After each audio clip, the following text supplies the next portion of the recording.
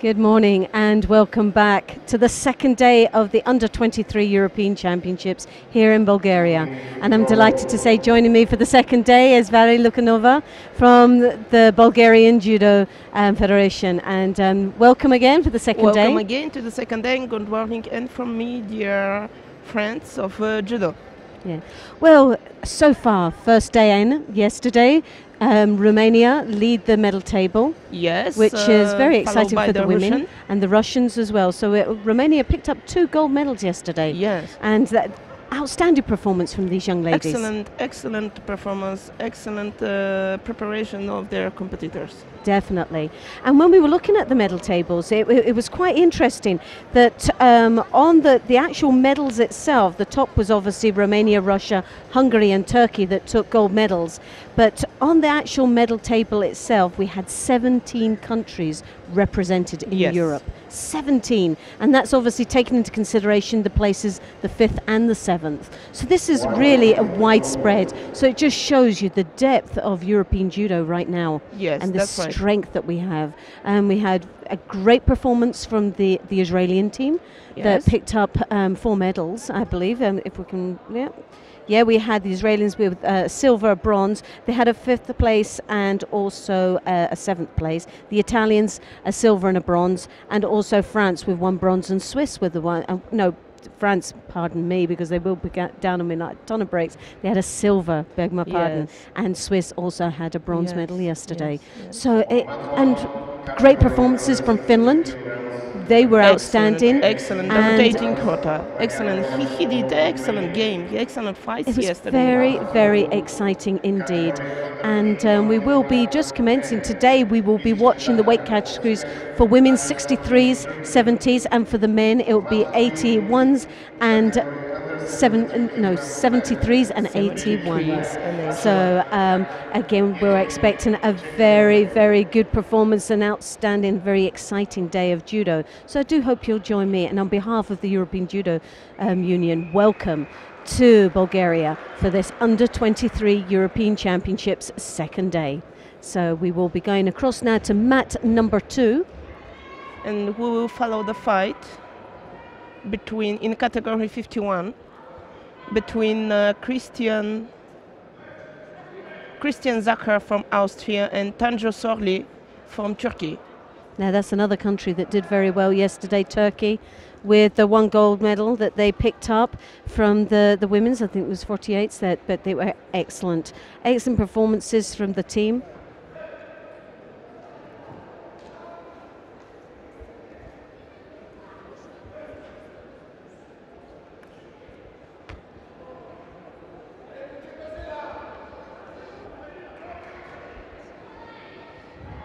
And I must admit, I actually, pardon me, but I did fail to say that Bulgaria picked up a bronze medal. That's another country I didn't even have actually down.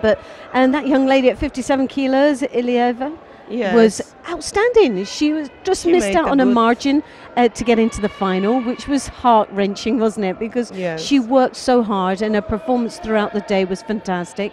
But in that bronze medal final, she was just superb, and the crowd were just so warming and so encouraging, and I think that had a lot to do with her success yesterday. She was on a real supporting sort of road to success, there was no doubt about it. But yes, an outstanding performance, and obviously for the crowd, a bronze medal. So is there any chance here on the second day for Bulgaria? I hope, and we will see. We have competitors who will participate, I think, in all of the categories. Yes, it's Gabriela Gigova in category 70 kilograms. She will meet Barbara Matic from Croatia. Well, that's going to be a very, very tough match indeed. Barbara Matic, she's had an outstanding year already, and I'm sure she will be setting her sights on a medal this weekend. But we have here also at the men category 73 kilos, it's Ashot Martirosyan. He's also a good competitor, but he will meet Arthur Clerget from France. Will be also a tough game. They're very, very tough match. But we'll look forward to, obviously, it's at home ground, and they have a wonderful crowd here that's very knowledgeable and very supportive indeed. Yes. So who knows? It's one of those where we see how the medals have spanned out, and 17 countries on the medal table already. It can be anybody's medal today, Yes. and that can change so dramatically throughout the next 3 days. So as we see here, we have a great attack there. Yeah. We have Austria with 2 Shidos on the board, though, sadly, at this early stage. As we know, it's a straight knockout at this round, so one silly error or these Shidos that are in place, it will cost them dearly. It will take them out of the contest and the competition totally in the first match. So we're halfway, just over halfway now. Austria, like I said, with 2 Shidos on the board.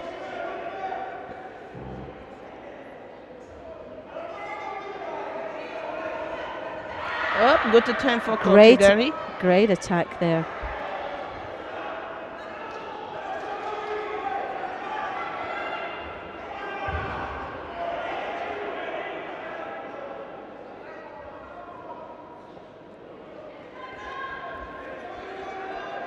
Strong right. Oh, yes, off to the side. Yes. Well, that was very, beautiful. very strong attack there. Yes. And Sorli goes through to the second round of the men's 81 kilograms.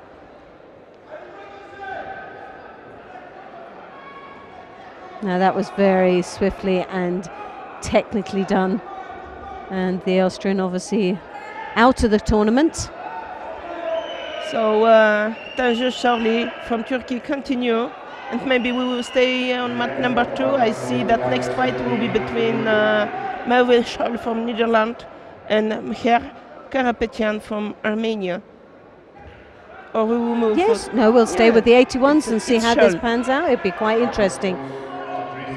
But look at that attack. Left hand right across, very deep indeed, and taking his opponent right off to the side with very, very little to defend against.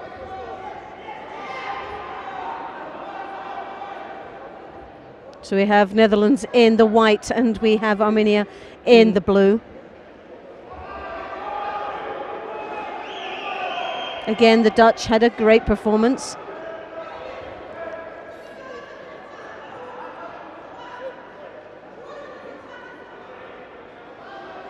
Okay, for Uchimata.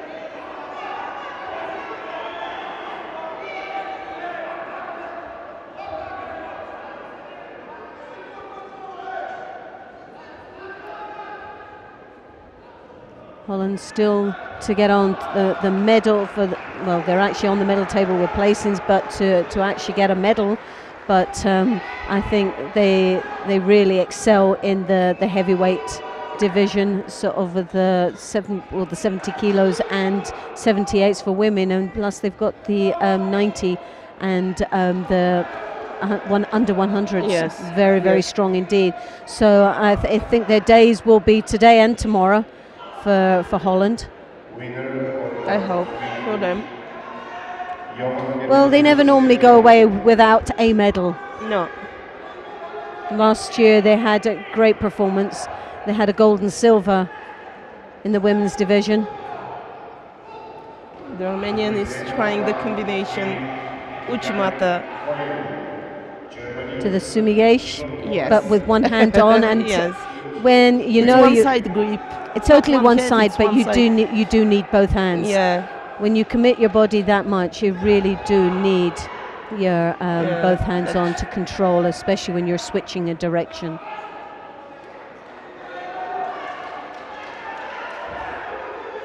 Osaikomi. Not a strong one, but it's Osaikomi. And as we know, with it starting in the contest area, it maintains into the sort of safety area as well. So it is not a mate situation, that is confirmed.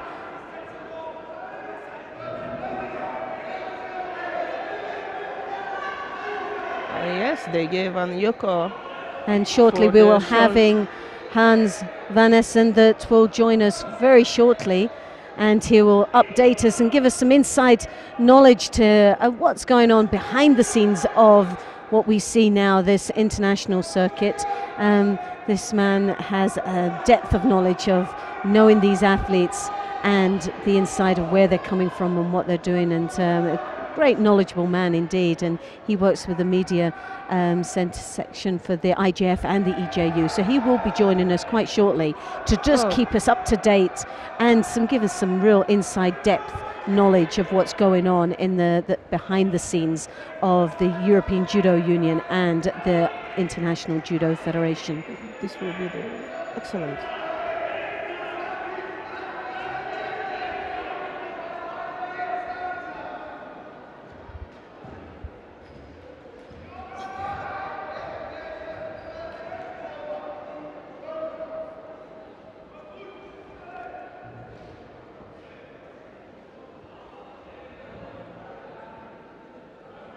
So a bit of medical attention there.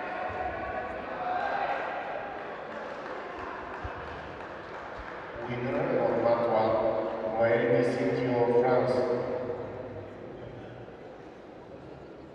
To present on Mat 1, competitors in category under 70 kilograms women.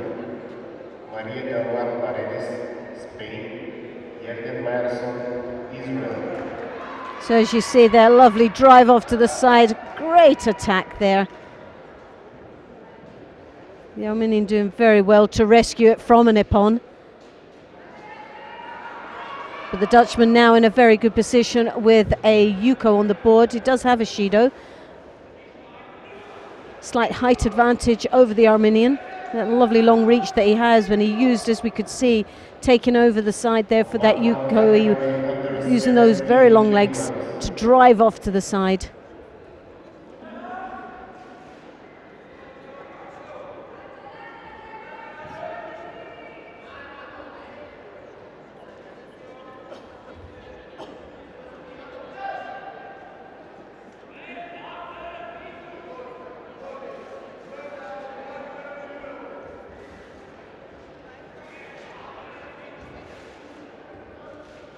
So Shido been awarded to the Armenian. So that's now 2 on the board for this young man. Really under a lot of trouble now, and he's really, the pressure is piling up. As you can see, there's a patch there to the corner of his eye. So in a little bit of the wars really against this Dutchman. The Dutchman's not letting up at all. He's looking for the Niwaza opening there as he tries to turn over there for the Sangaku turnover. Hooking on that arm, as you can see. Legs a little bit untidy there. Needs to really control. But the Osakumi, is it on? And ippon. The Armenian gave up. But there was a tap there? Yes, it was a tap. But the Osakumi is on anyway, and good for the Dutchman. He didn't release the hold with that tap, because it did look. It was only one tap. It was one tap, yes. It wasn't both, twice. But a great win for the Dutchman, who goes through to the second round of this men's 81 kilos. But just joining us now is Hans van Essen. So, Valerie, we'll see you very shortly, and we'll have an opportunity to speak to Hans right now, and he can give us an up-to-date of what's been going on in the world of judo, and especially in European Judo Union right now.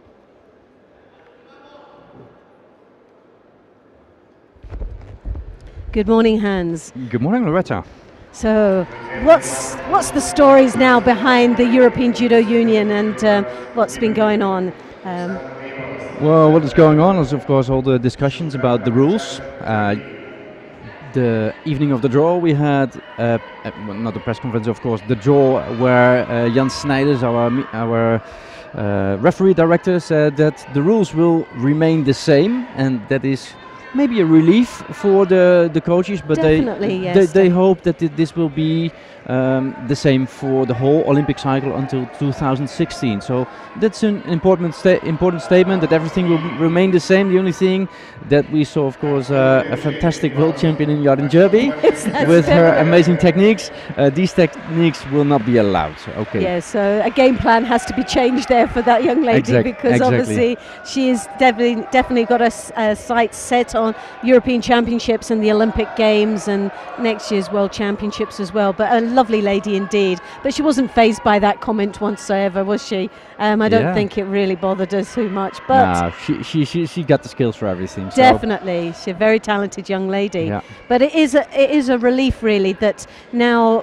But the statistics have shown that it's been a very positive reaction towards these rules that have been put in place. Well, definitely, if you look at the statistics, of course, everybody had to get used to it, and not only the athletes, not only the coaches, but certainly also the referees. Yes. They want to act on the same professional level as the athletes, and they also have to adjust in some months. But in a way, it's tidied up the look and the feel of the competition, hasn't it, really? We only have one referee now on the mat. We have obviously the care system, so they're not out there on their own. No. We have video analysis, we have video replay, which is great. It definitely looks better, and I also speak to people from outside judo, and they say, well, you can follow judo really well now. Which is true. It is, and people outside the sport are becoming much more knowledgeable because there is more information out there online, and as you know, with the websites that we have, it creates that information and that knowledge to educate people out there. So when they come to tournaments like this, what I found that not only are they encouraging and supportive, but they are very knowledgeable as well. Yeah, well, it's a nice bridge to that I'm here actually. Definitely. Thank you very much. No, there's a lot going on. We have a lot of projects within the EGU, especially what we've seen in the last weeks. If you have followed the EGU website, then you could have seen some seminars for coaches, most over in Russia, but also it was in Prague, and those are very interesting seminars for coaches who teach children between 8 and 12 years. Of course, we want to gain new talents and gain more participants in judo, and this age category 8 to 12 years is very important for the EGU. So we really want to educate also the coaches to have the right education programs. And this is so important, isn't it? Because as we see with the program now for the cadets, we've got the Cadet Europeans, the Cadet World Championships, EOF you have as well, the Youth Festival Games, the Olympic Festival Games. There's a lot of tournaments for these young athletes, and if they are not physically, mentally and technically prepared, then we could see this going all horribly wrong, couldn't we? Yes, but I think there's a really good development this year. If you see the level of these tournaments, also in the look and feel, we're just talking about that, how a tournament looks. It looks really like a senior tournament in a way. So in that respect, the European athletes are used to big tournaments, and if you do this already at cadet level, it's very good for the development. But also in the sportive way, you see very good, strong judo, very good ippons, surprising judo with good techniques. And I was not even surprised to see the Cadet European Championships this year, but it was a very good level, and we saw the same in the under 21 category. I definitely agree with you. The level of the competition at cadet level is fantastic. There is real depth and quality of technique that we're seeing. But do you think it's too much too early? Depends on it depends on the weight category. For instance, we will see she's actually now warming up for her first match. Sabina Gershak of Hungary. She is the one who appeared at EOF at in the Cadet European Championships seniors in Budapest, the under 20s, the under 23. Amazing, 5 European Championships. It's a record. And I totally understand that, and even coming from a competitive career myself. At 15 years of age, I was competing at 17 at the senior level, and at 17 winning a world medal. But for me, going back those years, there wasn't as many countries. And the quality. I didn't want to be rude, but it's a different time era. And that's what is quite frightening. There is so many countries now that involve the depth and quality and standard of the judo right now. Scary. It's amazing. It's absolutely scary how it's grown and how professional these very young athletes, and it's a long career. That's what it's when you're talking about. That's the danger also. It's the long career. And you know it yourself. Exactly. And I was in for a long career, but when I finished, I was ready to finish it. Your body takes so much. Exactly. But my career started from 13 and up to 31, but there wasn't as many competitions. So I had time to adapt and to rest and recuperate and be able to then continue for it, because there wasn't that many events out there. But now there is a lot of competition. And if you've got a young athlete that's not only competing cadet, but European, junior and at senior, how many times a year are they competing? Well, there are 13 junior European Cups, so that is already a lot. There are 10 cadet European Cups, and that is even without the European Championships. Yes. And you can imagine, well, maybe we have the chance later to go to Tatami 1, where we see Sabine Gerschak. She is the exponent of the one who made 5 tournaments, picked up a lot of medals at the European Cups for juniors, but she's a cadet. But when you look at it, the maturity of this young athlete, she's very, very mature indeed, very strong. You look at her, she looks more advanced for her age, doesn't she? Yes, physically and mentally, just 18, technically. And we also saw this development in Ljubljana at the World Junior Championships, where we had some really young world champions under 21 years, but they were 18, like Dolgova, like Dor Velema of the Netherlands. They are, well, Velema was even 17. Yes. Irina Dolgova, she won. Oh, and a lovely attack there. Yeah. Oh, okay, so it doesn't say a thing, because Surkatova is the number 1 of the seeding list. Of course, you can be a talent, but the age difference is still, let's face it, 5-6 years here. Exactly, but that's maybe too much. As long for the Hungarian, she doesn't take that loss as sort of a negative. No, it's good. And it's good as long as it's about developing the young athlete, that she can take it as part of experience, and the pressure isn't to perform all the time at these different levels, as that she is only 17 and it is taken into consideration that she is young and that she's got many, many years to develop, and this is just a development program for her. So coming here, yes, she can do well, she has the ability to do well, but as long as the pressure isn't behind to perform, and that's where it can be quite frightening. And the point is that we have spoke of individuals that are actually performing so well from a very young age at all different categories, from the cadet, the junior to the senior. But what about those ones that are in there and we see but don't fulfill? And obviously, because they are not physically, technically prepared, but they are competing. Yep.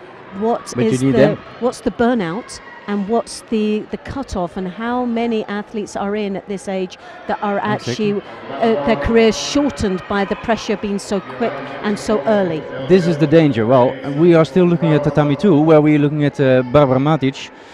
She is one of the bigger talents in Europe, and she's the world junior champion. Okay, what is indeed the age where she's really burned off or not? Can she hold this pressure, because there's a lot of it is expected? Now she scores. And that was fantastic. Beautiful. And she's definitely one of the favorites. Well, let's go to today. If we're looking at the categories, let's start here in this category on the 70 kilograms. I think that really Barbara Matic is so mature that she can make it definitely to the medal stage. Definitely. For me, she's one of the favorites. I would have. Okay, well, there is a few there in that weight category. You've got Zabo from Hungary, again an outstanding performer. Yeah, she's the reigning European champion. So although she got a little injured, I think 10 days ago on her shoulder. She's not that fit. Maybe not the best results over the last months. I don't think she's as fit as last year, but we'll see about that. I think definitely one of the favorites is Bernadette Graf of Austria. And on the other side it is Matic and perhaps Lucie Perrot of France. But anything can happen. I find there's a wide field there of technical expertise. There's some real quality. There's real talent in that area what we're actually looking at right now. Very talented young athletes at 70 kilos. A very, very competitive weight category. 17 athletes participating in this weight alone. And we know that these ladies, they score and they pick up the medals at the European Opens. So they are close to, let's say, Grand Prix level. And let's say the lower participated Grand Prix, they already winning medals. Yes. And this young lady from France, very, very strong, extreme left-hander. No score there. Against Kupkova of Czech Republic. They can need a little success actually in the Czech Republic. And if you see so many developments in smaller nations, yesterday we had Akil Jakova of IGF. Okay, let's face it, it's Kosovo. Yes. And he's 17 years. Distria, so he was 5th. And then Distria Krasniki, she picked again a medal at the age of 17. Last year she was I call 16. her the wee dynamo. She's just such a strong athlete, and she has a flair of real maturity when she's out there. You feel that she's been out there for many, many years, and the experience that she seems to show out there and the confidence that she has against, in some cases, 2 or 3 years more experienced athletes. So Ippon for Lucie Perrot.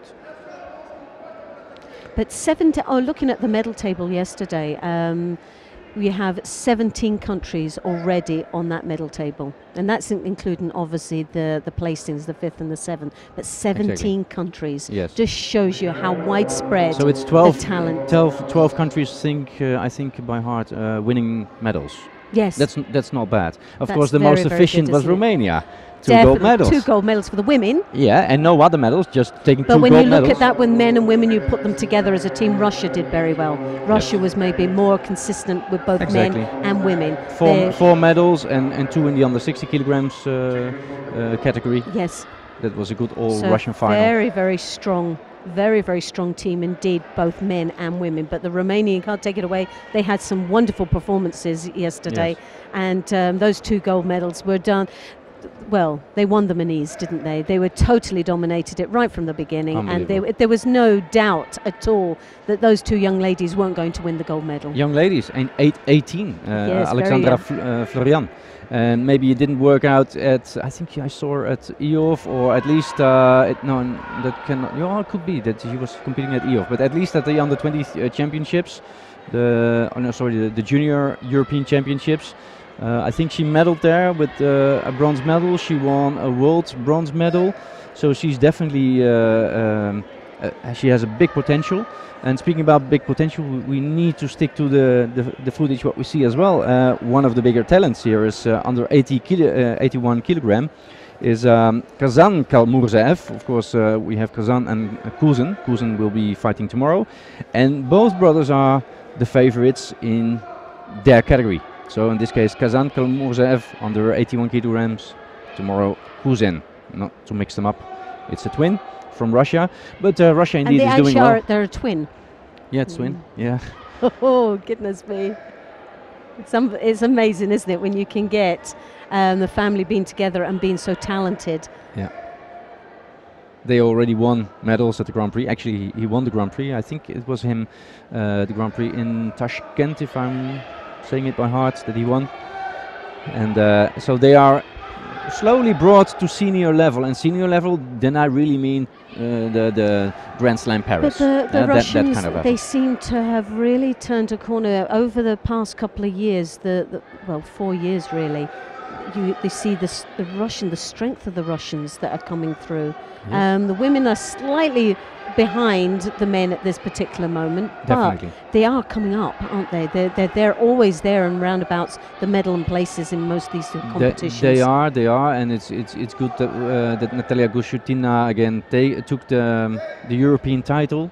It's good to give the boost to the team, the women's team, because now Ezio Gamba took over the women's team after the Olympic Games, which was quite disappointing, of course, not taking any medal, while the men took 3 gold, silver and the bronze. Yes. That says it all. Now Ezio is also not the coach, but the manager of both men and women.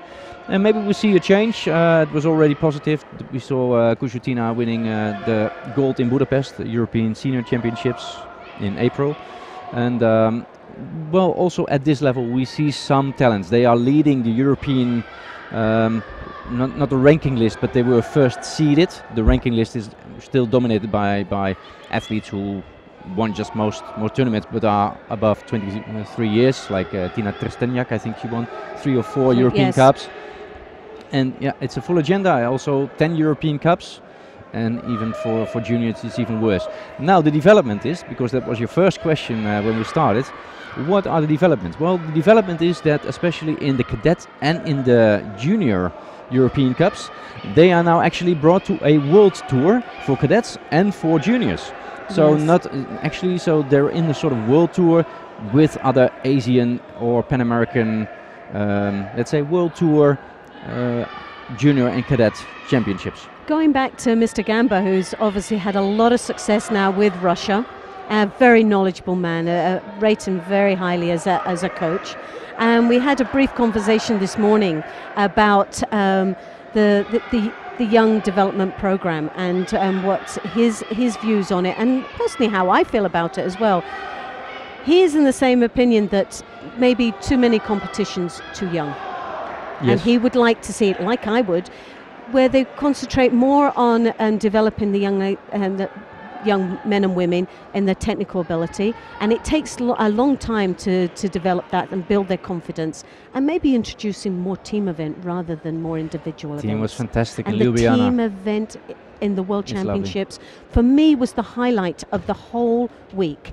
I thought that this was like the icing on the cake. It was something that drew a team together, the bond, and you could actually see why certain individuals were gaining the success and the teams that were successful, because they've got such a good team ethos. Their team works together, they bond together, they support each other, and this is, I think, a reflection on maybe the individual success that they get, and that real strength in numbers. You see, for instance, Germany. Okay, they have a team that win a lot of medals, but in a team they are even stronger because they are so broad. In each category they have 1 or 2 replacements. Same counts for Croatia. They did really well. Look at the men's team juniors for Greece. They have so many good champions, but as a team they are even stronger, and they made it to the final of the World Team Championships for Greece. It's a rather small. It's a small country. We thought they only had Iliadis. Of course, we knew better, but no. There's a definitely good development comparable to what Edzio's doing in Russia. Nikos Iliadis is doing in Greece for sure. Definitely.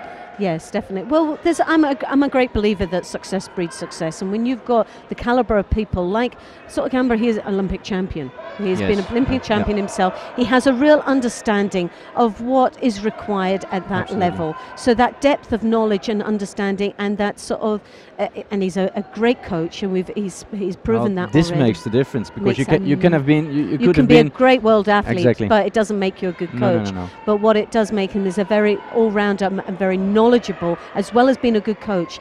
He has that real depth of understanding and experiences of being at that level, the pressures, the ups and downs of being a competitor. So he can bring that in and have that as an understanding as well, which is so important to know how these athletes, when they're out there, how they really truly are feeling. And unless you've been there, sometimes you'll never know that. It's an ingredient that is, it's a percentage. I'm not saying it's the package, but it's a percentage that makes a massive difference of knowing and understanding how an athlete can be out there alone and what they should be able to do.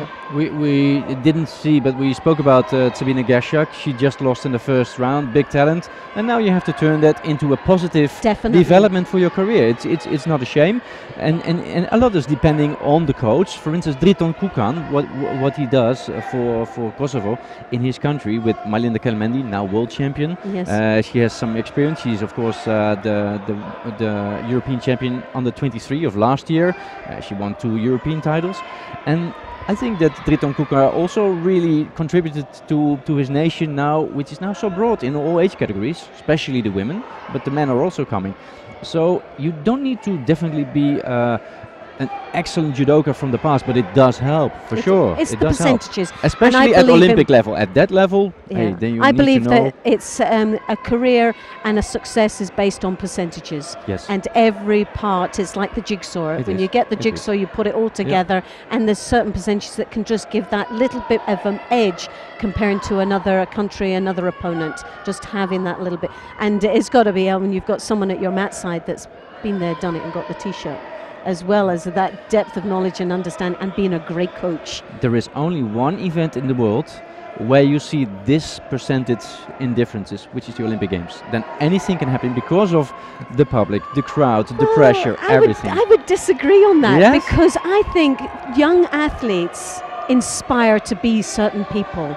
They need motivation, they need inspiration, and when you've got someone like Gerby who's here with this junior team, this under-23 team that she trains with, she's world champion, and she's rubbing shoulders and she's near that mat side, that's got to be a support and encouragement. But that's again one of the percentages. But when you are the top athlete at the Olympic Games, then okay, you are the best. For instance, my fellow compatriot Henk Schroll, maybe he's the best. Yes. Maybe he's the best, but what happens in a head if you are in the semi-final or quarter-final, and this kind of pressure is on you that you may be the best, you can finally win your medal after being second of the world and after getting bronze in Beijing, and then what happens? And then he snaps. Yes. So this is the ultimate level that a coach can bring if you have this experience, and Ezio Gamba definitely has this experience. Yes, but as we know, as the years go by with an athlete, they grow, and as they grow they become confident, and in some cases they become overconfident. Exactly. And they become as if they are better than what's been, they forget where they come from, they think they've already got the t-shirt, when really there's still a lot to learn. We never stop in this sport, in any sport. You can never say you know it all, you've learnt it all, because it's always a learning process. There's always something that we can come from one event to another and say, do you know, I've never seen that before. That's different. Yes. That's unusual, and that's what's so exciting about this sport, is that you can never really predict what's going to happen next. No. Because a different place, a different time, a different feel, and a different draw, and you get a totally different result. And in 1 second it can be over. I love cycling, you blink where you and have it's gone. 180 cyclists, but apparently if there's a sprint, it's a team event, and then Mark Cavendish is the winner. Yes, that's it. It's a tactical error. Yeah. But there's no tactics here. You blink at the wrong time, Exactly. and it can be all over. Being a straight knockout, you get the draw that's not the right draw for you. No, you go away without a medal. It's a little protection for you, like you are protected in the cycling for, let's say, 199 kilometers, and only in the last kilometer you have just to do go it. And shoot off. Yes, but the under 190, you go into off wind of it's your like being team. out there in stabilizers. It's isn't a different really? sport, Judo. It is, and that's what makes it so exciting.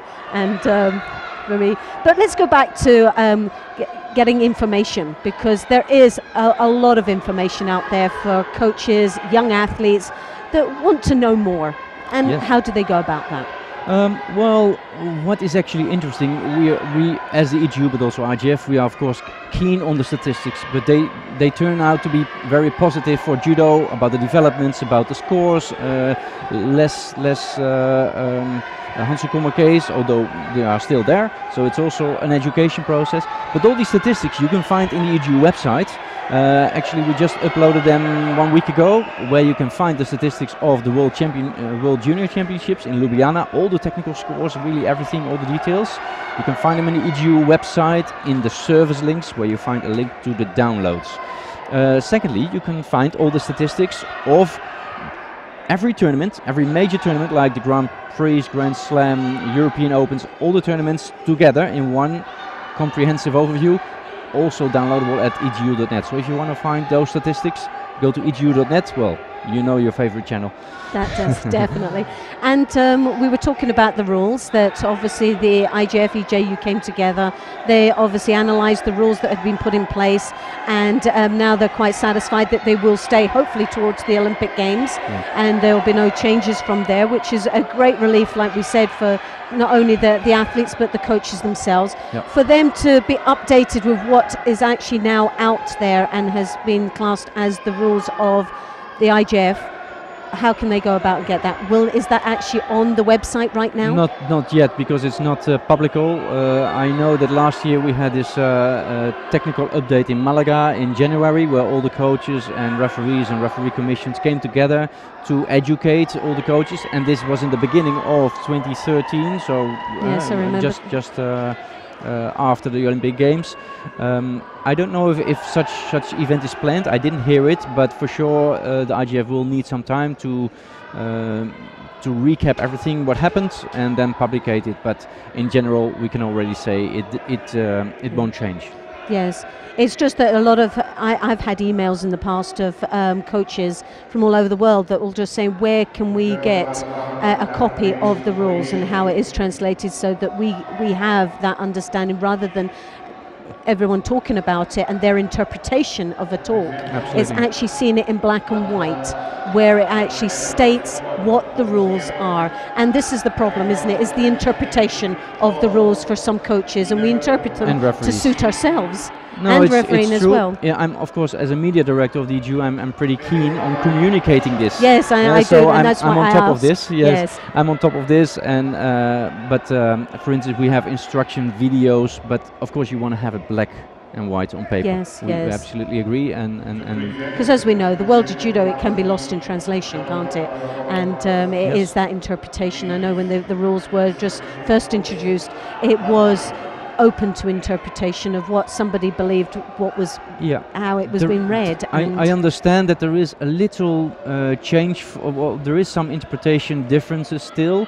For instance, what happens if you attack within the tatami, and I think they will give a little bit more space for a true attack which is outside the tatami. Yes, definitely. They're not so keen on was it in or out.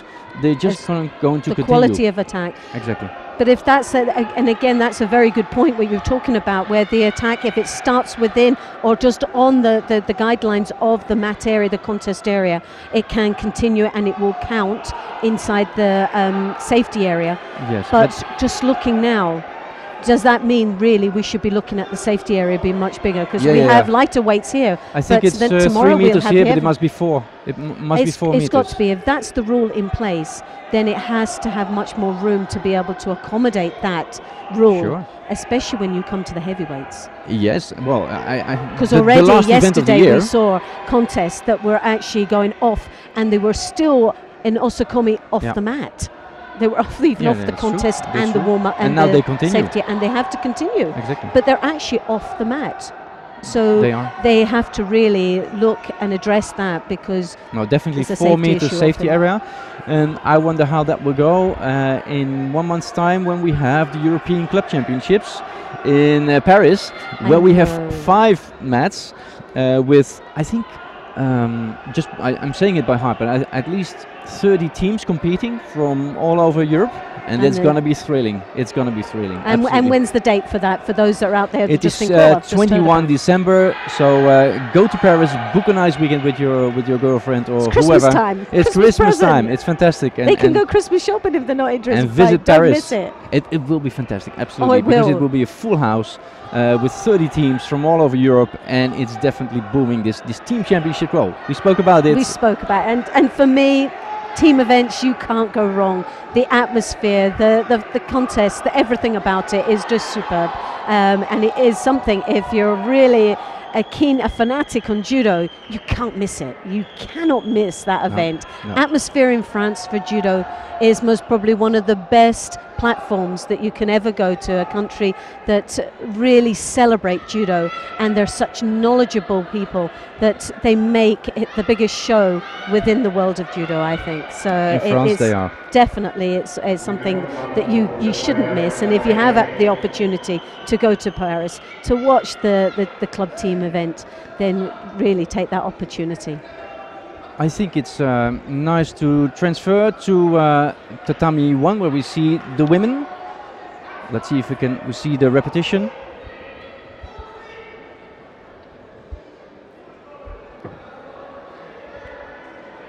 And that was a Hansekomoke for Carollo. But I'm interested in this match in Tatami 1 between Krsekova of Austria against Mohamed Segir. Here we are. And it's equal. Both have Wazari. And this is an interesting match. Krsekova is one of those talented juniors from Austria. Of course, she's facing the competition in this category under 63 of my favorite personally, of Catherine Unterwoodsager. And she's facing Halima Mohammed Sagir, she was already second of the world in the juniors, and now she has some problems to make the transition to the seniors. So let's see what she can do it's here. It's a real learning process for them, and you don't see it so much as a problem for women, but it is definitely a sort of a development stage. That's why the under-23s is such a good benchmark for them to for the transition from junior into senior. It does give them that benchmark to perform in their own age bracket. It is a full calendar, but I think the coaches are really happy with this championship. I think it's always been one that's been very well accepted, because especially for the men, when you speak to coaches, they don't see the difficulty for women transitioning from junior to senior, and you find a lot of women at an earlier stage going into the senior age bracket. But for the men, it is a real difficult. The maturity, physically and mental maturity for the men, the development is such a wide base, isn't it? And from an 18-year-old boy to a 19-year-old under 20 to maybe a 26-year-old man.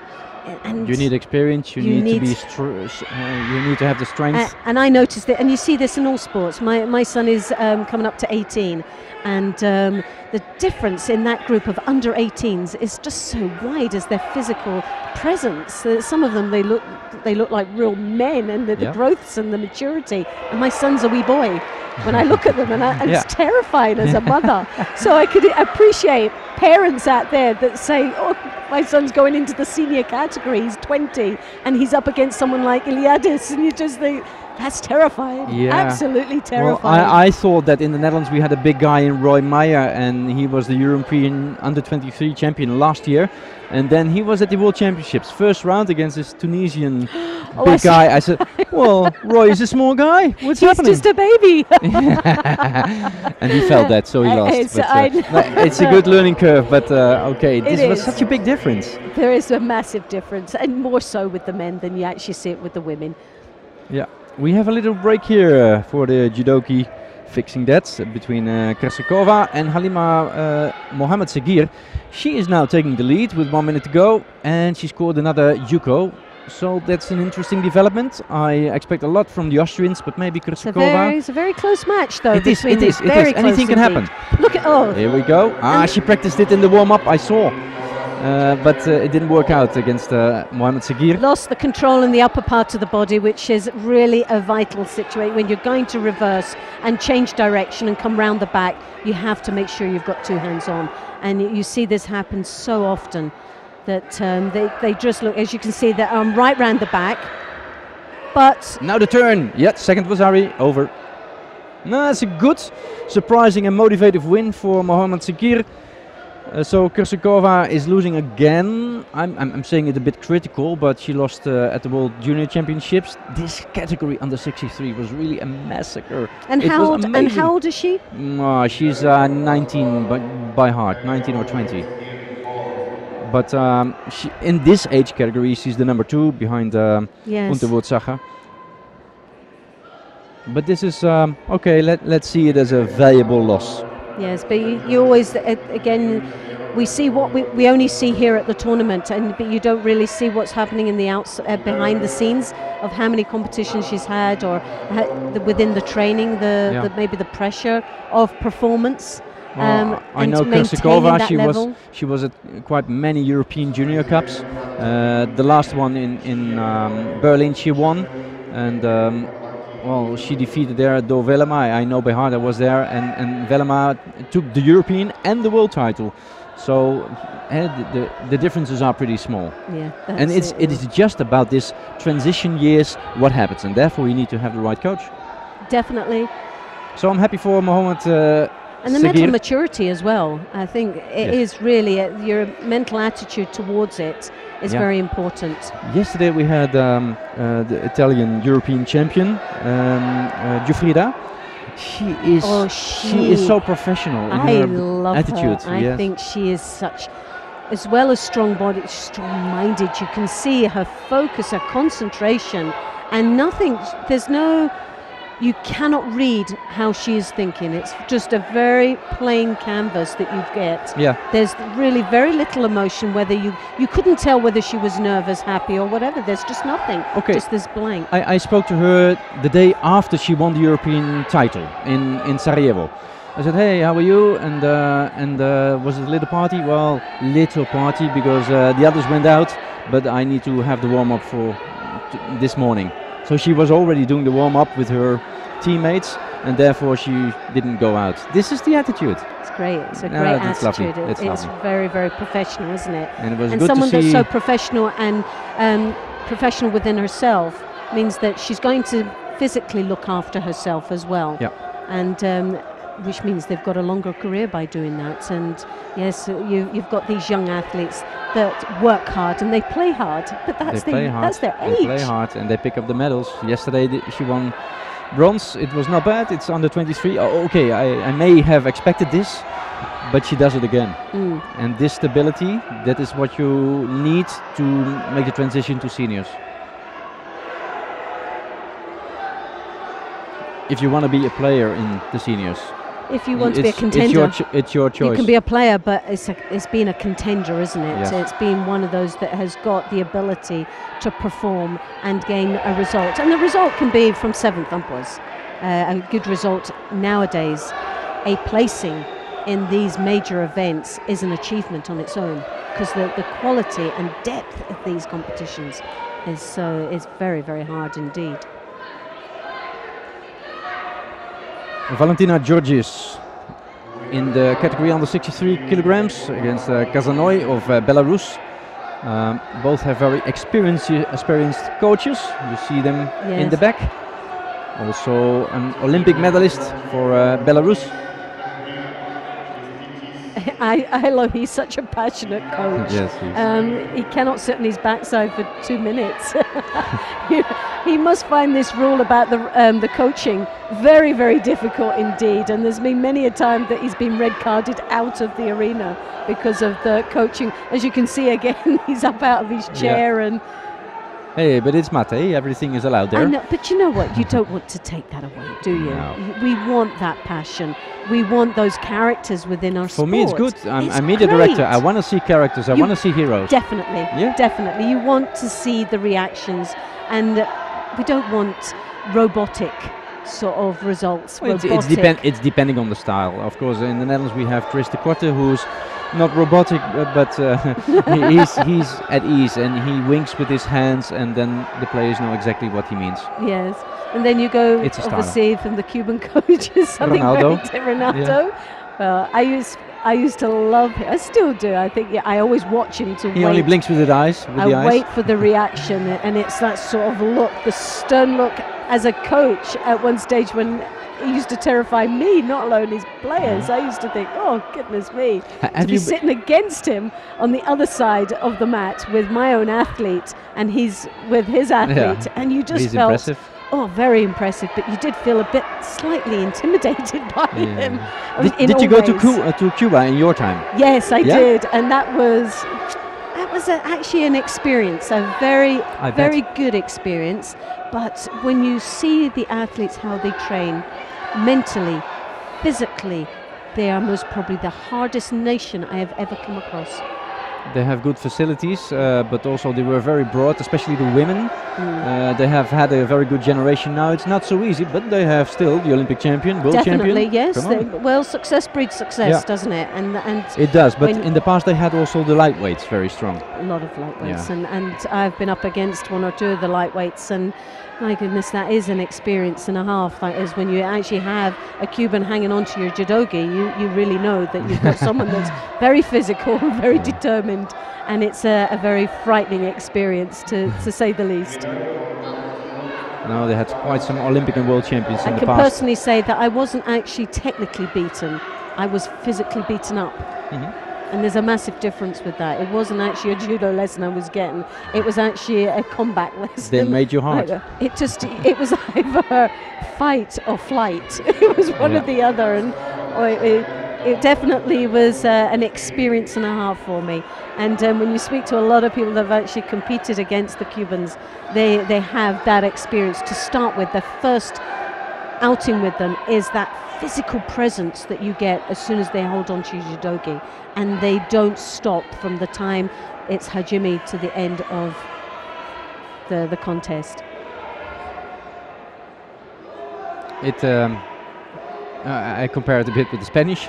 They also go and go and go, but that's their style. Fernandez. Yes. She's like a little. Well, yeah, she's the exponent of that. Oh, yes. attack, attack, attack, attack, attack. It's not always so fancy to look at, but hey, she did make the results. No, it's not the most prettiest of judo, but as far as world and Olympic champion. Who's going to argue against her? Definitely. No Who's actually going to say that's right or wrong? And but the Italians as well. We're talking about the condition and fighting ethos within their team. Again, is an amazing. The Israelis as well. Yeah, and they have a lot now. They have a lot. They have a lot of strength. And with Shani Heshko, they don't have the coach who had big successes himself, but apparently he's a good coach and a good motivator. Yes. And a good technician apparently with the new techniques we've seen. Oh, yeah.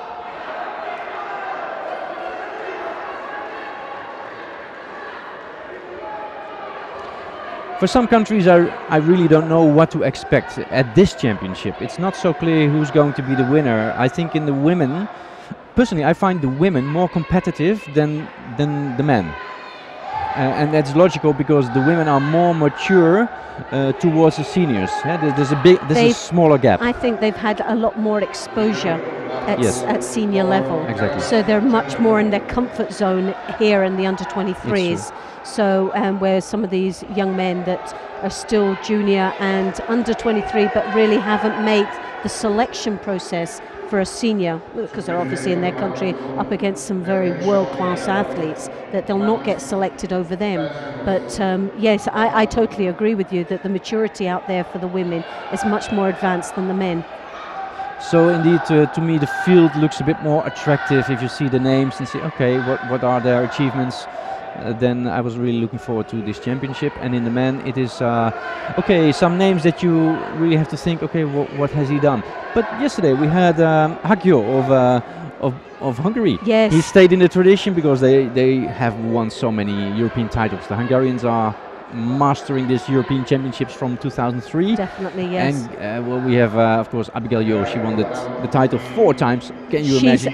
4 times. And when we're talking about maturity at a very young age, I remember as a junior coach seeing her come out in at the first stage and wondering where this young lady came from. Yep. She, the experience and the elegance and the technical nice ability. word, elegance, it's true. She is a very elegant judo player. It is. Upright, and she flows. Her judo is not aggressive, it's a flowing judo. You would take her as being a dancer within judo. Abigail Yo, we're speaking about, and I think she should have won a medal at the Olympic Games, but she was injured. really injured. That's it. Yeah, she was really good that day. What a category that was at the Olympic Games. Oh, unbelievable. Very, very strong indeed. But the performances at the Olympic Games were outstanding. So some of the matches, the only thing that there was a bit of a down was the golden scores, the amount of golden scores there was. And obviously now the rules has eliminated that as well, which makes it much more spectator friendly, as they would say. It is. No, for me that was the day at the Olympic Games. If I remember well, 2 August 2012. With Kayla Harrison as the winners, and of course with Putin on the tatami for Kai Bulaev. Exactly. When you see people that followed the sport, it was. It's actually nice, isn't it? That it gave some impact, of course. Oh, definitely, and it hit the papers as well, especially throughout Great Britain. But obviously, we had our Gemma Gibbons, which was even more exciting. It did, and that made the day also. Oh, it did. But when you're actually talking about performances, there's someone like Gemma Gibbons that was as a junior at 78, and obviously as she grew and. As young ladies do, they become more body conscious and things like this, and then she decided that she was going down. She was always a very lightweight for under 78s, but she could fight the under 78 players. That was her style of judo, suited that weight category, but then went down to 70s, and really was up against Sally Conway. Yeah, she was many reserve. times, and Sally was a very strong athlete as well, so she was reserve at 70 kilos. Then decide just before the European Cup in London to move up to try and make a bid for the games, the selection, and did that. Good move. And never looked back, has she? And she got another life. Definitely. She's quite famous, eh? Really quite famous. Well, she is, yeah. But do you know what? In sports, in sport, yeah. Definitely, and obviously a married lady now as well. Yeah, so Ewan Burton. Ewan did well, and it gave him a little boost for his career again. Definitely. Hey, what's happening in Great Britain? Because everybody's trying to be in the team for the Commonwealth Games. The Commonwealth and Games you've seen is a nice big developments. Well, the Commonwealth Games is a really prestigious event for the Commonwealth countries, and it's a multi-sport event, which is like the next thing for the Olympic Games. And surprising that how much coverage and how much exposure your sport gets in these multi-sport events such as the Commonwealth Games.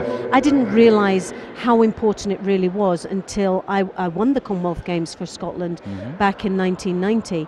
And I was world champion at that time, but I got more exposure and more recognition for winning the Commonwealth Games than I did for winning the World Championships. Because it was in your area, the multimedia, and it was the multi-sports.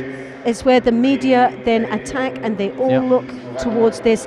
And people who don't know anything about judo will just cover because they're representing the country.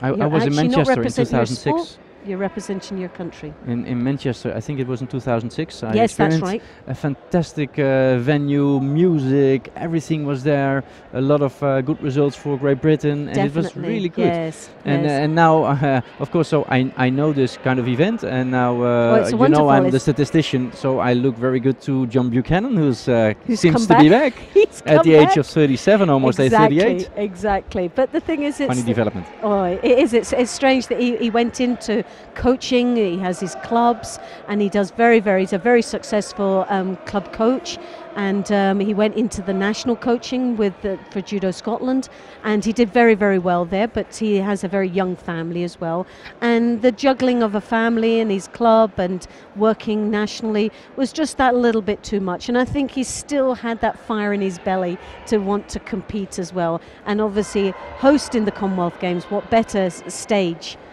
is to come back on your own home turf. And he's a lovable guy. Everybody loves John Buchanan. They really do. He's as a character and a half, and you get to meet him, you'll never forget him. He's one of these. And then Ewan Burton. He never said he was retiring. He never ever said he was retiring. He was taking a sort of a gap year or so just to really consolidate everything that he'd done and to bring himself back down, take the pressure off him, take himself out of the limelight. And he concentrated on obviously the love of his life, which was Gemma Gibbons, and supporting her as well as he obviously wants to get very heavily involved with the coaching, and then he was offered the place within Judo Scotland as one of the coaches, and he's doing extremely well. Also as very a coach. very knowledgeable man, very good coach as well, and he's had that settling period, but again, I think there's still that fire left. I think he still wants to have something. To place them in perspective for our viewers, Ewan Burton won the bronze medal at the World Championships in 2010? Or 2010, yes. Yeah, and John Buchanan was the bronze medalist in 2001 in Munich, under 60 kilograms. So it's a long time ago, and I heard some smiles from the sides from guys from his time era, like Ruben Haukes and Nestor Kergiani, who I saw recently. And actually, I saw him fighting Kergiani. Ruben Haukes and Kergiani, this was the World Championships final on the 60 kilograms in 2007 in Rio. And Kergiani was also a silver medalist at the Olympic Games. And we saw him fighting again just for fun. Yes. But it was funny to see him. And Ewan Burton actually it was who made a joke on Twitter. So let's organize something for those guys on the 60 kilograms with Ruben Haukes, with Kergiani and John Buchanan. It's just amazing. But hey, and Nomura. Amora. Yeah. But could you imagine someone like Craig Fallon now thinking about coming back with the Commonwealth Games? Not. I wonder. About the Commonwealth Games, it could be. It could be. I wonder. Yeah. That would be very interesting to see indeed. There was rumours of it. I don't know how true the rumours are. But I also hope for Ashley that he prevents that. Because Ashley needs another boost in judo. But you know what? Ashley needs some real competition at home as well, and I think having that directive is sort of right, someone's trying to take his spot, and with the Commonwealth Games they can take 2 in each weight category. Yeah. So there's an opportunity for England to have Ashley Mackenzie and Craig Fallon or someone like that. Those two very, very strong athletes indeed. Yeah. So it'll be very interesting, and you know they've got some great followers. They're very great. They're great ambassadors for British judo. Follow up for in the weight category. They have followers of people that will go to specifically watch these guys. Yeah, I know. Very, very interesting watching them. Of course, actually, well, he was in Big Brother. I know. Yeah, no, you know, I don't have to tell you, yeah, but our fans. Yes. Oh, here's a nippon by Barkeling. So one of the Swedish talents who also had little troubles to get the medals at this age category, but now she's on the right track against Varkova. Ippon. No, that was a great win for this young lady. Throw. No. So actually is a popular guy, but also Greg Fallon. They also attract and generate a lot of media attention. Definitely, yeah. It's the characters, isn't it? You never know what they're going to do next. Sometimes it's quite scary, really. Oh, it's always interesting, those Brits. We guys from the Netherlands, we are boring. I wouldn't go to say that. I wouldn't go that far to say I know that. better. Thank you very much for your airtime. To you, and thank you very, very, very much for your input. And remember, go online to look up at these statistics and the IGF website and EJU as well. But it was very, very interesting and very knowledgeable tools there for coaches and young athletes inspiring to be at this sort of level. And we'll just continue now with what's happening now with the Under-23 European Championship. So thank you very much, Hans. It was a pleasure. One last remark. If you want to join us at our Twitter address @Judo Europe, you can be the 5,000 today. Do it. Right, so do that right now. Bye-bye. Bye. Well, that was lovely talking to Hans van Essen, a very knowledgeable man and who's who in judo. And hopefully we'll get a chance to catch up with him again throughout the weekend. But some very good insight information. But we're here now still with mat number 1. Petrikov of the Czech Republic in the white and Ferin of Israel in the blue. And joining me again is Valerie. Welcome back, Valerie. Thank you. It was a nice break for me. Oh, great, yes.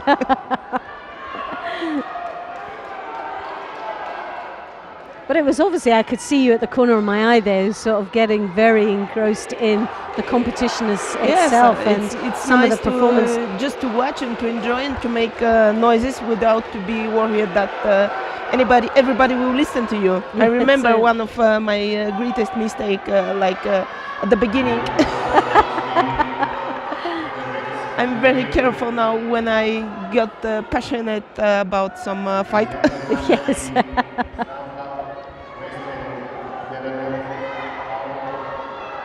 So we're into last 3 minutes and 45 seconds here in this match. It's the women's under 63 kilo category that we're watching. And on mat 2 is going the fight between the Bulgarian competitor Ivailo Ivanov on category 81 against Denis Grigorenko. No score there yet for the Bulgarians who are watching us online.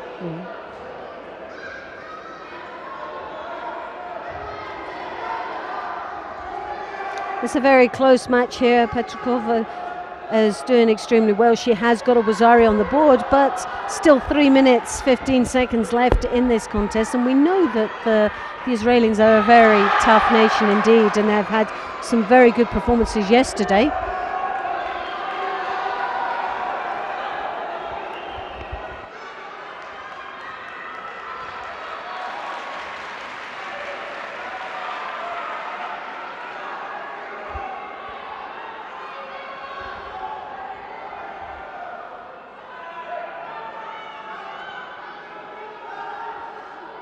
Wadzary for Patočkova from Czech. 2 minutes 40 seconds to go. And on mat 2, the Bulgarian, no score on the board, but one Judo for the Ukrainian competitor.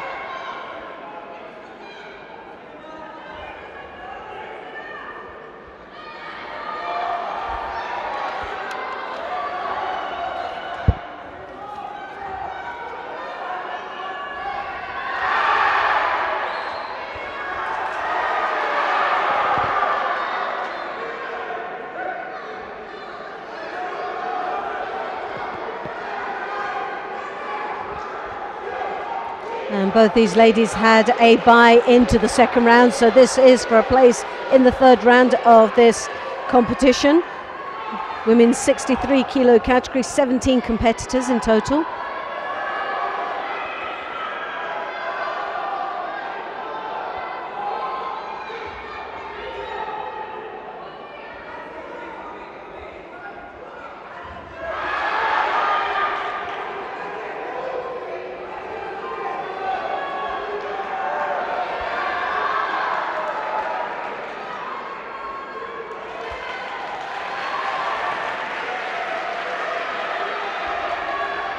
My apologizes, but I am getting a little bit distracted by following the fight of the Bulgarian competitor. Again, now he got Yuko, a very nice attack. But we are following the fight on mat number 1. And the Israeli really is in a lot of trouble here. She's got 1 minute and just over a minute left now.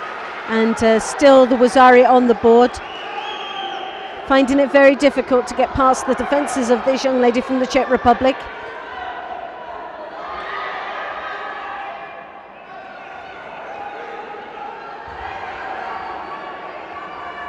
One minute more to go here. Petrakova, very, very strong indeed. Good solid stance there. Coming in for that drop Sianagi again, right underneath the centre of a partner's balance. Just hitting her before Farin can actually even get a chance to stabilise on the grip. Just under the minute now, 45 seconds left. Even though the Israeli has the advantage of slight height advantage and reach, really finding it difficult as she wanting to come over with that right arm over the back. Petrakov really just keeping her arm's length inside lapel, controlling quite nicely, and as soon as there's a reaction from the Israeli, she drops under with that Sianagi, as we've just seen there, just to break it up. But has she actually left her neck out? Working on. Well, I'm not sure whether over the chin. I think it was, but it could have been very dangerous indeed. Yes, yes.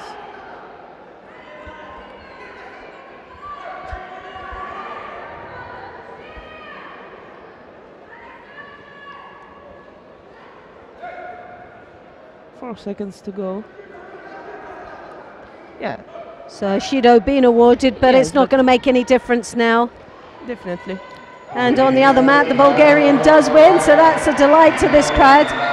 You can hear the noise from Ivanov the crowd into the hall.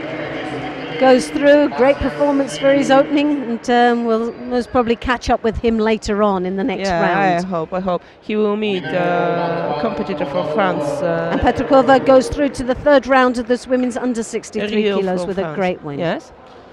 Which one will follow? Right, well, let's see what we have right now. We will have a Bulgarian competitor.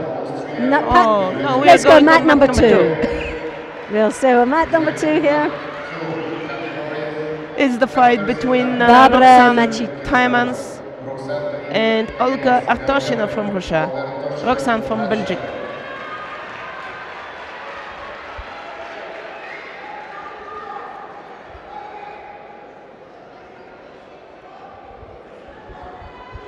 So Taimans from Belgium in the white, Artoshina of Olga of Russia in the blue.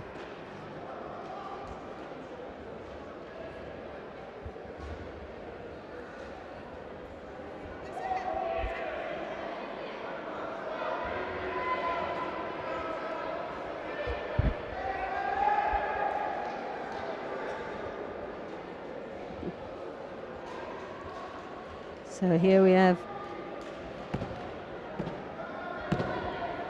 lovely drop, very, very strong, this young lady from Russia. Yuka. And as we've seen, the Russians did extremely well yesterday.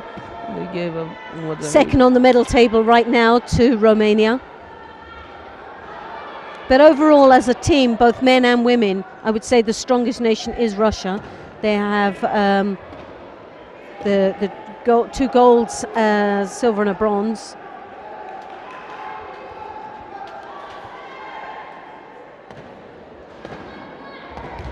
We'll say 1 gold, a silver and 2 bronzes for Russia, but both men and women are doing equally as well. But obviously Romania, they got the 2 golds, but they were for the women's.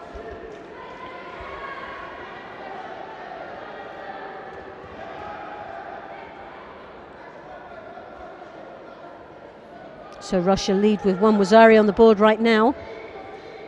And the Belgian girl receive it to Judo. So 3.5 minutes still left in this match.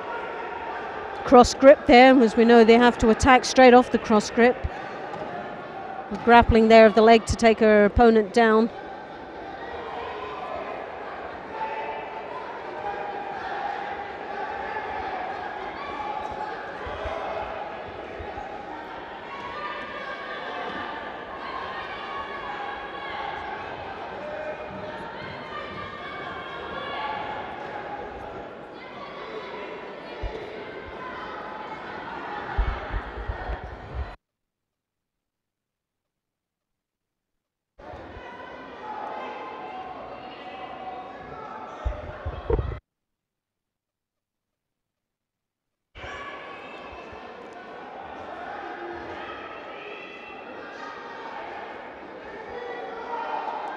Belgium Dres Tiemens looking for an opening there, and the knee was a very, very difficult, very strong indeed, the Russian is.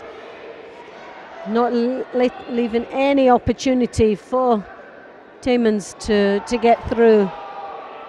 Finding it very, very frustrating indeed. She tries to throw that right arm over the top to get contact to draw her opponent in, but really struggling to get any close at all. And as you can see, an attack there, very, very poor attack, because there was no grips at all. So very little control, which put her in a very difficult situation now. It was, the Russian is working for a Sangaku turnover. She's pulling that arm out, trying to edge it out. Now she's hooked in, so it's a great bit of niwaza here we're looking at, but the referee just feels that it's just not quick enough.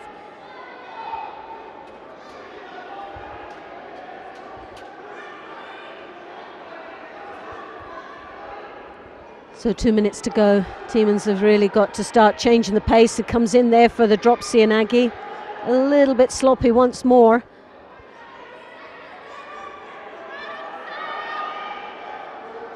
And the problem is now the pressure is on, but she has to. One Yuko for the Croatian.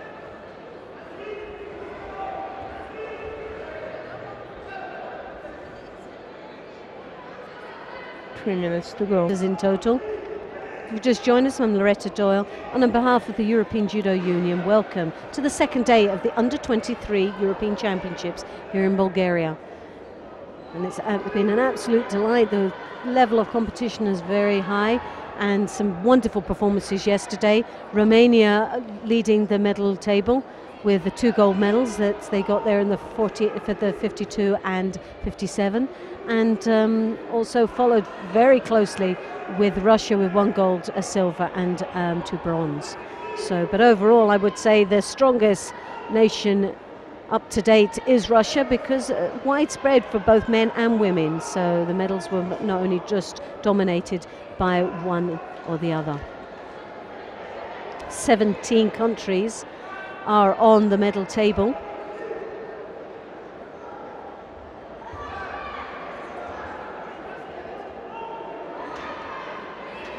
It just shows you the depth of European judo and how widely spread these medals and places are. And it could be anybody's result.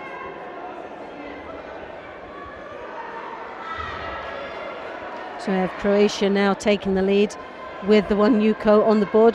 She has a Shido as well. 2 minutes left in this contest. And that was Ipon. And a great, Sotomayor. so a great finish for Barbara Macic of Croatia, who goes through to the third round of this women's under 70 kilos.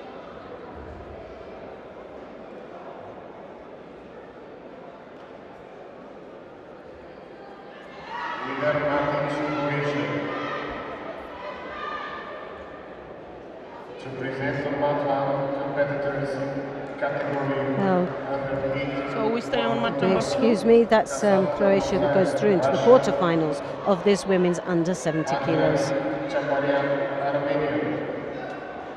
So let's see how everything is panning out right now. Well, we'll see what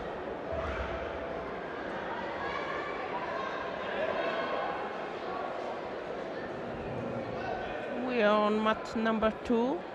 Hassan Khomurzaev from Russia against Andranik Chaparian from Armenia.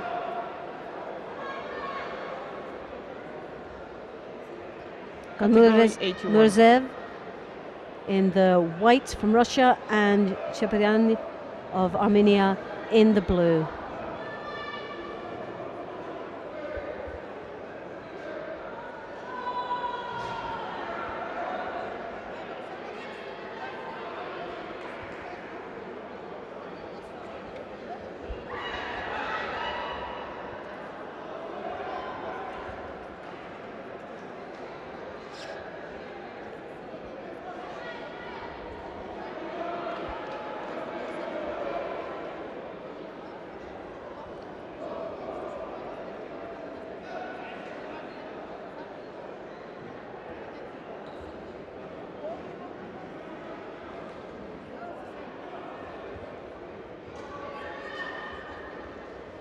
Oh yes, oh lovely Uchimata there, just lost control, but oh goodness, what an entry there. Forehead, I can say. Great aerial awareness for this young man of Armenia.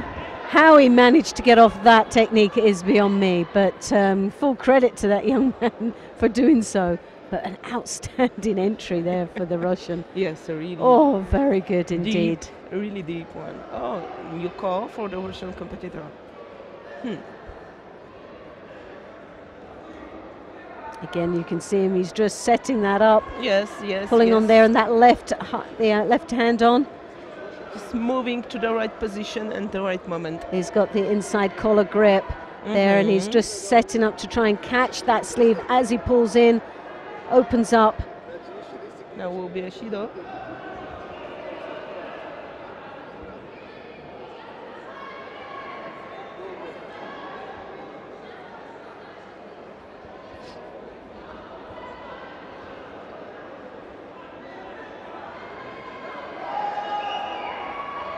Oh, yes. Again. Oh, so close.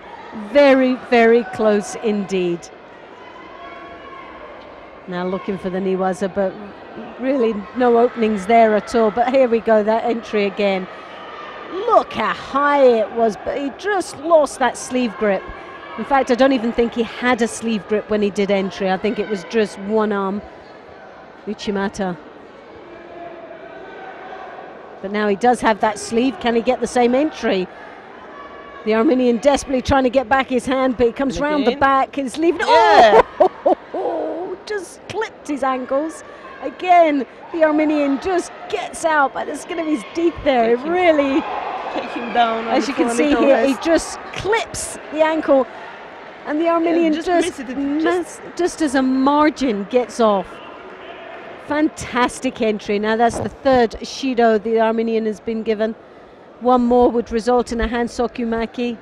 Medical attention is now required. He seems to have had a bit of a nosebleed, but nothing serious at all. But obviously health and safety, you have to clear that up and make sure the athlete is okay. He looks okay. He looks fine. And while he's preparing himself, he's mentally preparing himself as well to continue. Is really what must be going through his head is how is he going to overcome the strength of this Russian He's Wazari down. No, a Yuko down, and 3 Shidos against him. One more would result in a hand socket, but there we can see, look at this, that entry. He just lost the sleeve grip, which gave the aerial awareness, but they had clipped the ankles. He had the sleeve that time, but he just clipped the ankles so close, but yet so far. For that explosion of technique, and only a Yuko on the board, it's amazing how. But it's just a matter of time, isn't it? I can see. Oh, and again, yes, and that's it. It was just, if he tried enough, he'd eventually get it. So it was Ipon scored. Wonderful display of judo from this Russian, who goes through to the next round. Men's 81 kilos. Look at that. Wonderful. Nicely controlled, but this time he did have a high collar and that sleeve, and he never clipped the ankles. He was right in the center. So he got it just perfect the 3rd time round.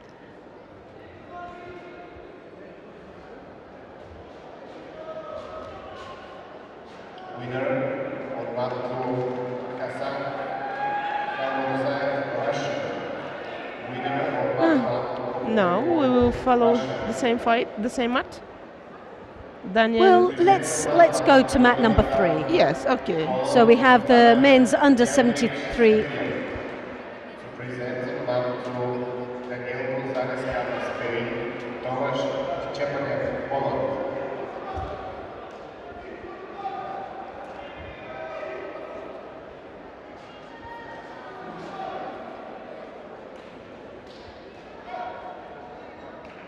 So mat number 3 here, which is the men's 73 kilo category, Enrico Palati of Italy. Again, we spoke a lot about the Italians and how strong of a country they are in performance, especially at the Junior World Championships. Outstanding performance this team had. Yes. And we have 1 or 2 athletes here. And we have Norbert Kiss of Hungary in the blue gi. The Italian just scoring a wonderful Wazari there. 3 minutes and 46 seconds left in the contest.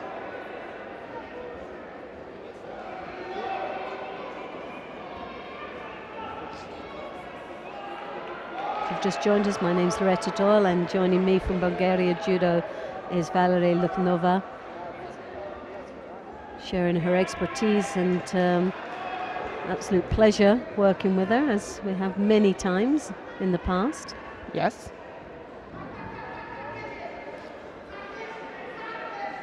"36 countries participating over this weekend. 276 athletes representing those countries.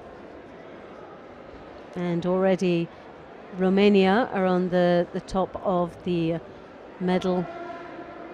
We can see how passionate is the Italian coach, Pino Madaloni. Oh yes, definitely.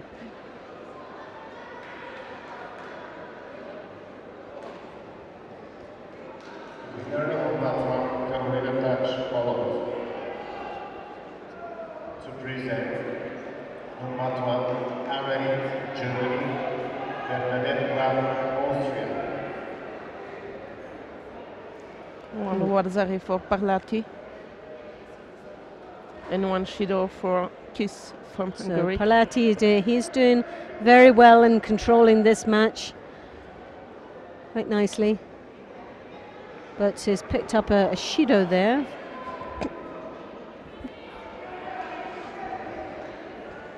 Interesting gest for the Shido. Dropped Sienagi there.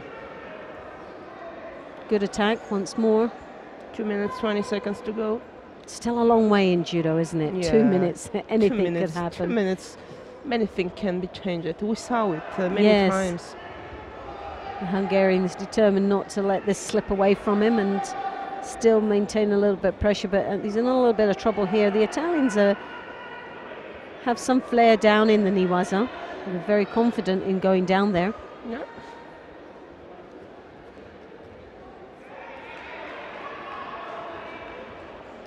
Poor attack there for the drop Sienagi. The Italian got to be very careful that he doesn't start accumulating these Shidos. And there's a possibility that that could be one, as it was a blatant drop. And yeah, that's his second Judo. One more would really pile the pressure on. But that wasn't no better. That was more of a ploy to get into the Niwaza, and that is on its own a Shido, if the referee believed that the drop was just to get them down into the ground. Yes. And we saw a couple of episodes like that yesterday, and I think the referees are finding it difficult to identify what is an initial attack to throw and comparing to one that's to go to Niwaza.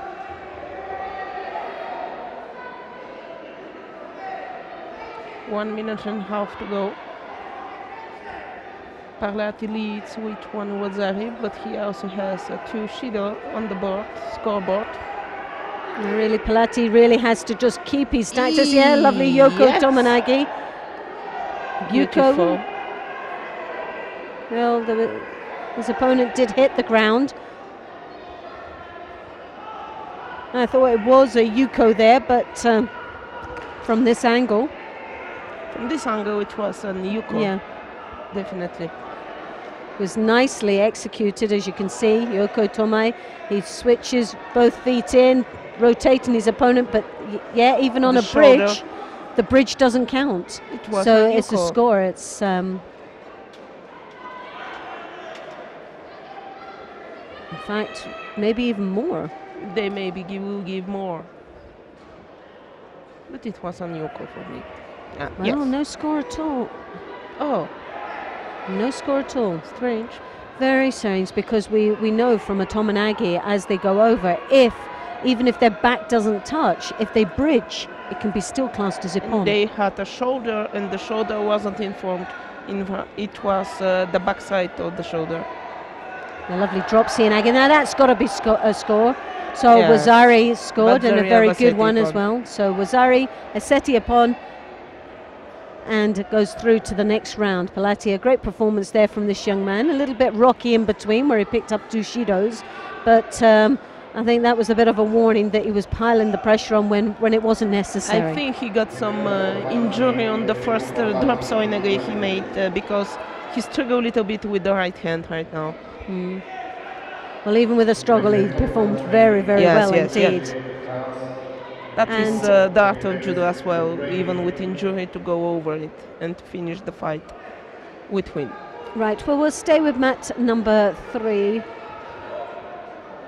Claret of France in the white, Kanevets of the Ukraine in the blue. They're coming up quite shortly now.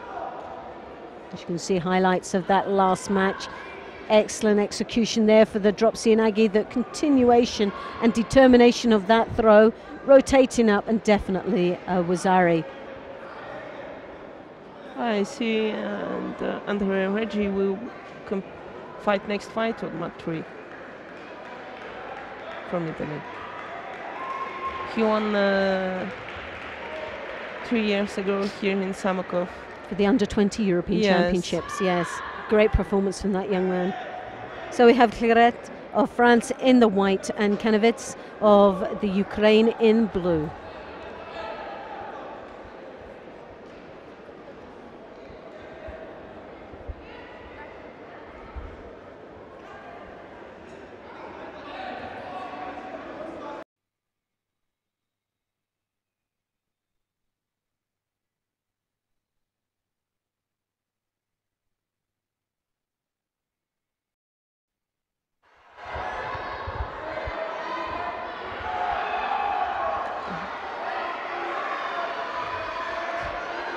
So we have Clarets of France in white and Kanevets of the Ukraine in the blue. 1 Shido on the board at this moment to the Ukraine.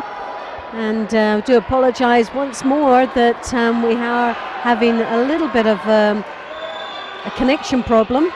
And so hopefully it's been rectified now for the second time. Quite interesting really to be in the darkness and everything at a stop still, but it makes everybody start going back to the old school of competitions with the old scoreboards, flip scoreboards, and writing everything down manually. Very interesting to see how everyone can adapt, and especially for these athletes, not easy at all for their concentration to be halted at such a sharp moment in the middle of a contest. But these two young gentlemen have got 1 minute and 19 seconds left in the contest. Very close indeed in the under 73 kilos. If you've just joined us, then you did miss a bit of excitement here. Because in Bulgaria for the under 23 European Championships, and I'm Loretta Doyle, and on behalf of the European Judo Union, welcome. And joining me, Valerie Lukinova of Bulgarian Judo, and absolute delight in showing you an insight of Bulgarian Judo as well as expertise in the world of Judo.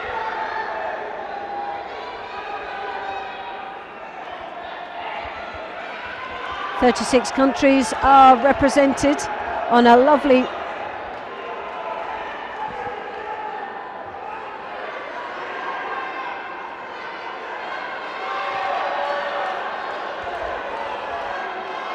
So 47 seconds left now. Oh, and a lovely Uchimata there. Wonderful finish for Claret. Ipon scored in the last 39 seconds. Wonderful entry. Great, great finish. And then we're going to quickly go across to mat number 2, where the crowd seems to have just erupted at this moment. But as you can see, there's final finish there. Ooh. Well, it wasn't scored at mat number 2 here. Mat number 2 is going on the fight between France Leroux in the white and Bulgaria. Ivanov in blue. And Ivanov is winning on a Wazari with 2.5 minutes left in this match. Both have got a Shido each. Yes. Very, very exciting match indeed, and as we could hear the crowd totally behind the Bulgarian. Is there a chance of another medal today for the Bulgarian team? Yes, another chance, and we really hope that our competitor will make it today. He won his first fight in this category, and this is his second fight. Let's see how he will go.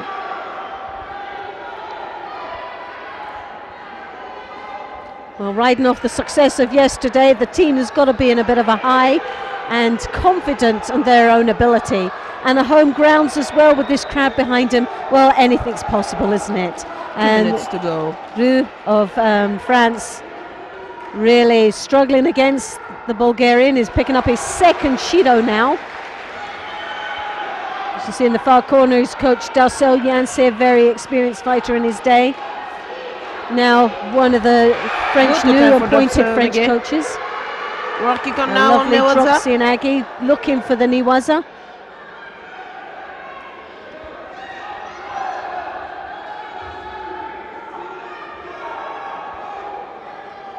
One minute 40 seconds to go.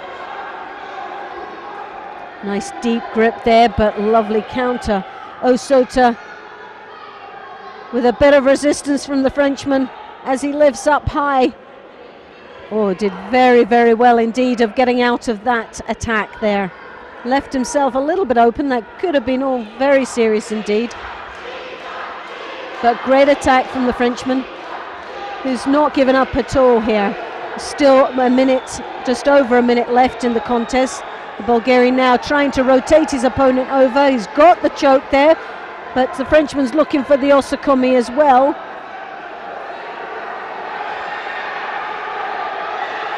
Did the go Bill? Osakumi, I didn't think there was much of an Osakumi there, but in Ippon, the choke was there. Good shimewaza. Lovely bit of niwaza there. Great finish, and the Bulgarian crowd here in this arena just totally erupt.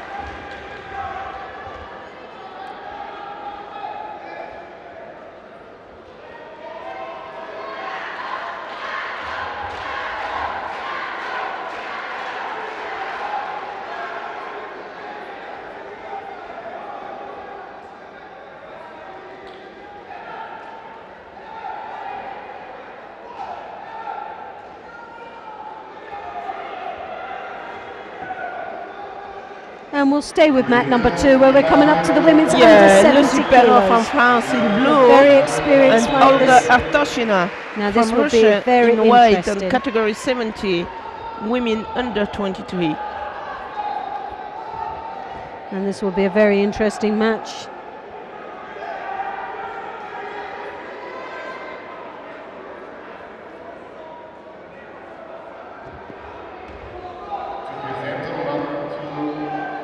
Category under 70 kilograms women. Olga Artoshina, Russia. Lucy Perrault, France.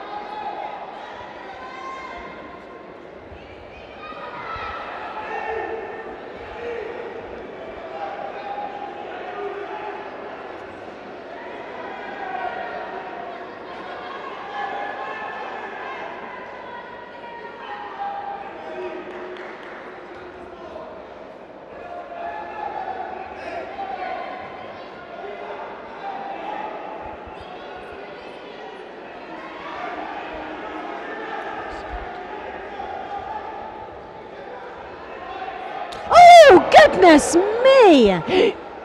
Well, Okay. fantastic counter-attack, but like we were talking earlier on, a real issue there for a safety area when the rules are stating that they continue a continuation of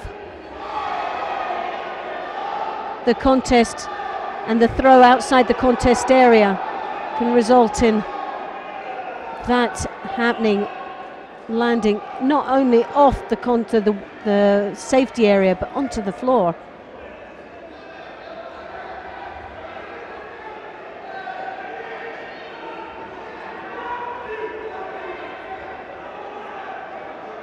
As you can see there, attempt, oh goodness me. Well, this young lady from France, very, very lucky that she didn't sustain a serious injury there. She seems to be fine, but that could have gone horribly wrong for the young lady from France. No, not again. Lucy now looking for the arm lock there. The knee was, but as you can see, there's only a 1 meter square of mat that she was actually on.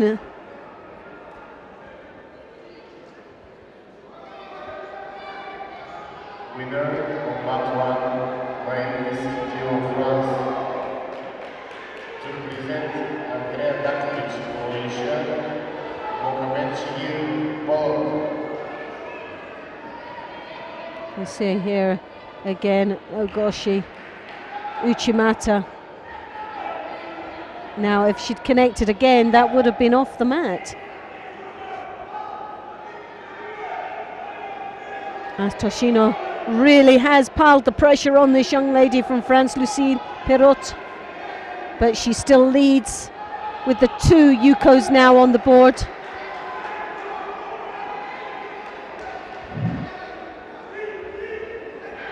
Oh, and it's got to be upon. So lovely control on a desperate attack from the Russian. Yes. So Perrault.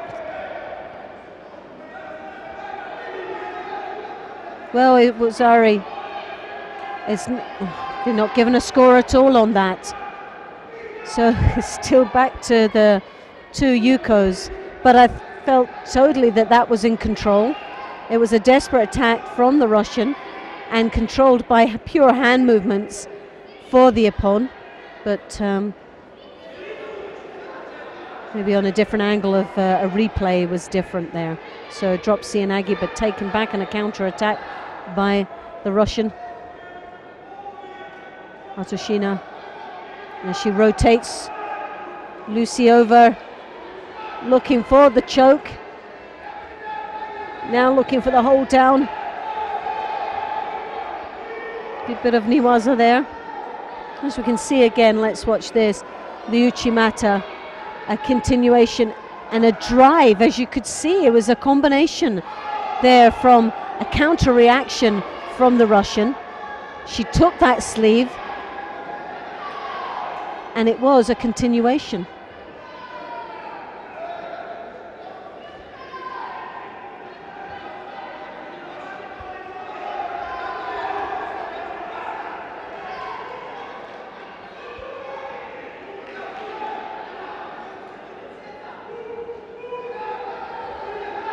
Again, they're off the mat area.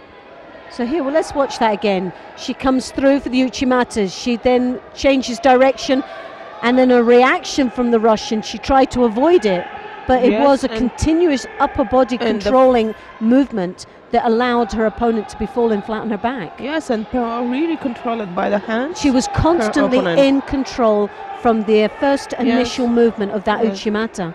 There was no break, there was no pause, and it wasn't just a natural fall. The only reason the Uchimata didn't work was because of the counter reaction of the Russian. And I cannot understand why that was Nippon. Neither I.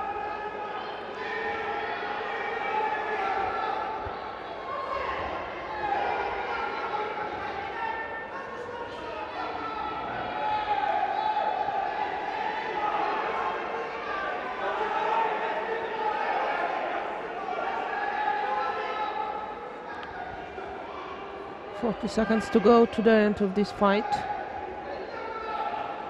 Perot is leading by 2 Yuko, but she has also one Shido.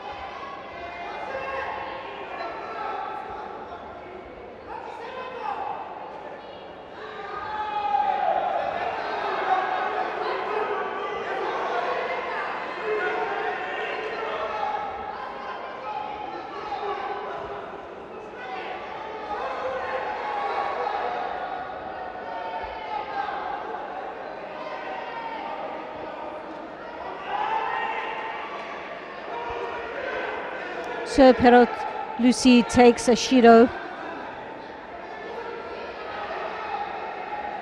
70 seconds to go to the end of this fight.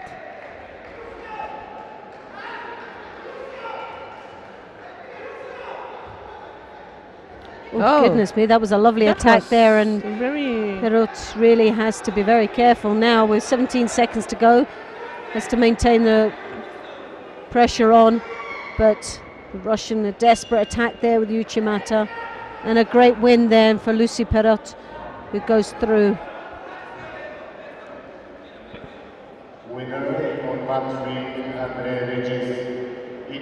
And that's the repechage.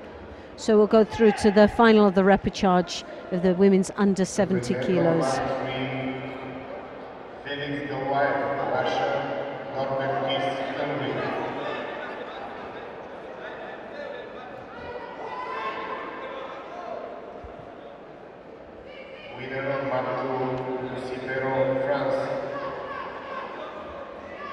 So we stay here?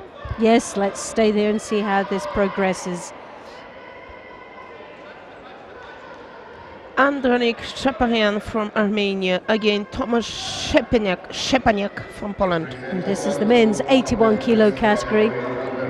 Poland in the blue and Armenia in white. Mat number 2. Let's have a look again. We've just seen the highlights of this, but again, look at the control. She pulls out her opponent's right hand. She pulls that out. We saw the same situation yesterday, if you remember. Yes, that's right.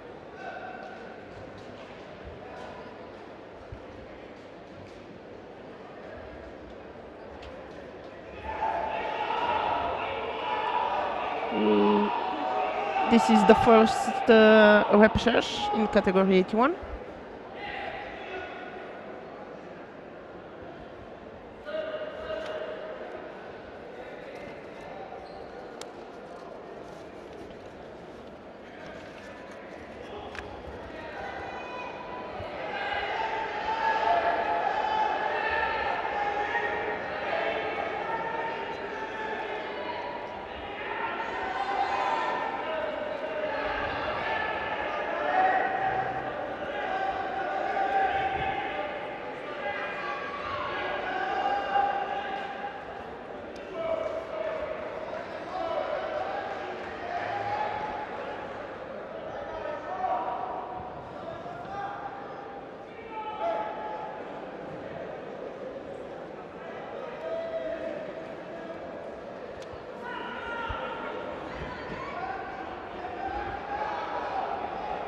Winner of match 3, Russia.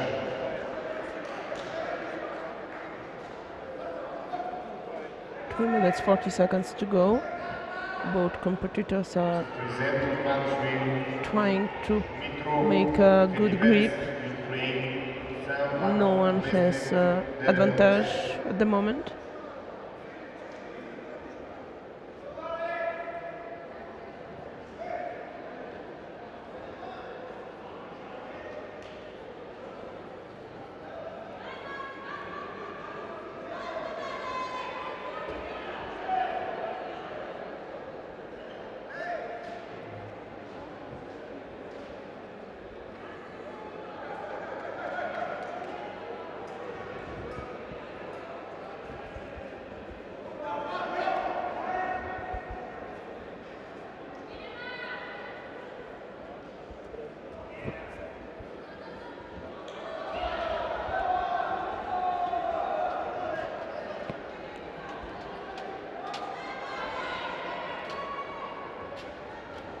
Time for Sasai.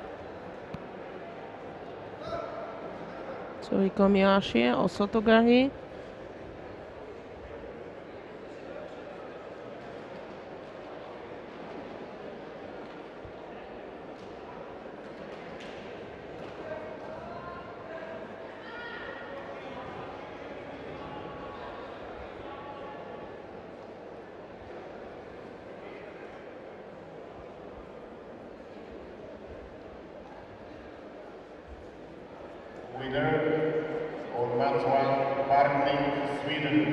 One Judo for the Polish competitor.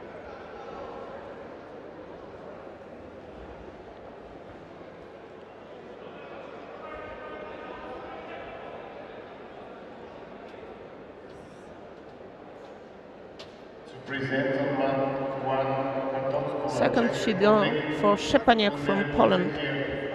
2 minutes to go to the end of this fight.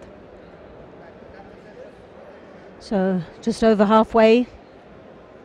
No score on the board. No score, only the 2 Judos for Poland. Grips. Makikomi there for the Armenian. This is the second, the bottom half of the 81 kilo repechage. A place for the final of the bronze medal. Last effort, last chance of a medal of this competition.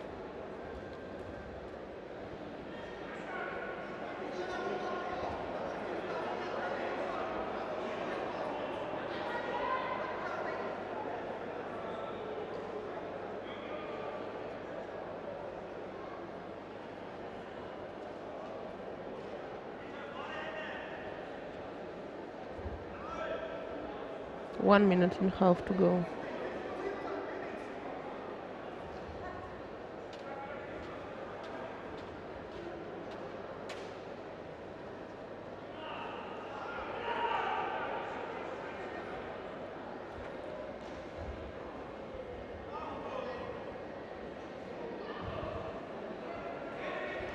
So just over the minute. 2 Judos on the board there for Poland.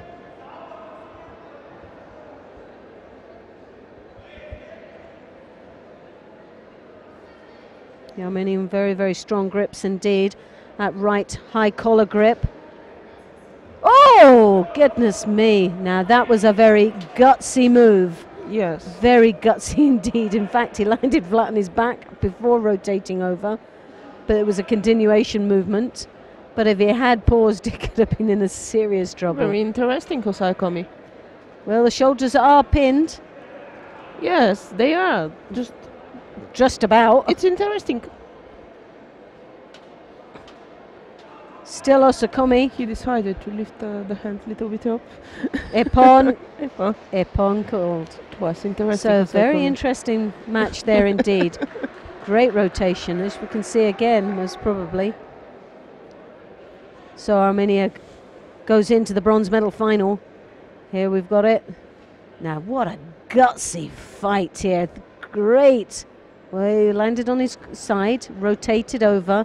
A real continuation. score and a Wazari, and then a Wazari Asetiapon for the hold down. So well deserving place in the final for the bronze medal. Doesn't look like Yoko Wakere in Naginokta? No. Yes, it in does. fact, it was does. exactly. Exactly that technique. Exactly yes. the same.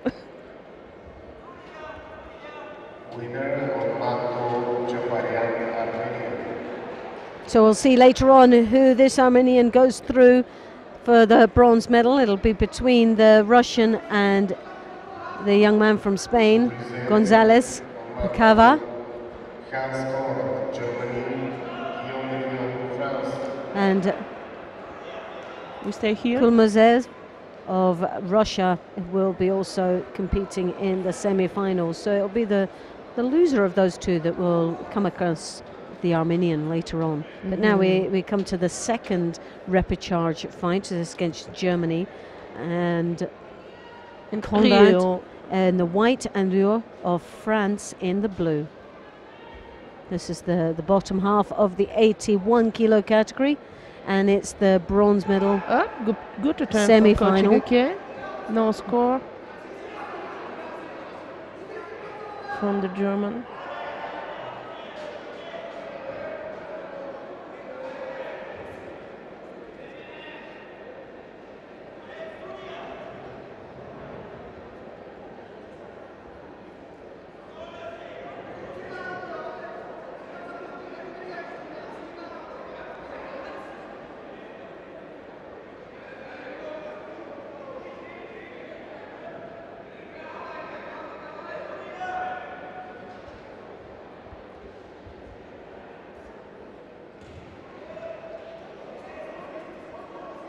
Lovely drop Sianagi there. Oh, wonderful entry. Score.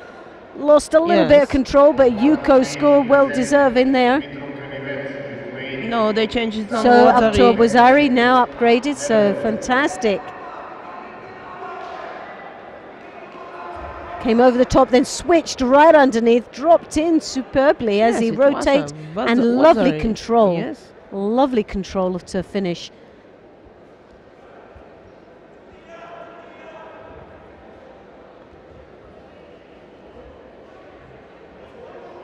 Frenchman there, it's a little bit nicely controlled.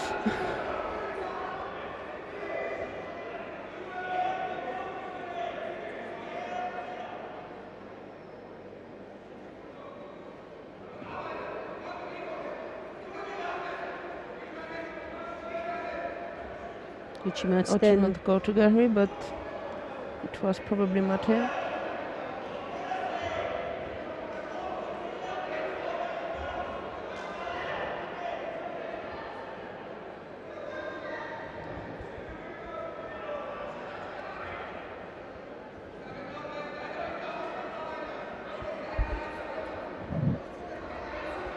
Kochigak there. A real switch, a great combination there, switching from the Aponsianagi into the Kochigak from the German.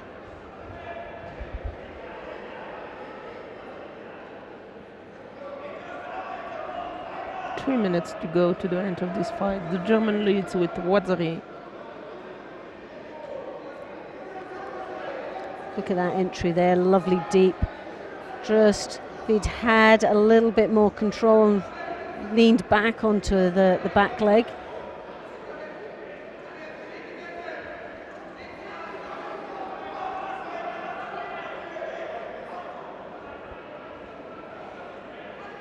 Judo for the French.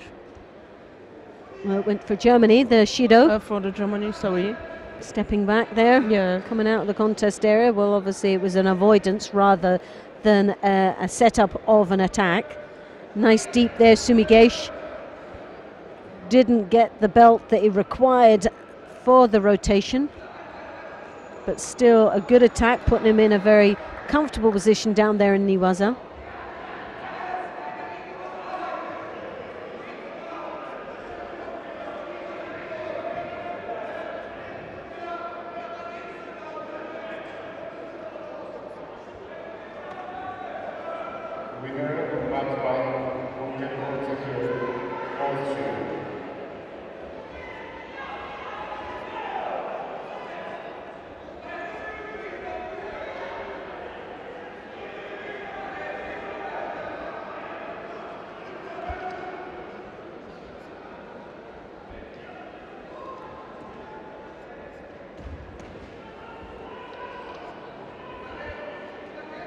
So just over 2 minutes left. It feels like they've been out there a lifetime. One was Ori on the board.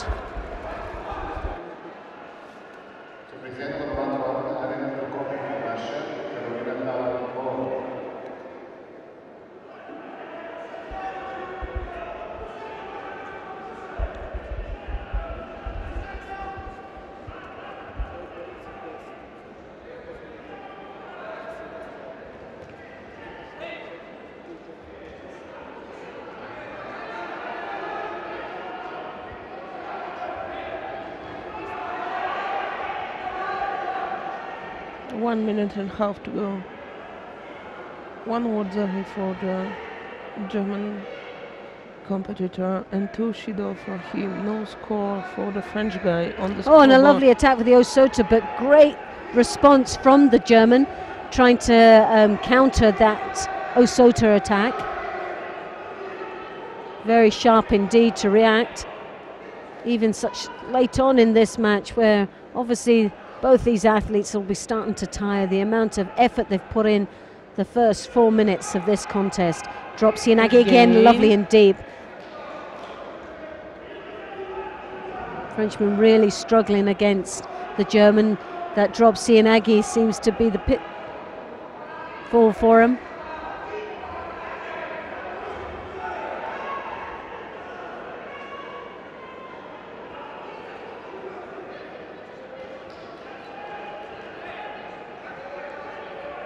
Again, that right-handed nice grip there for the Frenchman. He's a little bit apprehensive there if he's showing his actions too many times instead of being much more direct. He might have an opportunity there, but he's setting it up, but he's given this big warning to the German, here I come. And 48 seconds, another Shido for the German. Can be very risky. One more and it's a Hansokumaki. Yes. So he's got to be very, very careful indeed. He's holding that sleeve. I think we're going to have a Hansokumaki, a disqualification here from the German, which will be an utter crime.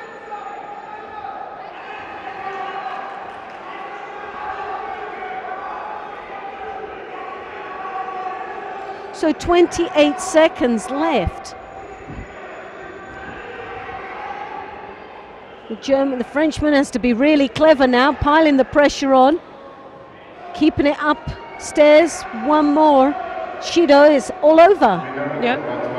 And you can see Darcel Yancey sort of pointing to his brain to say, come on, think about it, see where you are. Look what you're doing. Keep attacking, pile the pressure on. So passive. 14 still passive, yes.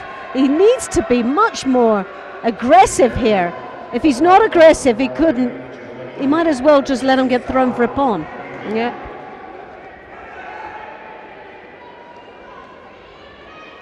I think that the referee showed it a little bit. The referee has been much too lenient there.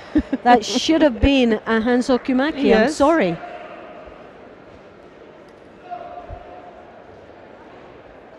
So no, not a very good match in the last 30 seconds of that contest. The German, yes, he put in a lot of good attacks. He deserved the Wazari that was on the board, but when we're coming down to the rules, there was a lot of avoidance there, holding the sleeve, pistol gripping, pushing out, and avoidance of attacks. So not a pretty sight in the last minute, at least at the last minute. Not a really good one end of this repechage. So as you can see here, a great drop Cianagi, yes, lovely rotation, definitely deserved that. And after very that, positive, but after that he just avoid. Again we hear as the Koichi Gak, 2 beautiful entries. So we stay here? Yes, we'll stay on this, yes, definitely, yes. So we have Tiemans of Belgium in the white and Barbara Macic of Croatia in the blue. Oh, well, my goodness me. That is a turn-up. It's the second fastest fight of this contest. Well, she did that earlier on, very swiftly done as well. Tiemans, that's she was saved, in fact. she was saved by the power cut, because at one stage Timmins was losing, and then they had this power cut. It came back. She had something like a minute to compose herself, and came out and threw for a pond within seconds. So obviously has shown a caliber player that she is, and deserving to go through. But look at that lovely display of Niwaza Jujigidame. Very well executed. Barbara will be very disappointed in that.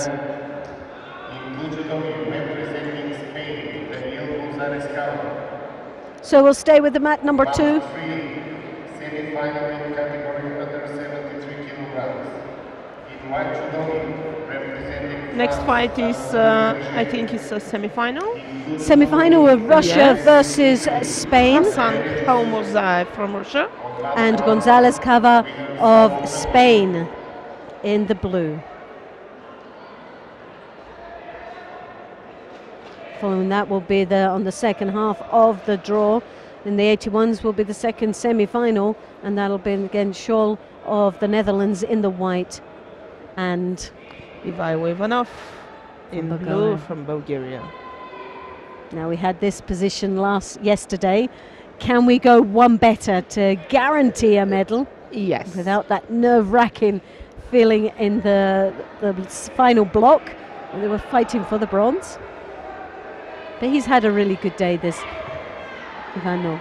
He's very good. He's been on form, and the crowd. And the crowd is very supportive. It's Saturday today, and more people are coming to Samokov. It's the weekend now. That's it, and it's a lovely atmosphere in here, isn't it? A lot smaller than most stadiums we've been in for European Championships, but there is a lovely feel and atmosphere that has been created. It's a feeling in there.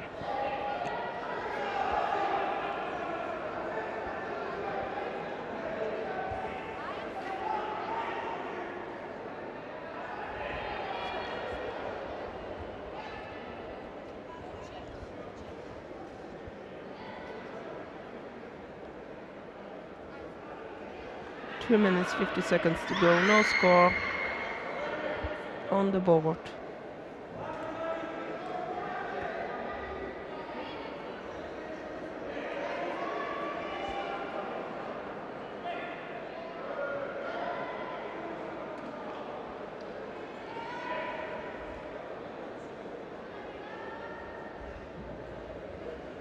Also to attack there on the Russian.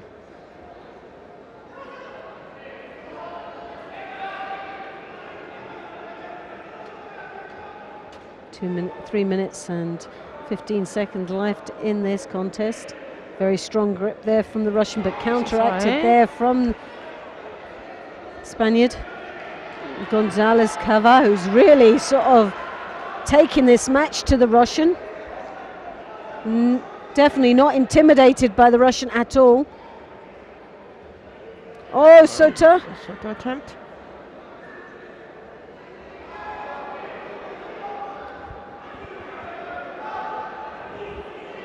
Russian will pick up a Shido. What? No, it's for the... Well, find that very strange indeed, considering the amount of attacks that he put in. There will be another Shido for the Russian, I guess. Yeah, definitely there. No. Very strange indeed.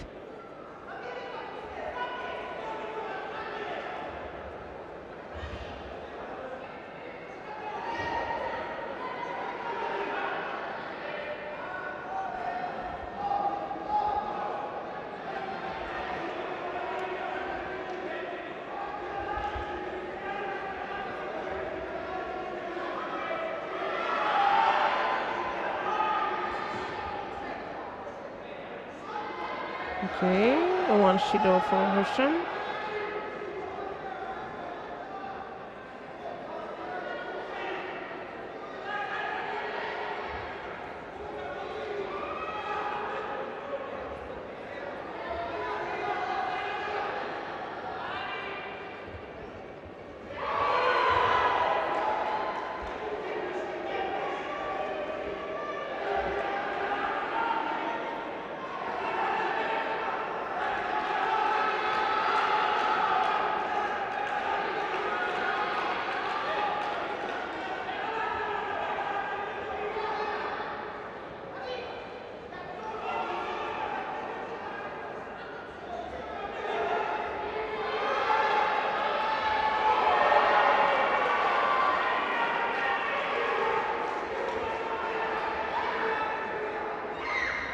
1 minute and a half to go. 1 Judo for the Russian competitor, 2 Judo for the Spanish competitor. No score on the board.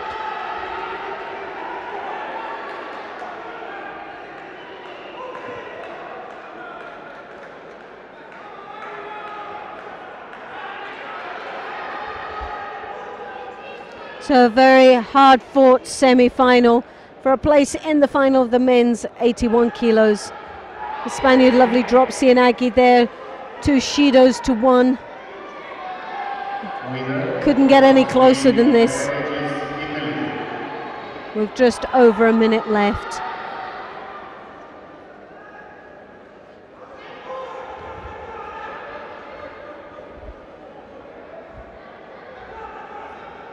Yeah, good to go for Chumata, but no grip.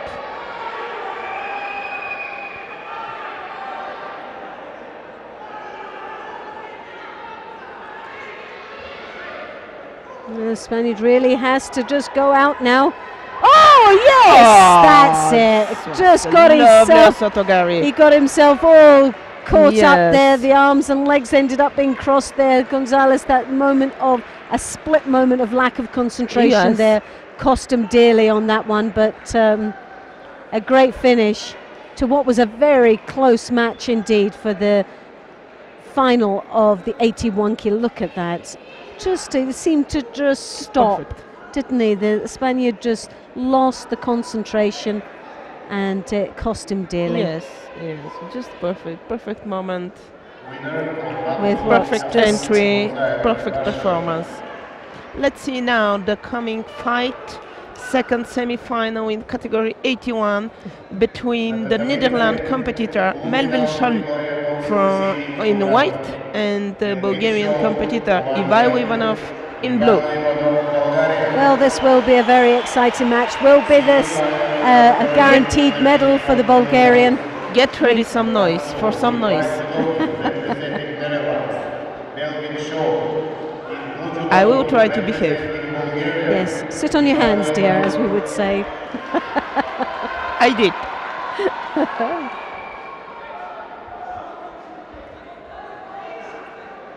So definitely the crowd are behind this young man from Bulgaria.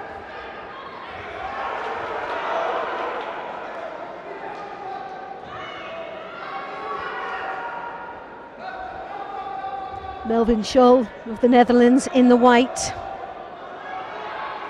Ivanov of Bulgaria in the blue. The local hero.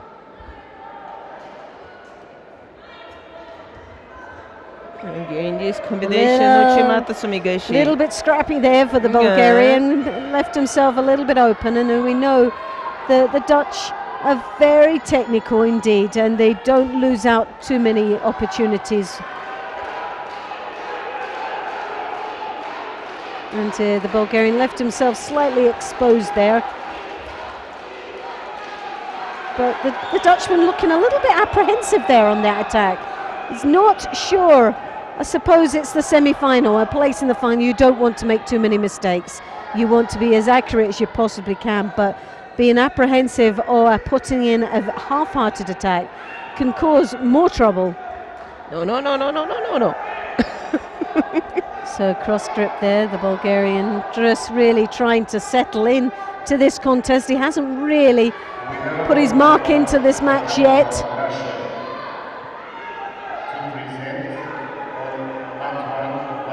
Cross grip, but as you can see, he's holding his own lapel, which is an illegal move there, the Bulgarian, to avoid a lovely Uchimata entry there. Just in time, otherwise they will receive a Shido. I think he's got to be very careful, because I saw that in the first opening. Actually, he's got a habit there. Yes. He's holding his own lapel, which is illegal.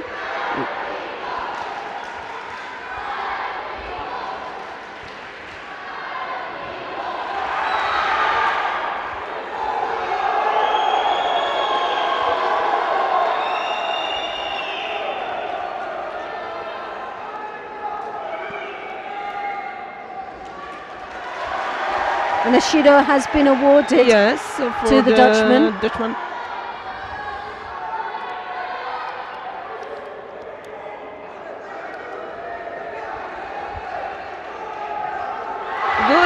attempt for Chumata from the Bulgarian competitor.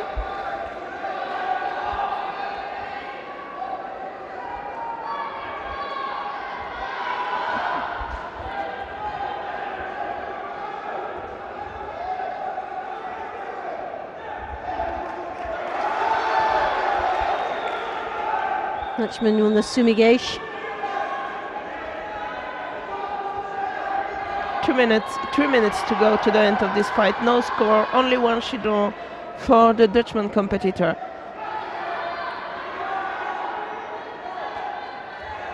Good attempt. Great combination of attacks there.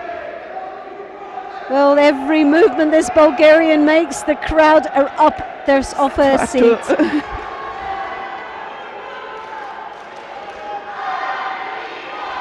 The Dutchman being warned for his coaching.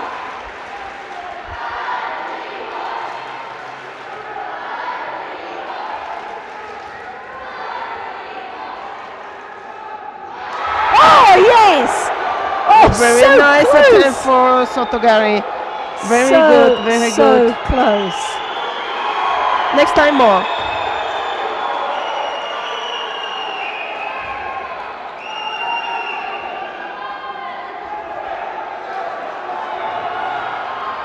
Minutes 20 seconds to go. No score yet.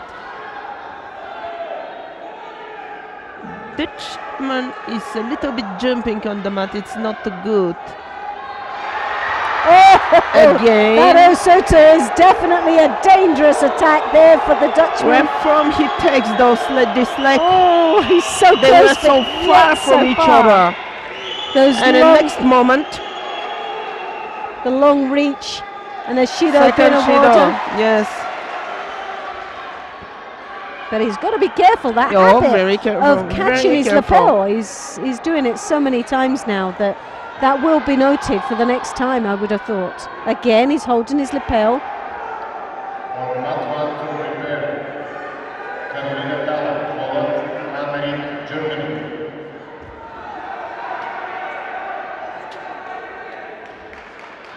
Look at that reach, the driving force off that.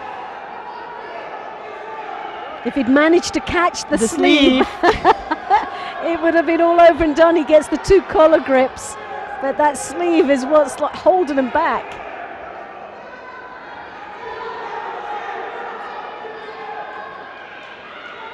But he is trying to get that sleeve. 1 minute, 20 seconds to go. He's got the... Oh. Well, Shaw is still keeping the pressure on. You can't write this match off yet. But again, you see him holding his own collar. You've got to be careful there. Well, that was a Kivazari, definitely. Yes. It was a continuation, counter-attack.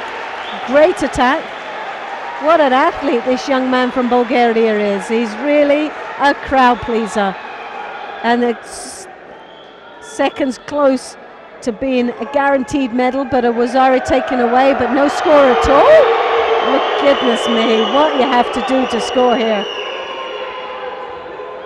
But he's holding his lapel again. He's got to be so careful with that.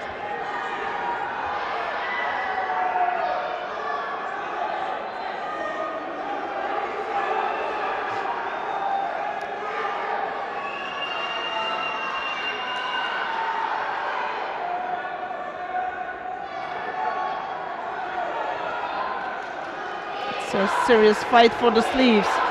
Oh, a real kumikata here going on, but Sumigesh attempt.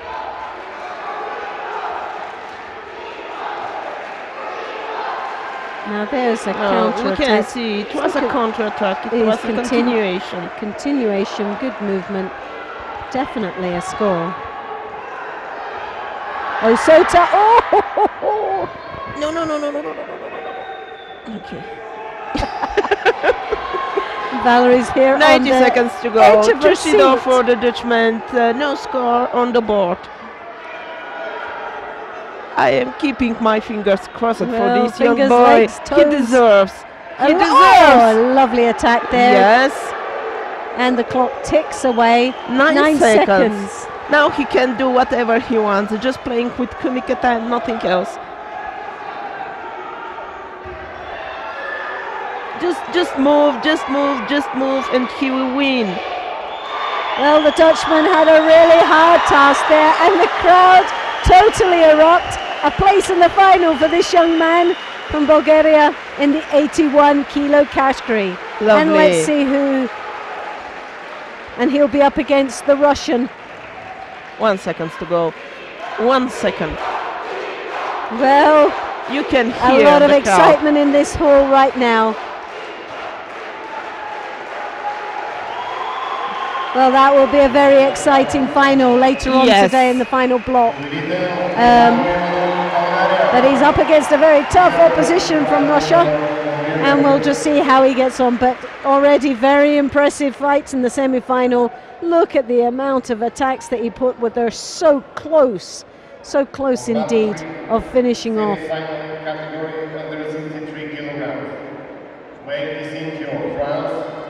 So we will follow the fight on mat number 1 between Maëlle Dicintio from France in white and Andrea Dakovic from Croatia in blue. This is category 63,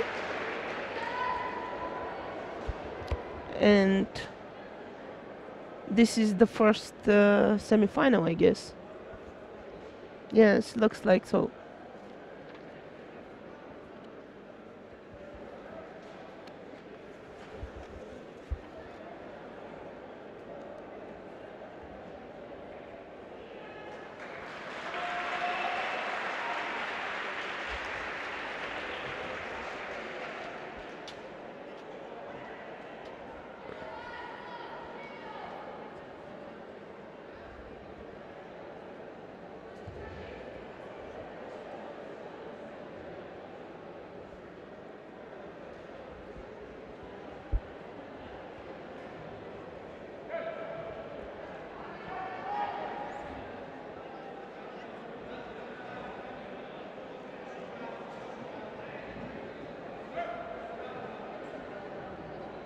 Four minutes to go, no score on the board.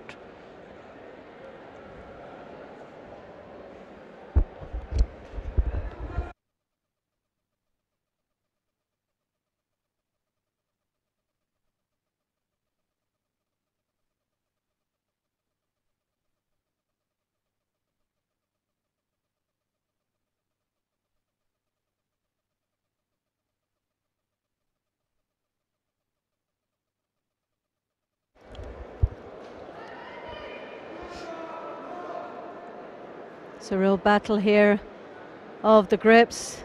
Neither one of these athletes really want to give much away, and it's who can just take the first control in the first stage forward into controlling this match. Neither one of them are wanting to make that first move, but there's the first attack coming from the Croatian, Dakovic.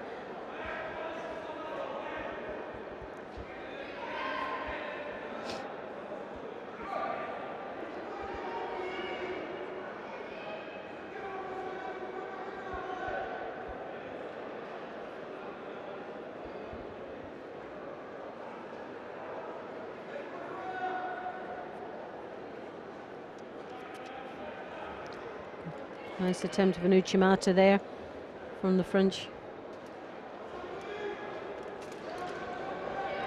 2 minutes 40 seconds to go, no score yet. Very, very close match indeed. Yeah.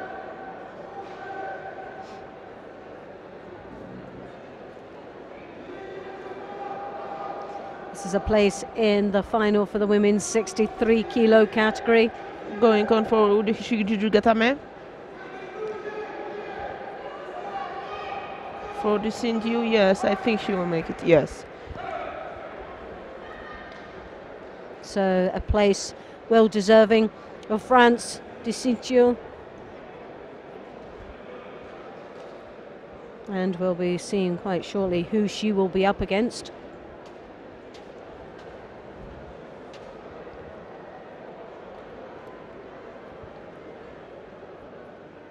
Emma's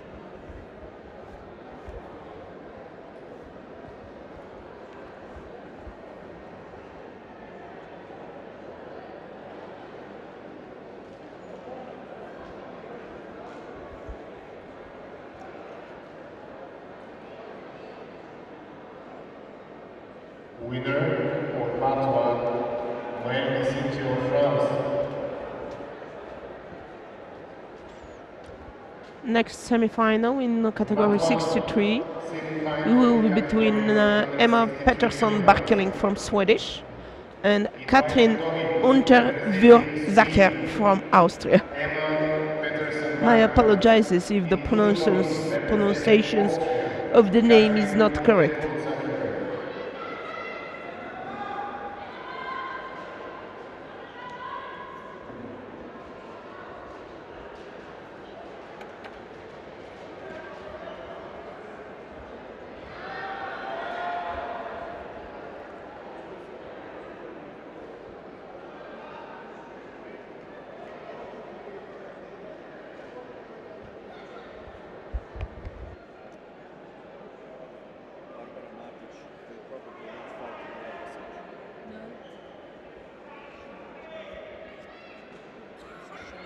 Did she do that in the last match?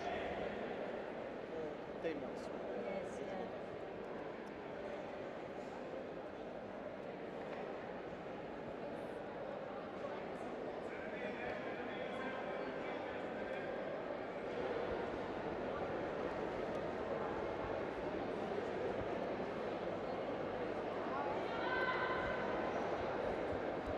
So just under a minute gone in this match. Very close indeed. A lovely rotation there from Pettersson of Sweden. Yuko on the board now, so that puts her in a good position to start with 4 minutes left in this contest.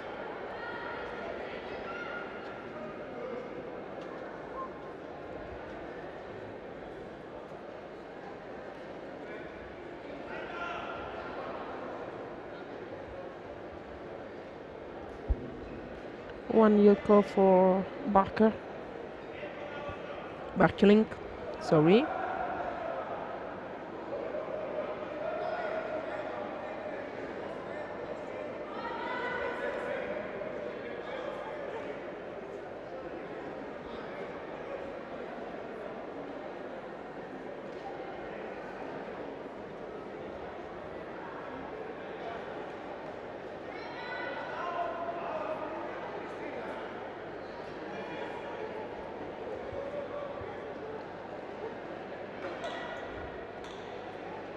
So 3.5 minutes left, and Sweden, Pettersson, Barkeling takes the lead with the Yuko on the board.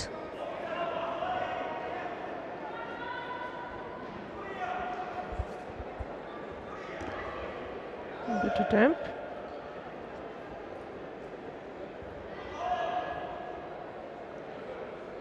Working from Newadza. 3 minutes to go. Not really too much happening there. Obviously mate being called now. But the additional pressure down there in Newadza always helps, doesn't it? Always.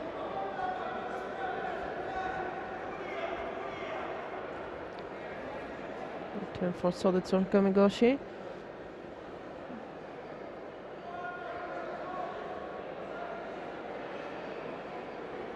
Real grappling there for attacks. Yeah, good. slowly from the lapel, of the back. Good attack there from the Austrian. She had a very strong grip indeed, controlled quite nicely, but just seemed to just go horribly wrong when she entered in for the attack.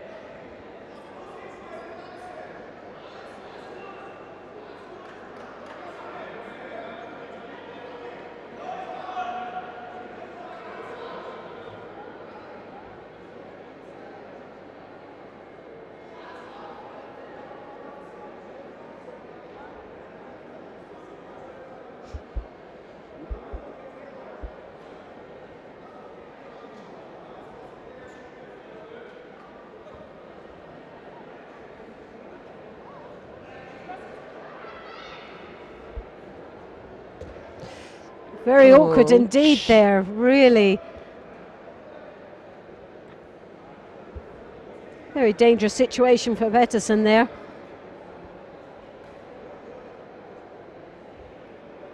We know the Austrians are very clever down and and a lovely counter. A Wazari, but Ippon now has been given. No, it's Ippon. It was an Ippon for the Austrian. Well, looking at this angle, I thought it was a Wazari, but no. You could be right. For me, it was an Ippon. It was so fast and directly on the back.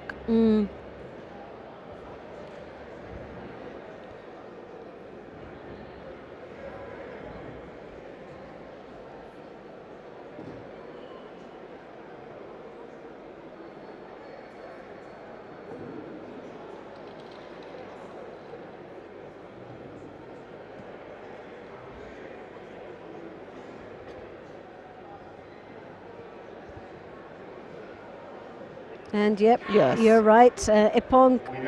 So that was a great win. Excellent. So we have one fight now in category 70 kilograms between Elena Prokopenko from Russia in white and Franziska Szabo of Hungary in the blue. I wanted and waited to watch her fights today, so we'll have this moment now. And this is a very, very tough semi-final indeed. Yes. There's probably two of the stronger competitors together before the final. In fact, this could have been a final place if the draw had gone differently.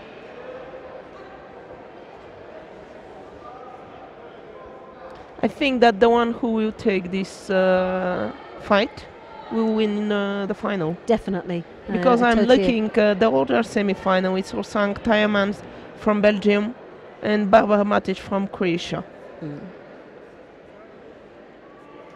But we saw Szabo and other times how she compete, and we know very well Prokopenko as well. Well, both very strong athletes indeed. Szabo, for me, possibly the favourite. Great attack there. She's going out very determined indeed.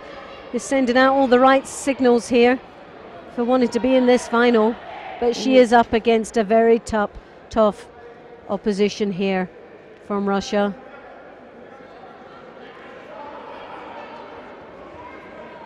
Prokopenko really needs just that opportunity to settle. She's wanting to settle. She wants to calm down. Szabo not getting the opportunity right now at this moment. No. But when she does, I think Szabo will feel the strength behind this young lady, but she's just not getting that opportunity. Szabo is hitting her every time they engage. Grip she used for attack. Every time. Her own or the grip of her opponent, and she used it for attack.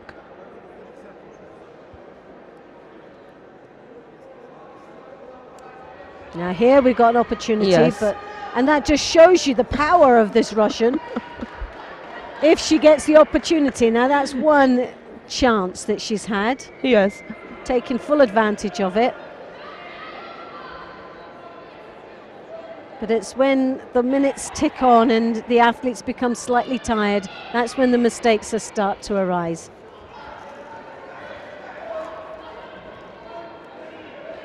There we have a really strong grip there from the Russian. 3 minutes and a half but to go. Counter-attack there from the Hungarian.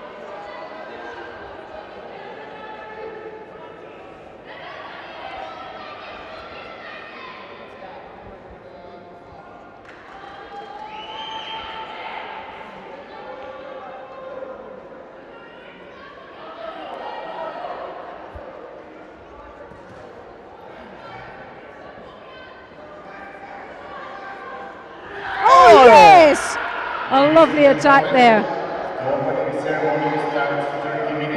Oh gosh, the coach, he's going, what? But he was too busy giving the hand signals to say it was Ippon that he didn't actually see the landing. The final starts at 3 o'clock p.m. The final call starts at 3 o'clock p.m.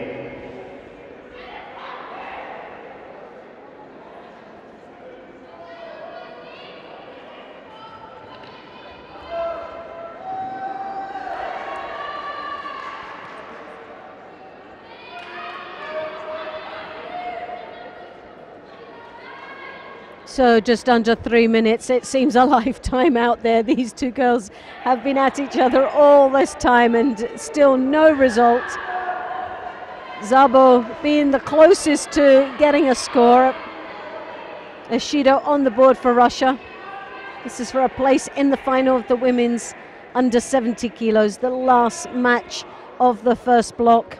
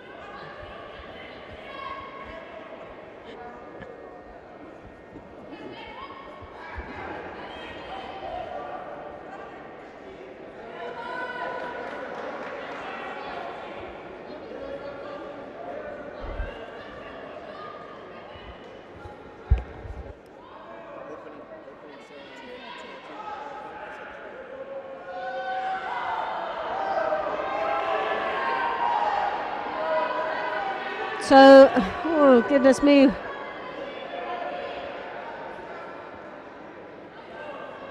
Two minutes and a half to go. Only one Judo on the scoreboard. Judo been awarded now, so that's one each.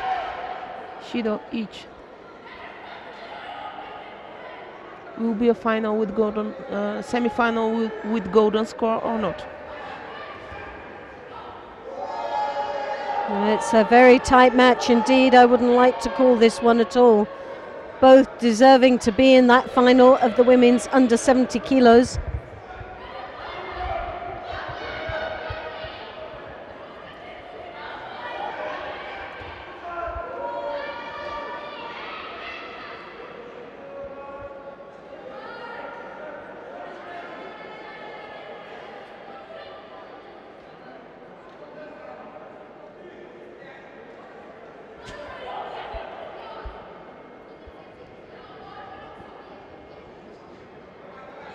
Both competitors are tired.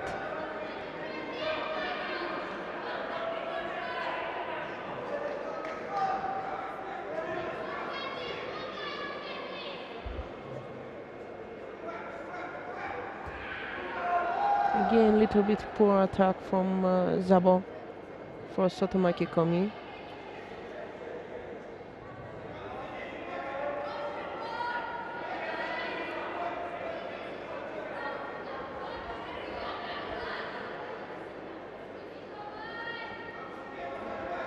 So a minute and a half left, a Judo each. Very, very little to divide these two.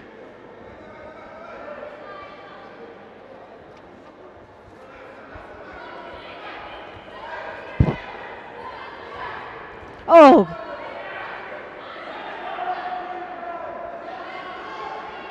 For a split second on that angle, it looked like a score, but no. Nope.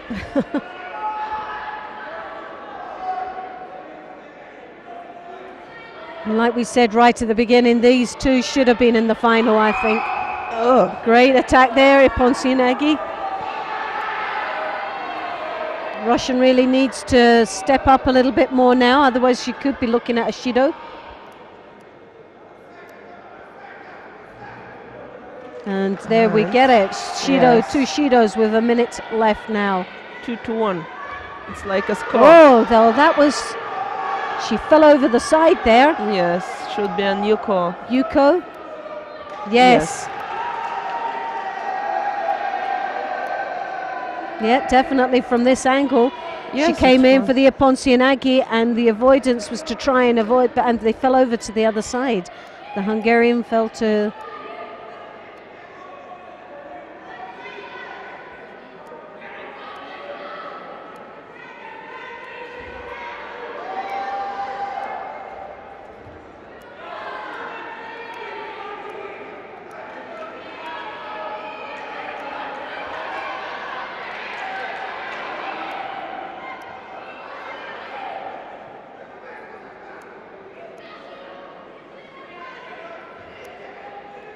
So 38 seconds left. Szabo has really got to go some now. This final place is slipping away from her. Does she have anything left to give? Well, it's going to be very, very hard. As we've seen right up until that point, there was nothing in it. It couldn't have been divided. I guess that now will be a third Judo for the Prokopenko. I think so. Which will be the third Judo. One more would result in Han Sokumaki. Does she have the time? I don't know. We will see.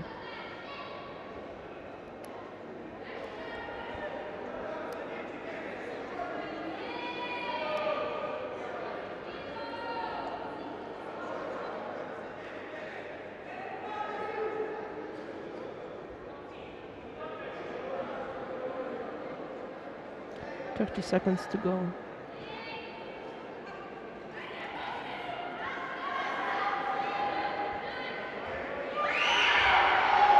Good attempt.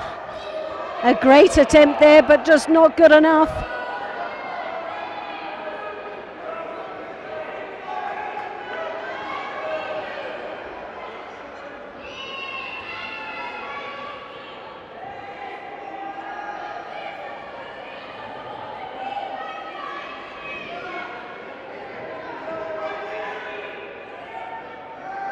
Judo been awarded there now for the Russian. 13 seconds to go.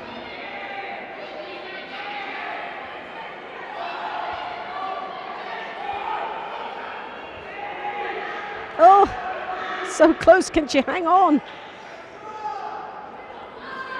Well, I think it looks like it's all sewn up, and Prokopenko goes through to the final of the women's under 70 kilos. And Szabo obviously desperately disappointed there.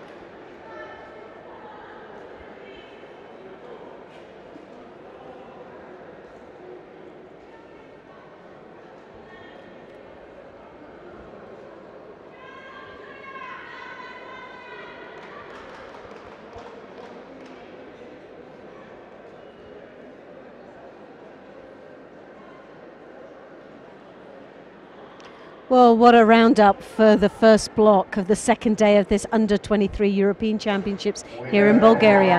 I do hope you've enjoyed viewing as much as we have here, and we've got some more exciting matches to come in the final block, which will commence at 3 o'clock here in Bulgaria, Eastern European time. But please join us at 2:30 for the opening ceremony, which is supposed to be very, very spectacular.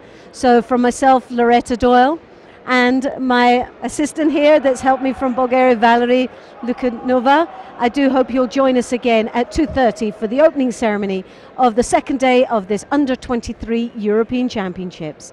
Goodbye, and we'll see you later. Goodbye, and see you later too.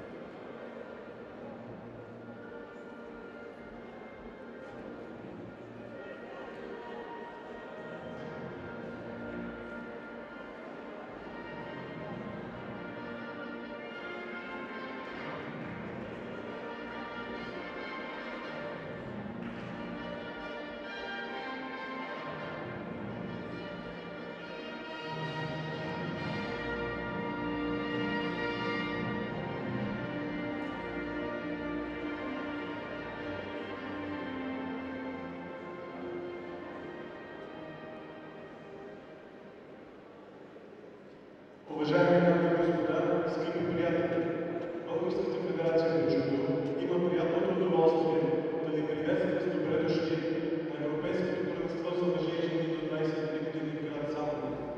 Позволете ми да дам думата на президента на Българската федерация по джудо, господин Иван Михайлов, за приветствено слово.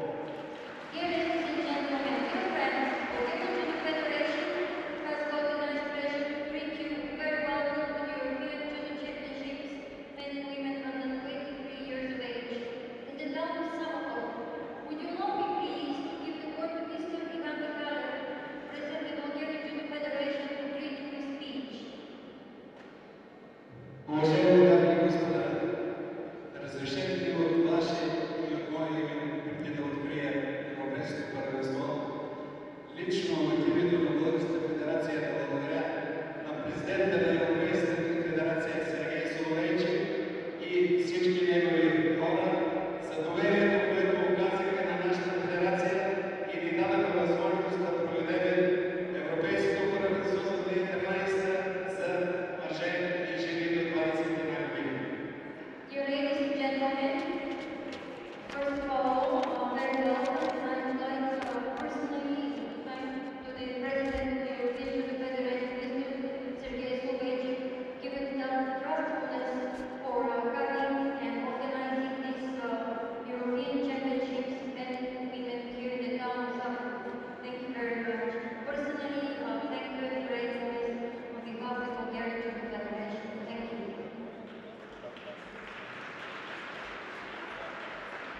Уважаеми дами и господа, за мен е удоволствие да поздравя всички наши гости и приятели с добре дошли и да открия Европейското първенство за жени и мъже до 23 години, което се провежда в Самоков.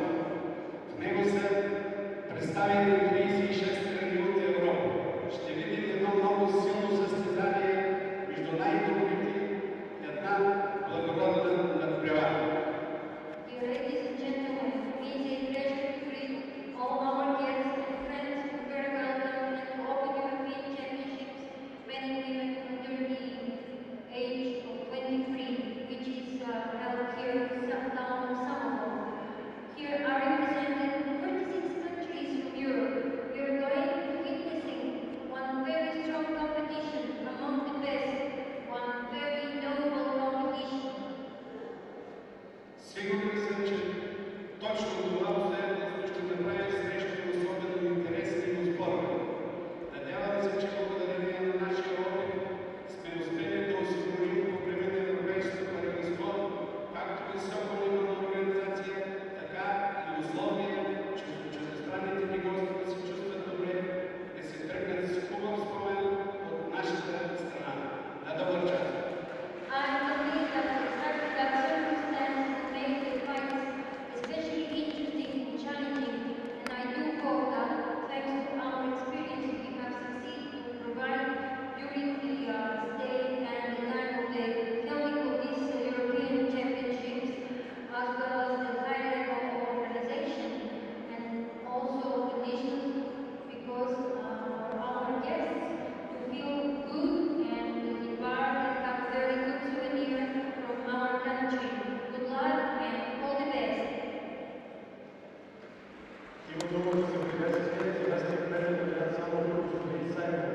Now we give the word to Mr. Simon, Vice Mayor of the town of Samokov, to read his speech. Уважаеми господин президент на Европейската федерация по джудо, уважаеми господин президент на Българската федерация по джудо, скъпи спортисти, скъпи деятели, треньори, имам приятното удоволствие да ви поздравя с добре дошли в нашия град Самоков.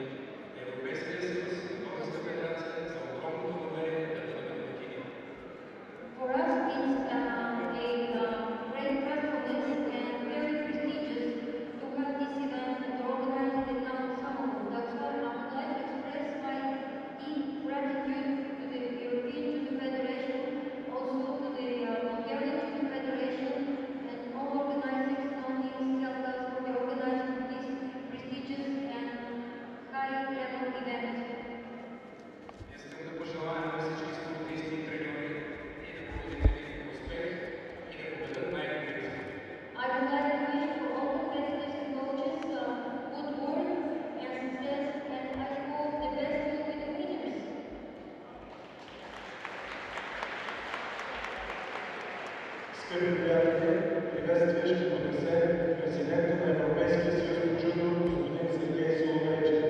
Dear friends, a speech will be presented by the President of EG, Mr. Sergei Slovachin. Dear friends, dear colleagues, on behalf of the European Judo Union Day, I'd like to say welcome to Bulgaria, to Samokov, to European Judo Championship Under 23. Скъпи приятели, скъпи гости, официални гости и състезатели, бих искал от името на Европейския съюз по джудо да ви поздравя с добре дошли на това престижно европейско първенство. European Judo Union is the strongest continental union. And this is the reason because we have this reason because we have good cooperation between our federations and good cooperation with our partners. Имаме много добро сътрудничество с всички федерации и много добре се справяме и с нашите национални If you don't mind. Yes, absolutely. It's just while we're talking about it. Yes, it's good to understand it. say something. National Federation of Bulgaria for the perfect organization and support of the European Judo Union in the case of organizing this event. Също така бих искал да благодаря за отличната организация на организаторите от Самоков и също на Българската федерация, които че представяха тези отлични условия на организирането на това престижно първенство. I wish all participants good luck here at Samokov to have good results and to have a good way to Olympic Games in Rio. Също така искам да пожелая много голям успех, много добри резултати и всичко най-добро за бъдещето на нашия престижен спорт. European Judo Championship Under 23 in Samokov declared to be open. Надявам се всички да бъдат изгодни и да има спокойни и интересни битки.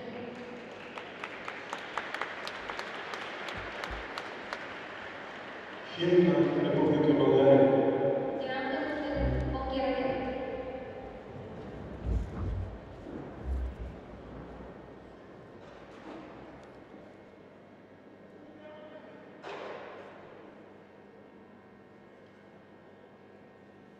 Айде го изпеем.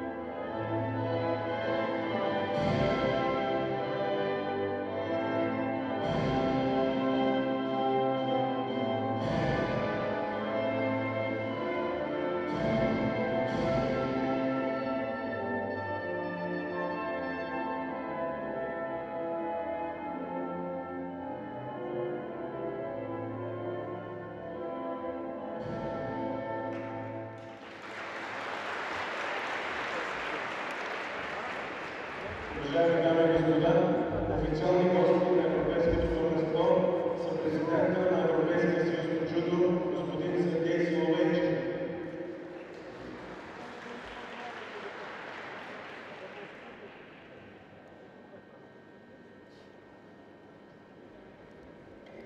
Dear ladies and gentlemen, official guests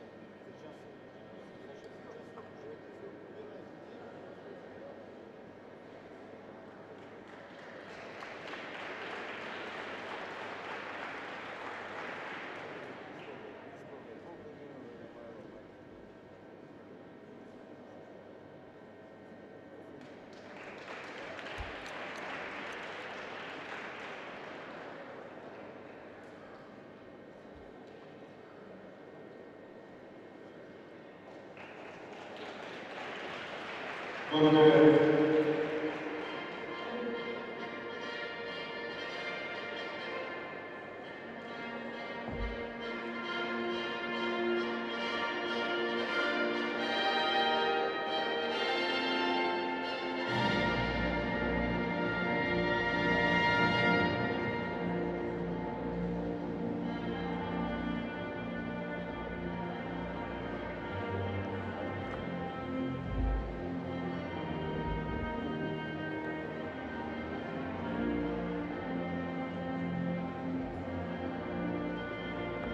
Didn't allow her to speak, huh? No, as they want.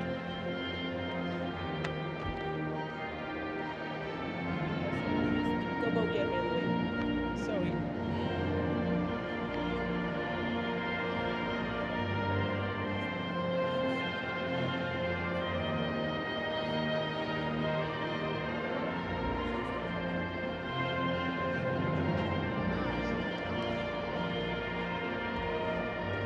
This is yours.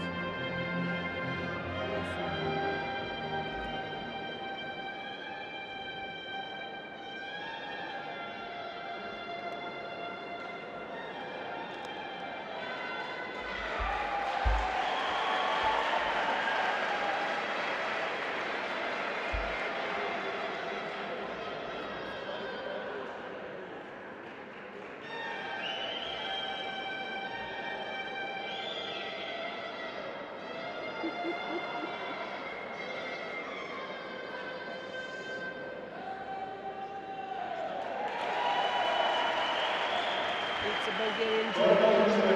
It's a judo competition.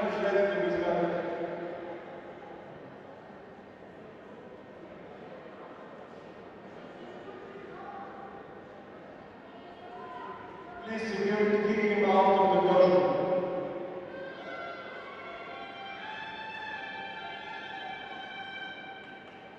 Please quickly.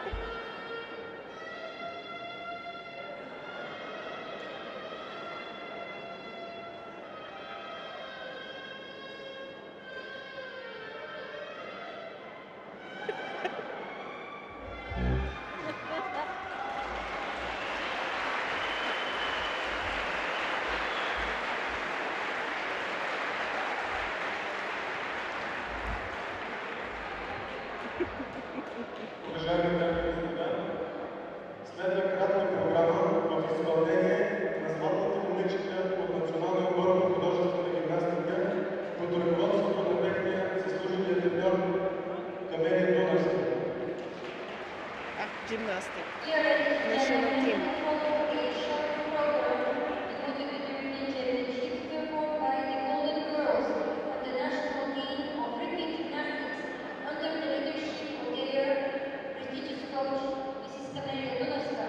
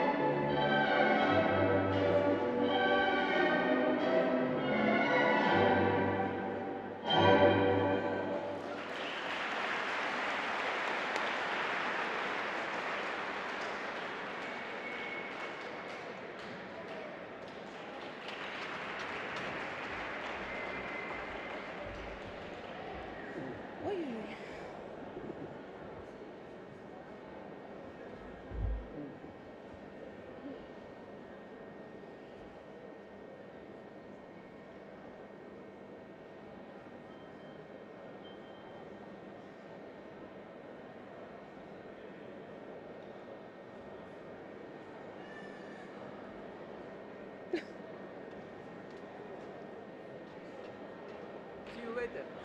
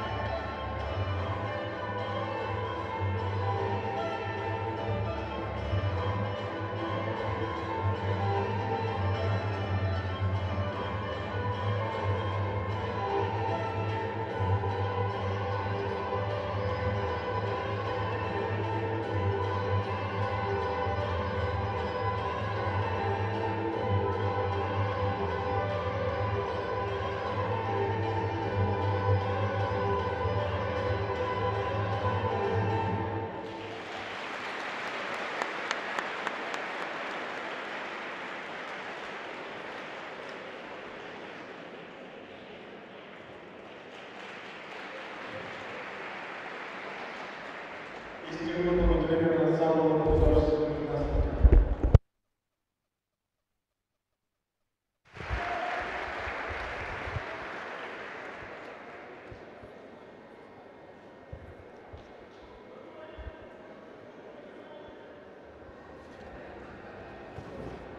Well, welcome back to the final block of this Under-23 European Championships here in Bulgaria. The day 2, where we've been watching the weight categories for women 63s and 70 kilos, and for the men 73s and 81s. And joining me is Valerie Lukhanova. And what an outstanding opening ceremony, huh? It was very beautiful. I didn't expect it so much. Oh, it was very pretty, wasn't it? Yes. And a lot different to judo. Yes, very much but also very But flexible. saying that, we've actually been seeing a lot of outstanding performances today and as yesterday as well. Yes. And looking at who's in the final right now and the possibility of medals, when we look at the medal table, at the moment Romania is leading, but looking at who's going to be coming up in this final block, which will be starting quite shortly, we've also got another chance here of, in the 70 kilos for the women, Russia and Belgium, and also in for the bronze medals, Poland, Croatia, Hungary and France. And they're already on the medal table right now, but what will make a difference, if Russia wins the gold medal at 70 kilos, straight away Russia goes to the top of the medal table. And then with the women's 63s, we have France, which will put them in the medal table, and also they're up against Austria. But also for bronze medals, there's a chance of Russia, Sweden, Italy and Croatia for the 63s. And again with the 73 kilos. The same is with 73 kilos for the first place, and then the final we will see the France and Italy. Looks like Andrea Regis is into his lucky city, Samokov. 3 years ago he won here, also first place, but then it was another age of group. Also on for the bronze medals we will see again Russia, France, Netherlands and Italy again. A very strong category for Italy, I can say, it's 73. In category 81 is the big hopes for today for the Bulgarians. And this is the excitement with the Bulgarian judoka Ivailo Ivanov, who will fight for gold medal against Hassan Khalmurzaev from Russia. For the bronze medals we will see fights between Armenia, Netherlands and Germany and Spain as well. So they will go up on the table for the medals too. Well, definitely. Bulgaria will be up there. They've already got one bronze medal. The day today. Hopefully it might be a gold and a gold medal for Bulgaria. Will be a big party after. So we're now going on to mat number, well, we'll go to mat number 2, where we're watching Paris of Russia, Surakatova, and she'll be in the white gi, and Pettersson, Barklian, Emma of Sweden in the blue.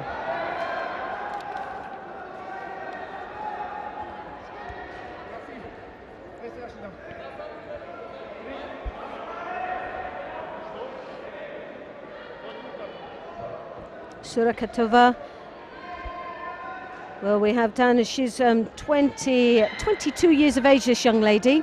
Samokov, back in the under-20 European Championships, took a 7th place. The cadets in 2007 as bronze medal, and the World Championships under-20s back in 2010 took a 5th place. This year alone she has 3 European Cup medals for the seniors, so an outstanding performer this young lady is.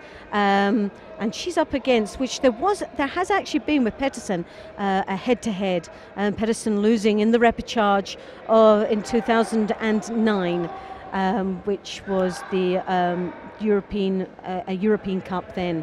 So really, down on paper, the strongest is the Russian, and looking very strong indeed. A great start for this young lady. Pettersson 21, just 1 year a junior to the Russian, 2011 European Championships under 20 a bronze medal, and in 2010 European Championships under 20 we got a 5th place, and back in 2008 European Championships of the cadets was 1st place, a gold medalist. Yes. So again, a very outstanding performer Pedersen is, and so this will be a very tough, challenging match, but that 1 year experience from the Russian give her the advantage? Well, already she's a Wazari up, and there's only 3.5 minutes left in this contest, but a great start for Russia. And another medal, obviously, for the Russian team. Already they have 1 gold, 1 silver and a bronze. So they're doing extremely well. We'll say, tell a lie, it's 1 gold, 1 silver and 2 bronze. This will, and they'll be looking for this 2nd bronze. They've also got a chance of a gold in the final of the women's 70 kilos.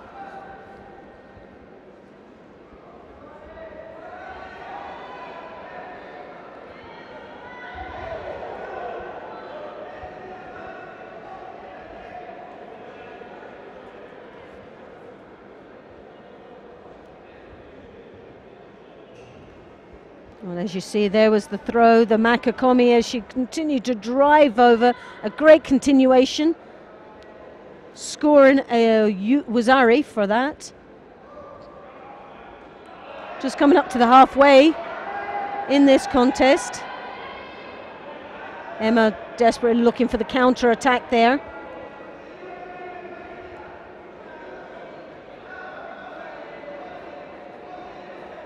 As I say, back in 2009, in the 57 kilo category, both these young ladies competed against each other. The advantage going to Russia.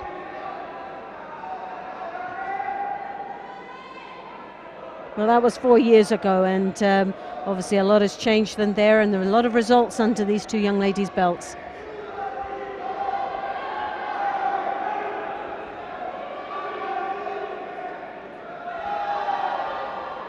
Judo been awarded to the Russian.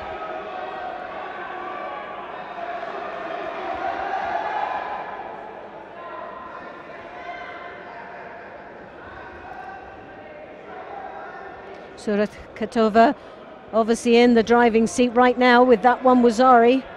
A great lead already, and still maintaining a lot of pressure. Pedersen really struggling against the grip of the Russian. As she desperately works there in the Niwaza, that leg is caught up, and Pedersen holding on for dear life down there. But the pressure is on this young lady from Sweden. 1 minute 40 seconds to go. Lot can happen for 1 minute. Oh, a good attempt for Ornage from Pedersen.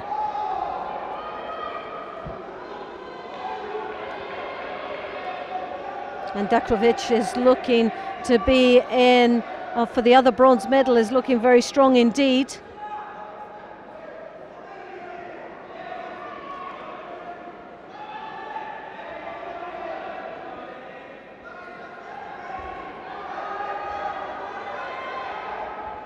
Dakovic, who's fighting on the other mat for the other bronze medal, was last year's European champion, the under-23s. Also back in 2010, the under-20 European silver medalist, and recently in Malaga, a European Cup medalist, and also a bronze medal in the military games. So has had a really successful year and has some past quality results.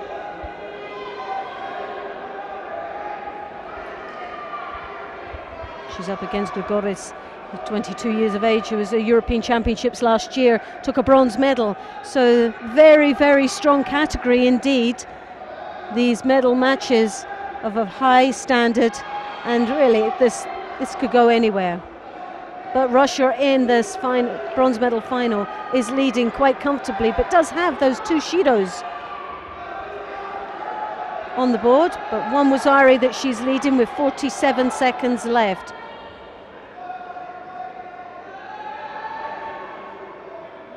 Sweden is really finding it difficult to get past the defences.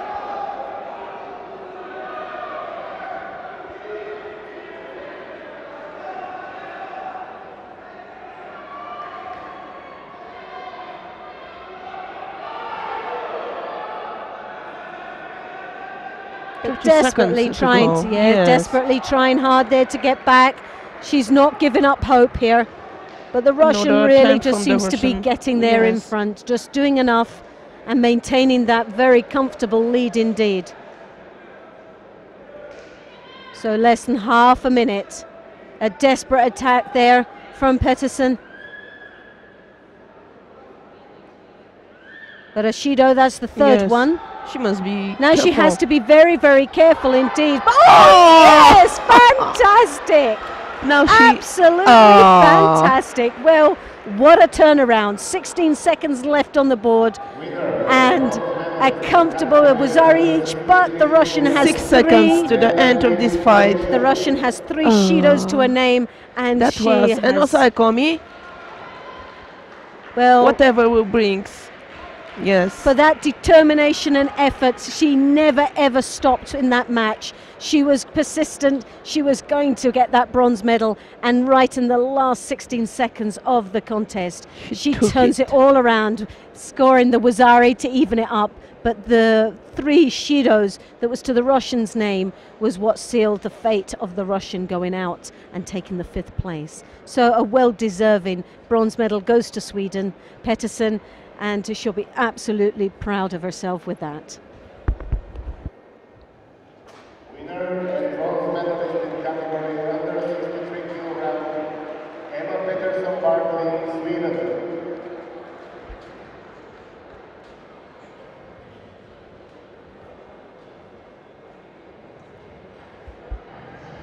Now we're coming up to the final of the women's 63 kilo category, and this will be a very exciting final indeed. You've got Di Cintio of France in the white, and she's up against the Austrian. It was Unterwarzacher. And this young lady in the under 23 Europeans last year got a silver medal. She'll be wanting to go that one better. So we'll just have to wait and see. And Di Cintio from France, under 23s, back in 2010 took a 5th place, and the European Cups this year, 5 and a 1st place in Prague back in March. So again, both of these have had an exceptional year, and it will be a very tough final indeed. Katarine will be looking and setting her heart on this gold medal. She just missed out last year, and we'll be hoping that this year will be hers. These 2 young ladies had a head-to-head in the semi-final of the University Championships in Kazakhstan, and Di Cintio, she was actually the winner of that, where she took the 1st place, and the Austrian Katarina, she was 3rd place. So the upper hand goes to France, but the experience of being here in an under 23 European Championships and being in a final last year has got to make her a very strong contender.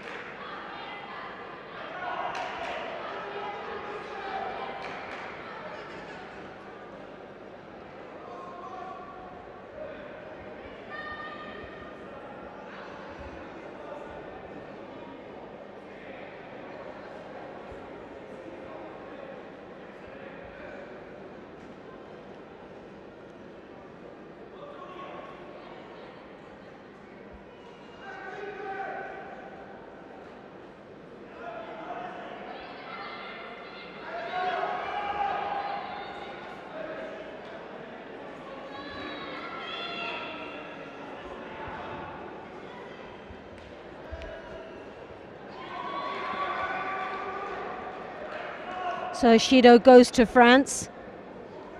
30 minutes drop Sianagi there from Again trying to turn to Sumigashi. And Katerine really looking very, very strong indeed, but not phased at all, just very calm, calculated within this match.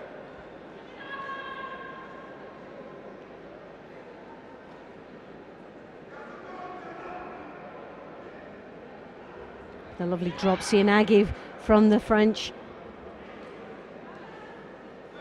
Di Cintio looking to, she's had more attacks within this contest, but she has got a Shido on the board, so she cannot afford not to attack. But a Shido will now even this up to for Austria, so one each. 3 minutes left into this match.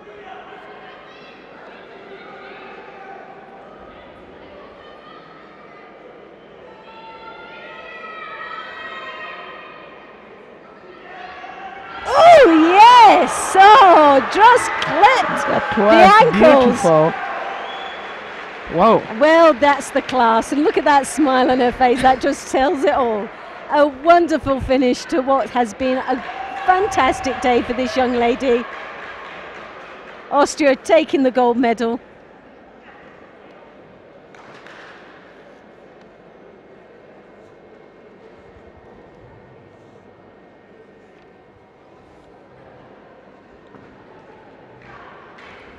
Katerina Untova Zasha that we have here takes the gold medal for Austria. A wonderful display of judo, and she has got to be absolutely, look at that. Big Harai Makakomi as she goes over. There is no messing around there. She was right to the point. Absolutely a wonderful final. Now we are going on the bronze medals fights for in our category 73 kilograms. And match number 2 will be the fight between Felix Gallois from Russia in white against Arthur Clerget from France. And on match 3 will be the fight between Sam van Twestend from Netherlands.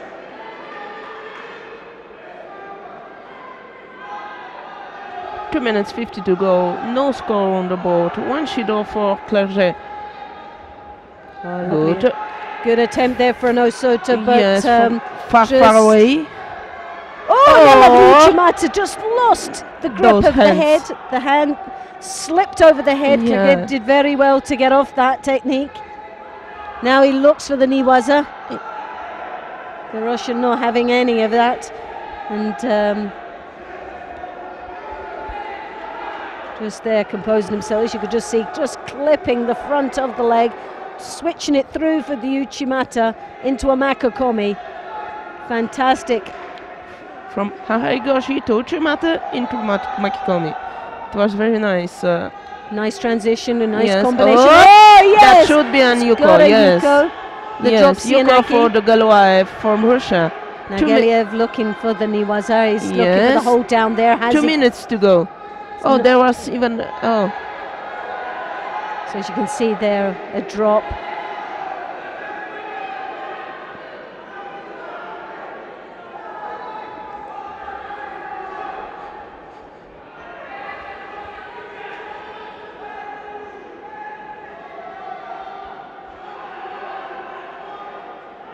Still very open, but Yuko on the board now for the Russian.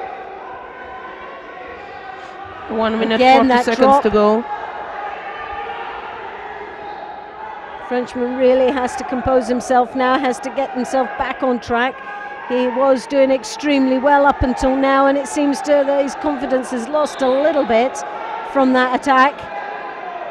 Got to be careful as he throws himself towards his opponent, because that drop seems to be very dangerous indeed. And Chigari into the Uchimata. A lovely combination of attacks there, really flexible indeed. 1 minute 27 seconds to go. One Yuko for Gallois, one Shido for Clerget.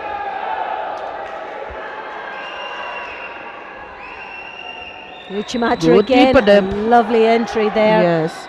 It's just such a shame he's not able to get the score Working from that, now but a for lovely entry. Now the Niwaza there from the Russian.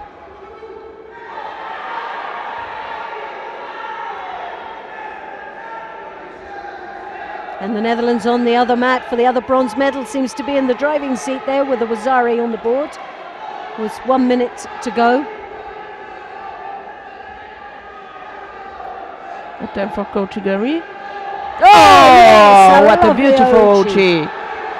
Brings Wazari. So he must take out the leg. No, he will not. The bronze medal seems to be slipping away from the Frenchman. Something very special indeed has got to come now from the Frenchman if he wants to stay back involved in this match.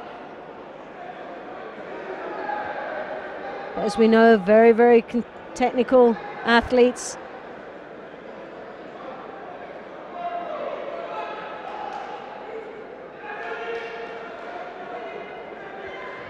Winner and bronze medalist in category under 73 kilograms. Looks like he received some injury on the toe of Not his quite right sure foot. what's happening, but he seems to be okay. Maybe just taking a little breather. But Claret is really now 37 seconds to go. Going to pile the pressure on. Ashido's going to be awarded now for the Russian. He must be very smart now. He can play a passive, but just a little bit more smart, not so direct. Oh, goodness me. Like this. So deep. Oh, no. Oh, well, if there was a coker involved, that was one. A lovely change of direction, but it's not strong enough. But 22 seconds left. Frenchman, then again, piling on the pressure here, but he has to be precise in his attacks. There is there should be another Shido for the Russian, but it's not going to make much of a difference. We're into with 13 seconds. Yes. Shido been awarded there, the second one now, but he's got one last effort here. Oh, and it's not going to be. 4 seconds, and it's looking very much like the Russian will take the bronze medal. That was in this men's 73 kilo category.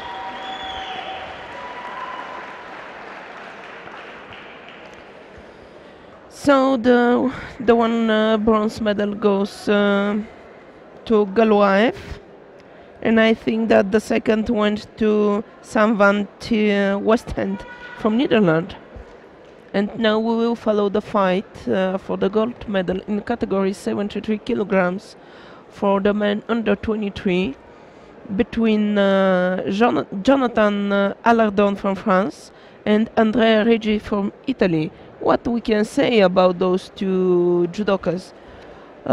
Jonathan Allardon won not so far ago, before about a week, 10 days even, the French third place in the French Championships Premier Division in Marseille. Also the games of the French-speaking countries in Nice, he won first place there. In July, in Universiade in Kazan, he won second place. What about Andrea Regis from Italy? In October this year, he won European Open Glasgow second place. 12 October European Open Minsk, he won third place. In Kazan, he won fifth place. European Championships from Prague under 23, he won second place. So we will see a spectacular final, I hope. The both competitors are on the competing area already. Allardon in France in white and Regis of Italy in the blue. Let the show begin.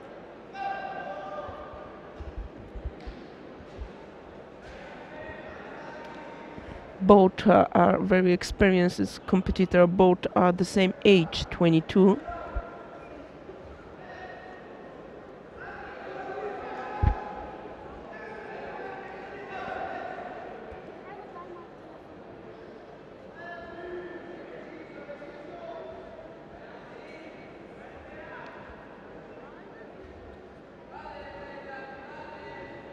Frenchman looking very strong indeed. Look to be very dominant between both of these two gentlemen. Good strong grip, but we know the condition of the Italians is very good. They tend to take a more faster, more erratic type of movements in their contest. It's very much an attack, attack, attack, keeping wearing their opponents down, where the French, they tend to bide their time, take control, and then they work for the actual throw itself. But it's about controlling first, gripping up, being strong in their grips and stance, and then setting up their attack. The Italians tend to sort of throw in the attack and wear their opponents down. Well, the Italians there taking the first Shido. Not so sure that it's only for him, but okay. Well, the Frenchman does look very strong and in control, as I would say, where the Italian is not really had much control. Lovely ouchigari there from the Frenchman. But the Italian, as you can see, is taking that sleeve down, where he's got to be very, very careful that it doesn't look negative. Yes. And more controlling of a sleeve rather than as an attack.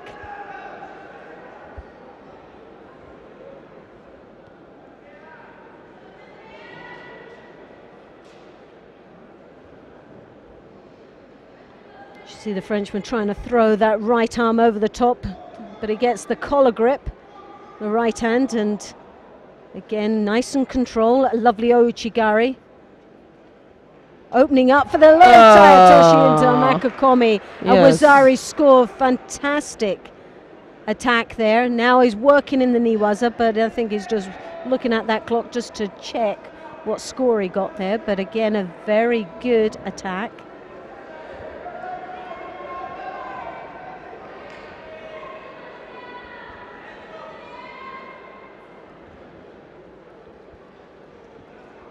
Well, if they take this gold medal for France, that would put them up very close to the Russian table. Second Shido for Reggie.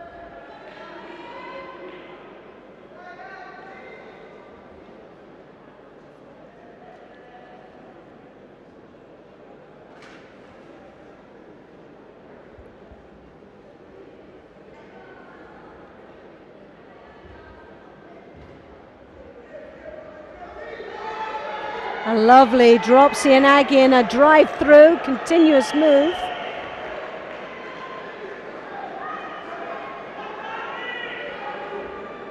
So that evens it up, a Wazari each, but 2 Shidos on the board for the Italian. Halfway through this match now, and it's definitely an open final here. Frenchman started off very well, but is now starting to fall apart slightly. Just 2 Shido for Regis, which can... Well, this is where the conditioning is starting to kick in for the Italian. There, look at that, he's just still bouncing, he's still lively there. He has much more to give in this match with the last 2 minutes left. That lovely ouchigari there from the Frenchman as he works down into the niwaza. But 1 Shido to 2, so still just slightly ahead is the Frenchman, but only by a very small margin.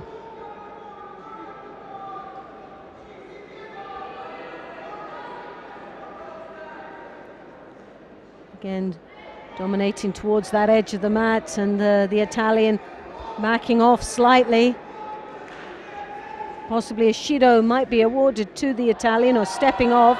So yes, we have the 3rd Shido now for the Italian. And he's got to be very careful. One more would result in a hand sokumaki with 1 minute and 26 seconds left on the clock. So it's still a long time to be in that position. Very dangerous indeed. You cannot afford to make any silly mistakes now. No. But he's struggling because the Frenchman has got that sleeve which is controlling the Italian quite nicely there. So tactically playing a very good game with them.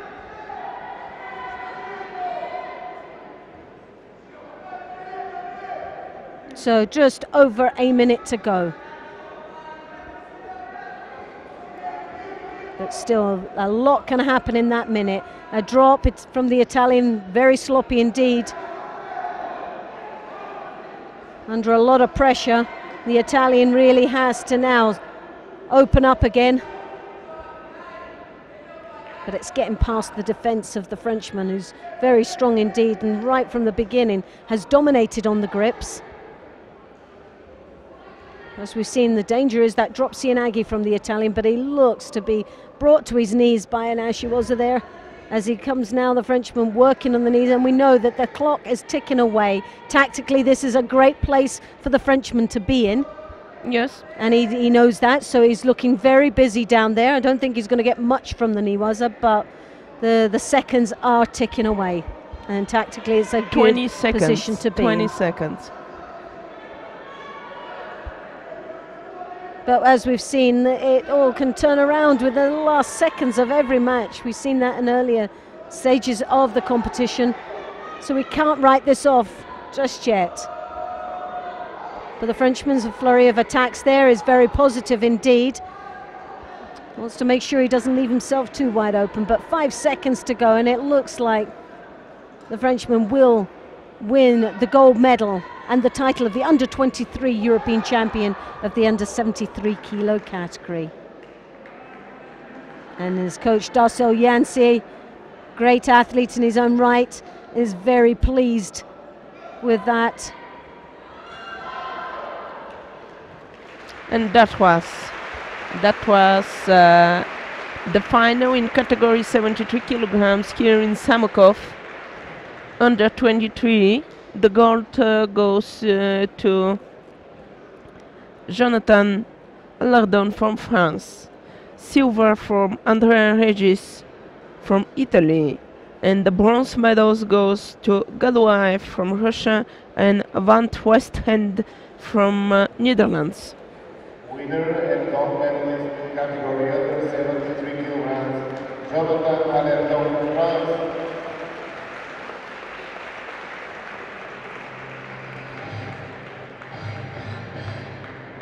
Now we will follow the awarding ceremony in women category. Yes, that's just coming up now shortly. So we will see the 63. presentations and the anthem for the under 63 kilo category.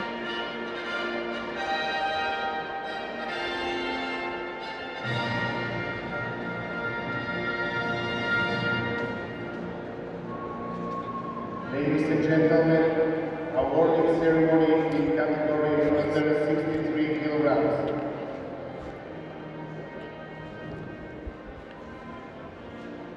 The medals will be presented by Mr.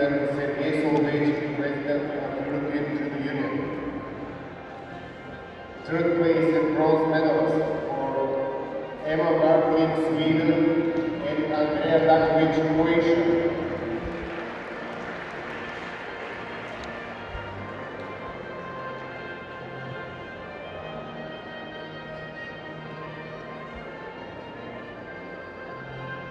Second place and silver medal for Lael Desintio, France.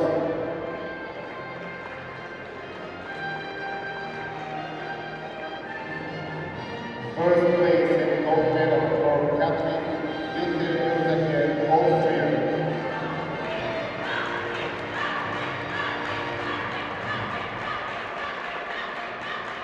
The diplomas will be presented by Mr. Vasil Simonov, Vice Major of City of Samokov.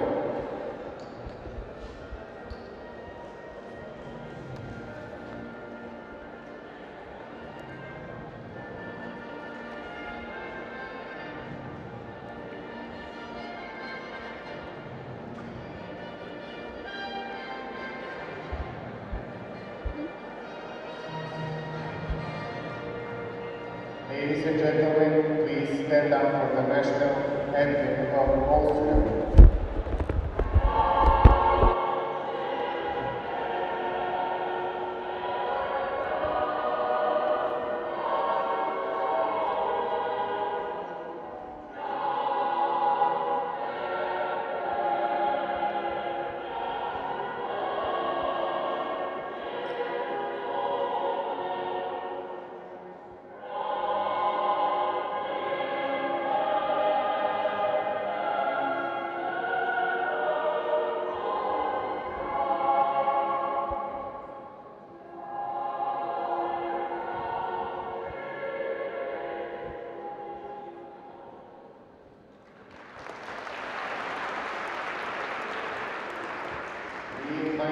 officials to take a picture with the members.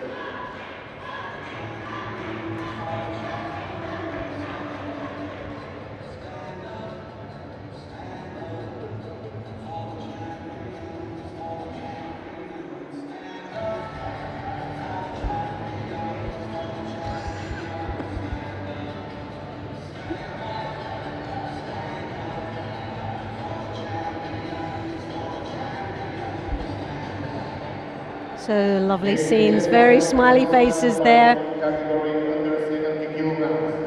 The first bronze medal fight on month 2. In white judo representing Poland, Karolina Talak. Austrian looking very proud indeed. So we are going to go to mat number 3. This is the women's under 70 kilo bronze medal finals. Where on the mat number 2 we have Talej of Poland in the white, and Matic of Barbara from Croatia, and then Perot of France in the white and Zabo of Hungary in the blue.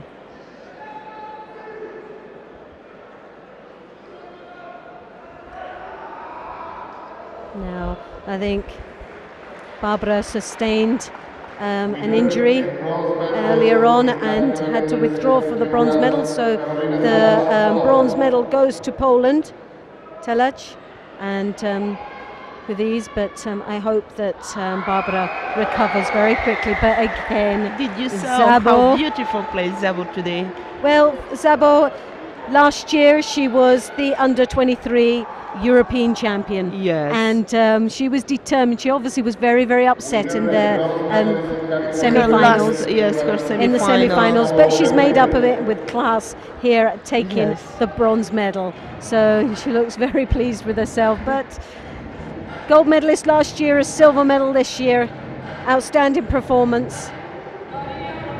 Lucy Perot, 2011 World Championships under 20, took her a 5th place, and in 2010 the European Championships under 20, 5th place, and back in 2010 obviously at the European it was here, so a little bit of a home territory, but a 5th place and well deserved, but just didn't get that one place better, which she most probably was hoping for, I'm quite sure.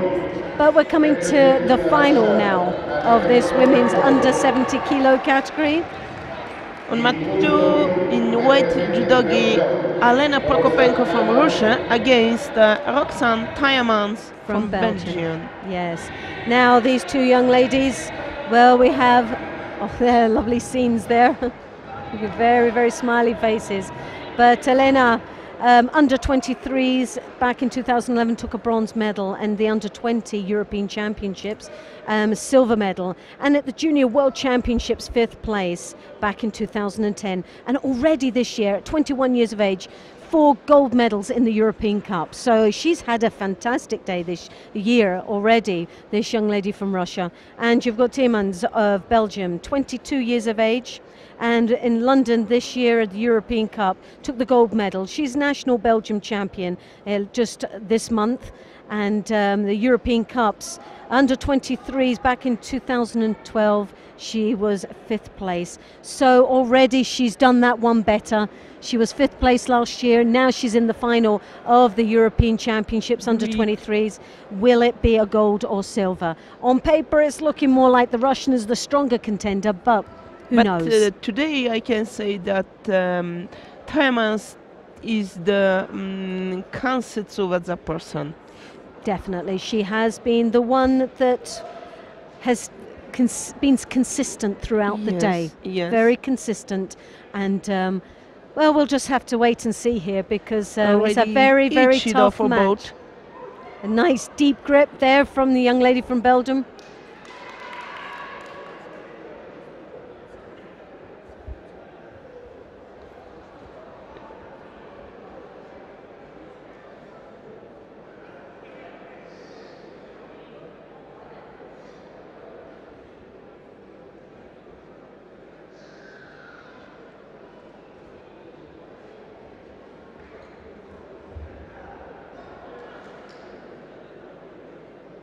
Now Roxanne there looking in the Niwa, so very, very strong indeed. We have seen that when she had the Jujikatami against Barbara. And that's where Barbara sustained that injury.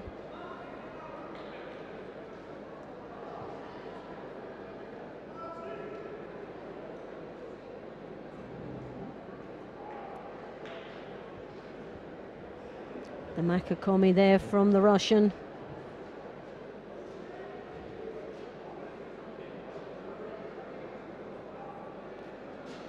Little bit fast stop for Newadze.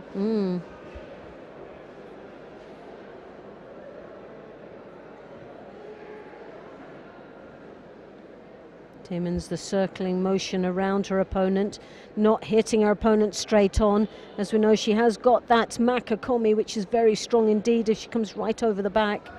And then she goes there very high in the hips, but a lovely Kochi Gari there. She stumbles the Russian over.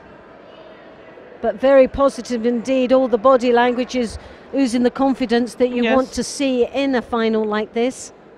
And here is the result. Second Shido for Prokopenko.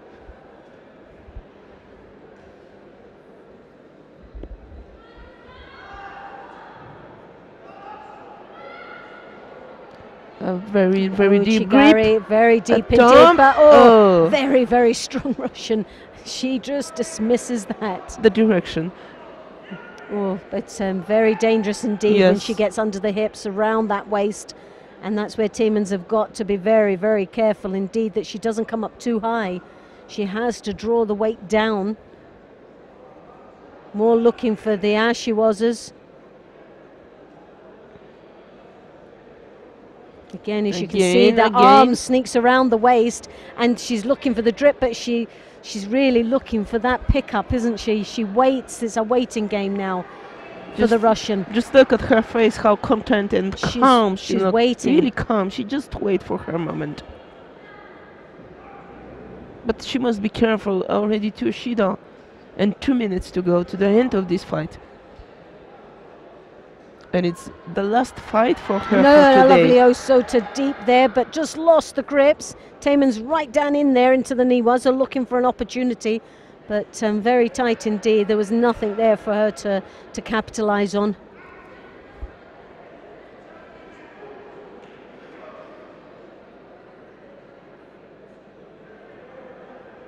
Kind of little injury. That's probably just a scratch of some sort. Something there, yes. It's on the thumb there. But yes, just a little scratch. Happens sometimes. Well, for health and safety, it's covering it up so that it doesn't it avoids any blood spillage. To be clean. But she seems comfortable enough anyway. Look at that. It's a little bit of a grin there on her face, as if she's actually quite happy the way it is going right now. So obviously that's a little bit of confidence there. 1 minute and 50 seconds to go. There's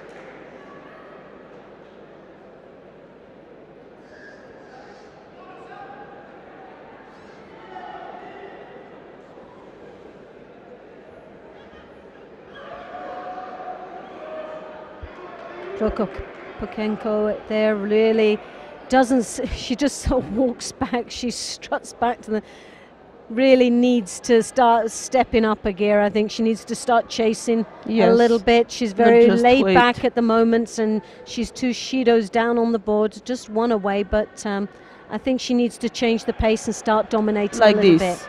That's a little bit better now. Like this, and to continue like this.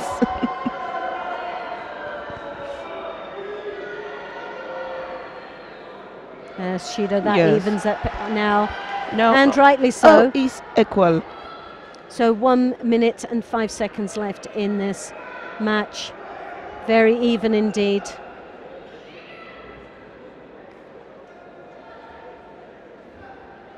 Up, good to turn for Sotogari.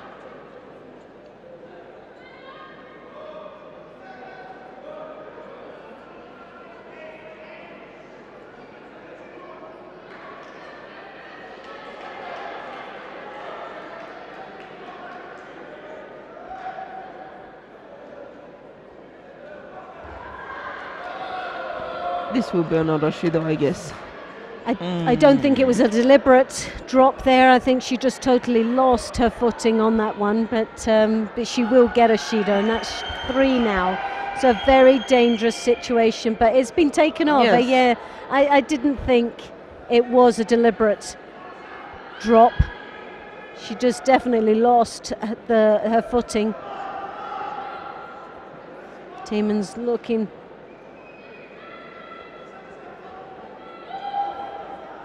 Oh, and a lovely counter attack there.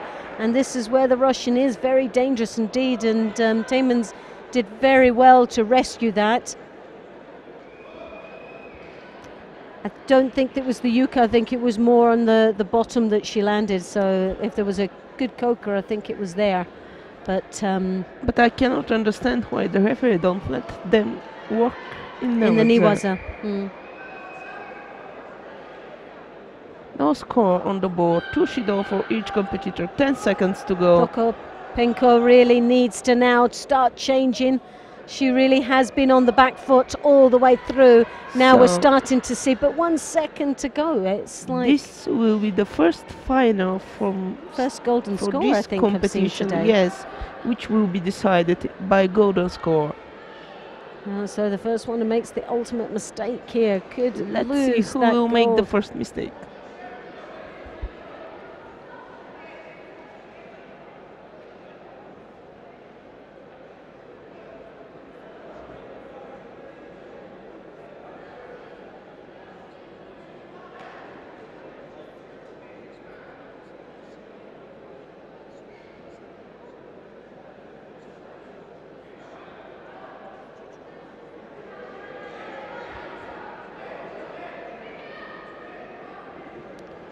Again, a good attack from Tiemens. Always first off the grip. Prokopenko looking for the counter. Is that enough? Just a waiting game, isn't it? And this is where Tiemens has got to be so careful. It's really, She'll really be difficult very, to very say. close to a yuko there. Very close. Prokopenko made a counter-attack. Yes.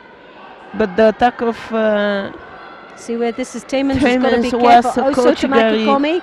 Oh, and gets herself in some real sticking problems here. Looking to yank that arm out. yes, Oh, she's yes! the Kansetsu master of this competition. Fantastic.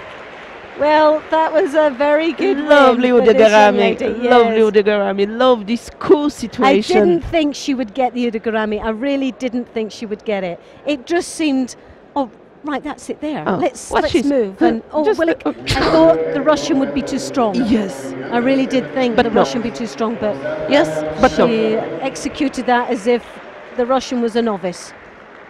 No, she was on the yes, hip and on the elbow. Very, very close to Yes, a yuko. That yes. was very close indeed.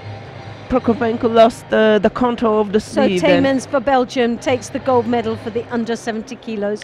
A Well done great for them. finish there we see. Yes, Some lovely niwaza there. awesome. Very, very good indeed. It's actually not a technique you see very often. No, No, you don't see that one very often. but this was, as I said, it's a school technique, school situation. Yes. 73 kilograms. So that puts Belgium with a gold medal on the medal table. Well done to Belgium. Yes. Now we will follow the awarding ceremony in category 73 kilograms. On third place, Felix Galois from Russia and Samvan. The medals will be presented No. by Mr. Hans Enrico Parlati from Italy took the other third place in category 73 kilograms. Third place and bronze medals for Enrico Parlati, Italy, and Felix Gaulan, Russia.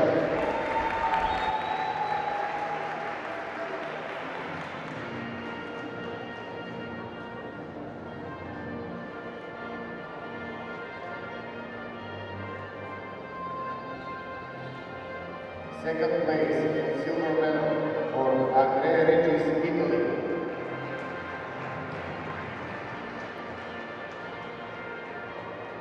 First place and gold medal for Jonathan Alardo, bells.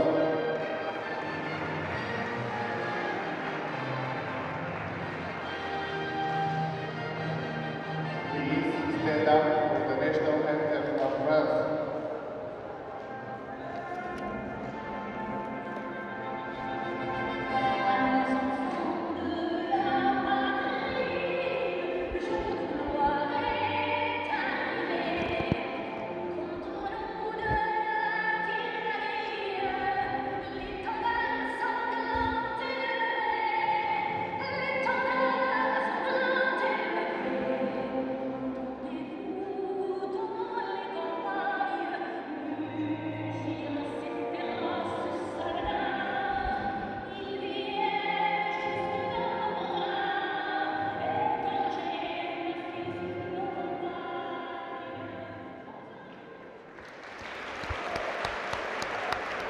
The diplomas will be presented by Mr. Samokov, General Secretary of Bulgarian Judo Federation.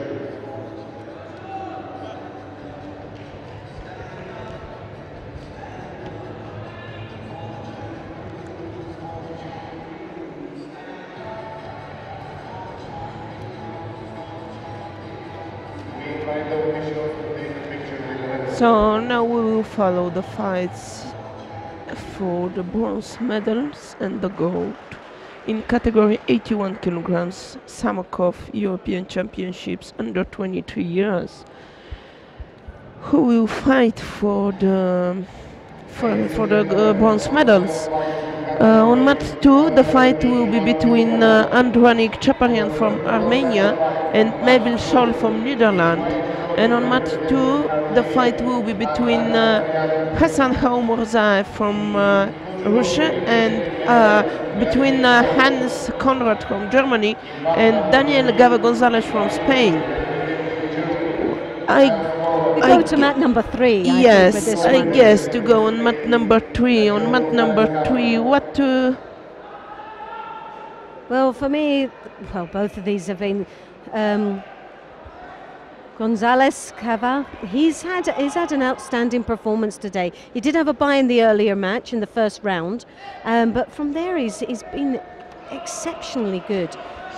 Surprisingly, I Yes. was very, very surprised on his performance and how strong he really was. But Konrad has been very consistent throughout the day, very strong, and obviously the Germans have produced some fine athletes, and this young man is no exception. He's And is Konrad. first. Oh! Konrad. Lovely throw there, but let's see that again. I'm not quite sure what happened there, but Konrad won third place in European Cup Wazari. Boresh. And right now he won a Vazari. We just saw so it. a great position now for Konrad to be in. Yes. Third place won also in IGF Grand Prix in Tashkent. Second place in European Cup in Sindelfingen.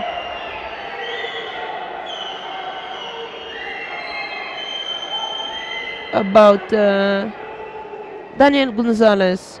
He won this year first place in Spanish Championships under 23. Third place at EJU European Open Cup in Lignano. See, under 20.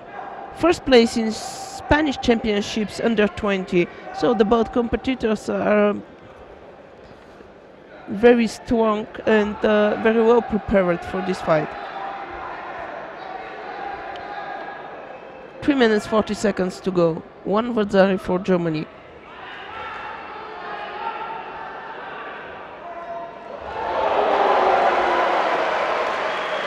And the Armenian just won an Ippon on mat number 2.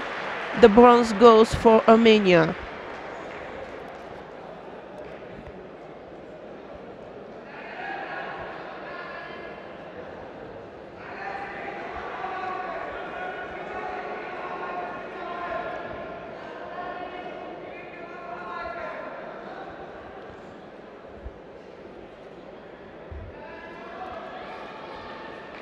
Winner and bronze medalist in category under 81 kilograms, Adrian Chaparyan, Armenia.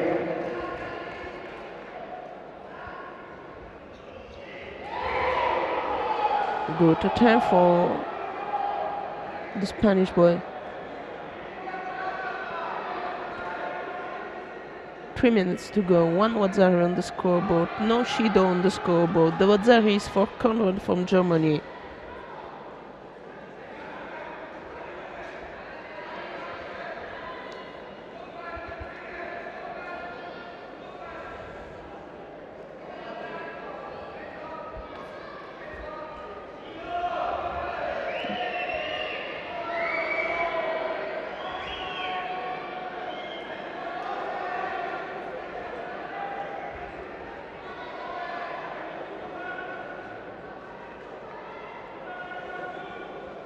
One Shido for Konrad. 2 minutes 30 seconds to go.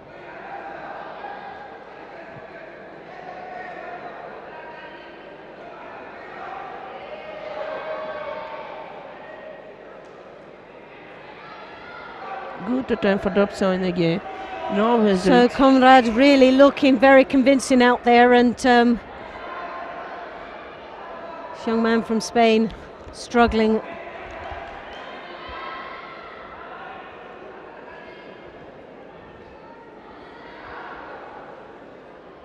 Again, a very deep Makokomi there. Lovely entry for Gonzalez Cava.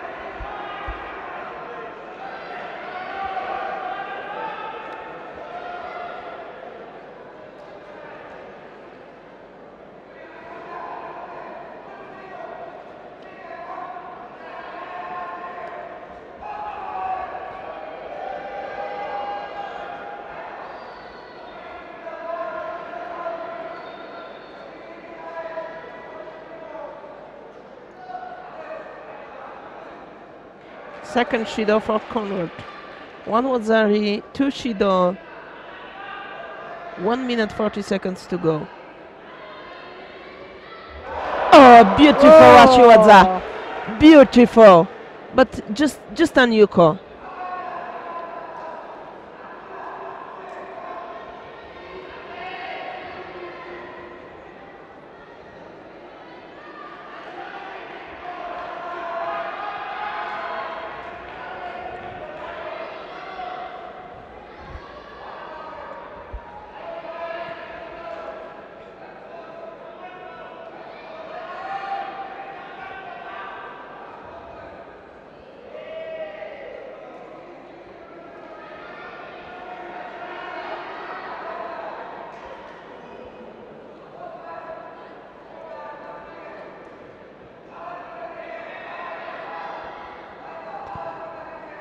.50 seconds to go to the end of this bronze final. Good time for drop zone again from Konrad.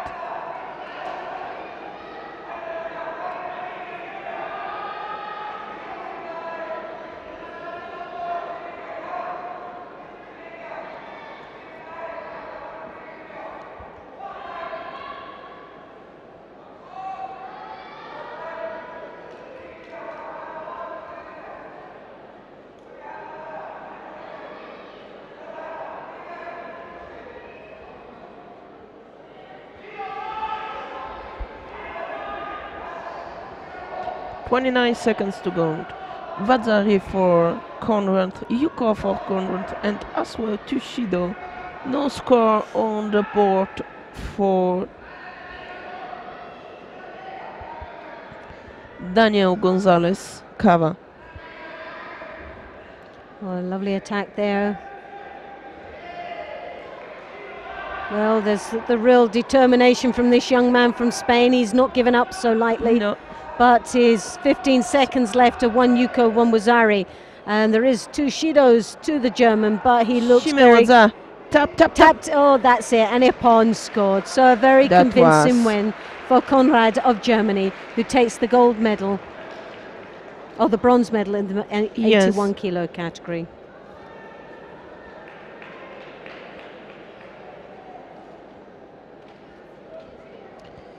So now we'll be very, very noisy into the hall. Oh, this is the one The you've been seats waiting are for. full.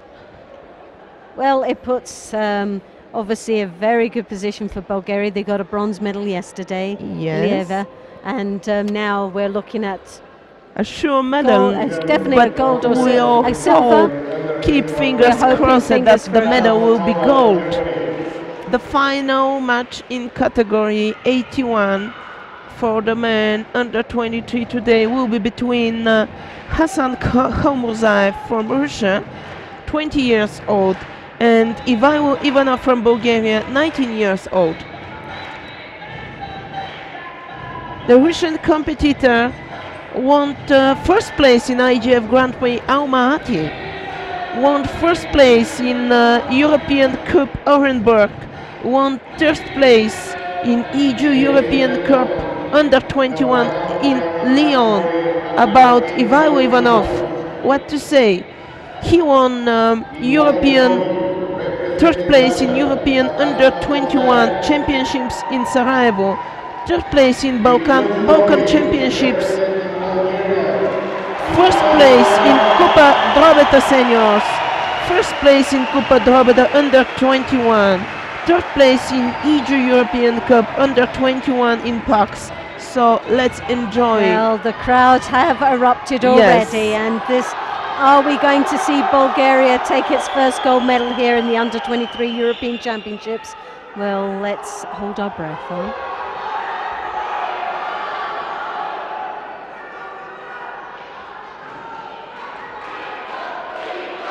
And the crowd are chanting his name. It's little change of. Oh, and a lovely attack there, but the Russian is really. Shiwadza Uchimata. 4 minutes 40 seconds to go.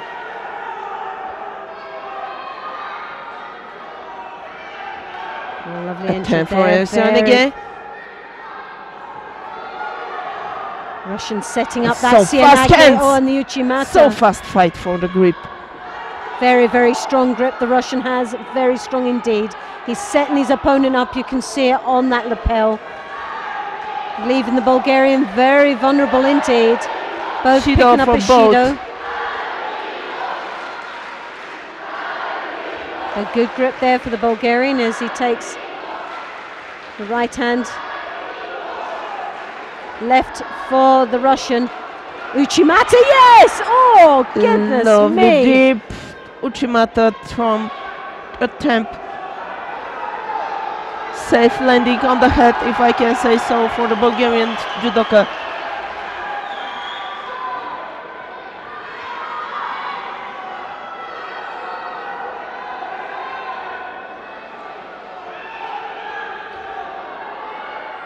The Russian coach showed the bad habit of Ivailo Ivanov to keep hand on the lapel. Yes, yes. It's a big, yes. He's got to be careful, he does it every time. Now he corrects himself. Well, it was very obvious in the semi-final, and I'm surprised that no one has picked it up. Not yet. Not Till yet now. Anyway. Finally. Oh, good attempt. That's so beautiful. Great combination of attacks there. It's Still nice to watch those young fighters.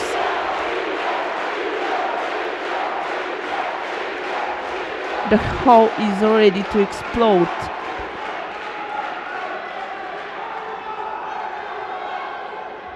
Oh, and a lovely drop there from the Bulgarian, who continues to rotate over, looking for the Niwaza. Khomurzaev really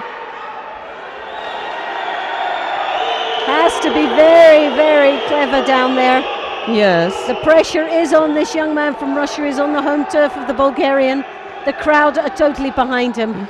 There's 2 Shidos on the board though for Bulgaria. Oh, and a lovely counter attack there. Real 2 minutes 40 seconds to go. No score. 1 Shido for Khomurzaev, 2 Shido for Ivanov.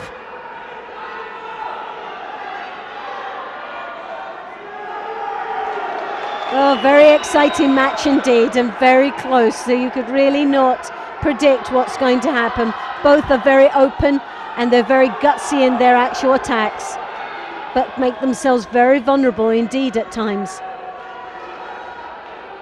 Kahalazev there looking very strong with that left hand in that directs both backwards and forward attacks.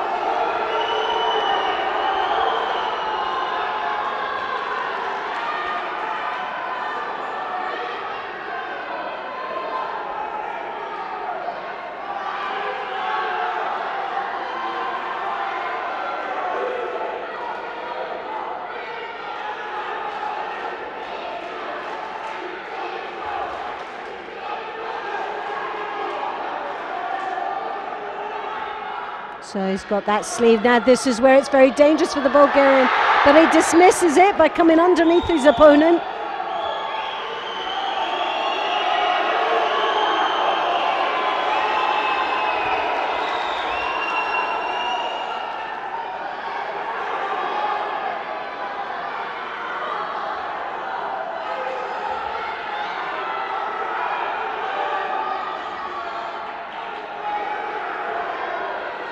Both have got very strong grips there. Tomanakis, there's, oh yes! Oh, yes! Yes! That is fantastic, Tomanagi. I'm so sorry about my emotions, but it's so beautiful. It was beautiful.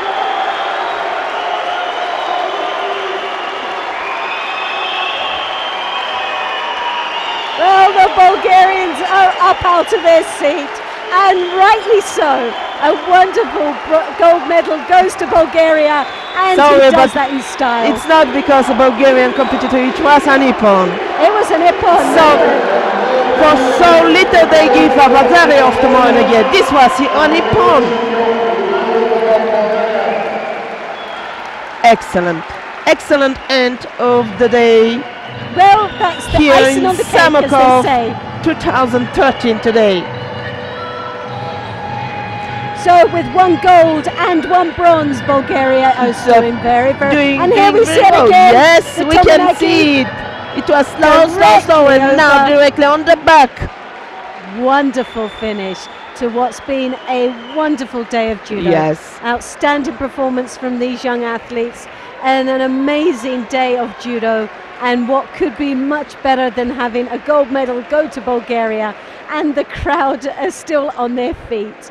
What an amazing day that this crowd has, and what wonderful supporters. Very knowledgeable indeed, and very supportive, not just for the Bulgarians, but for all the everybody. athletes. Very nice, fair, clear game we saw from the both competitors. They exchanged so fast attacks and counter-attacks. It was beautiful.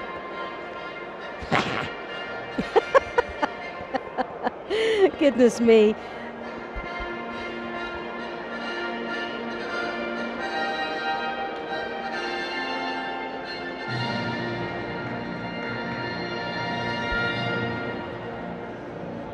And you are very proud of filling in that sheet there with Bulgaria's #1. And I've never seen someone smile so wide. Oh, well, the excitement is there. We're still on a high, and we will be all day and all night, and the celebrations will continue throughout the evening. But it has been overall a wonderful day of judo. And I do hope that those who've joined us for this final block for the second day of the under-23 Europeans have enjoyed it as much as we have, and as much as Valerie has, I'm sure. But we're just watching the final presentations of the women's under 70 kilos.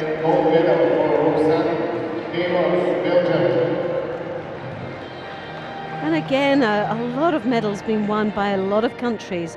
We have Bulgaria with the gold medal. You have Austria with a gold medal. France with a gold medal. Belgium with a gold medal. And silver medals from Russia. They picked up 2 today. The Italians picked up 1 silver medal. The Germans picked up a bronze. Armenia, Hungary, Poland, Russia, and Sweden and Croatia all picking up the bronze medals. So again, a wonderful day, and the medals spread quite wide apart. So, but I think this.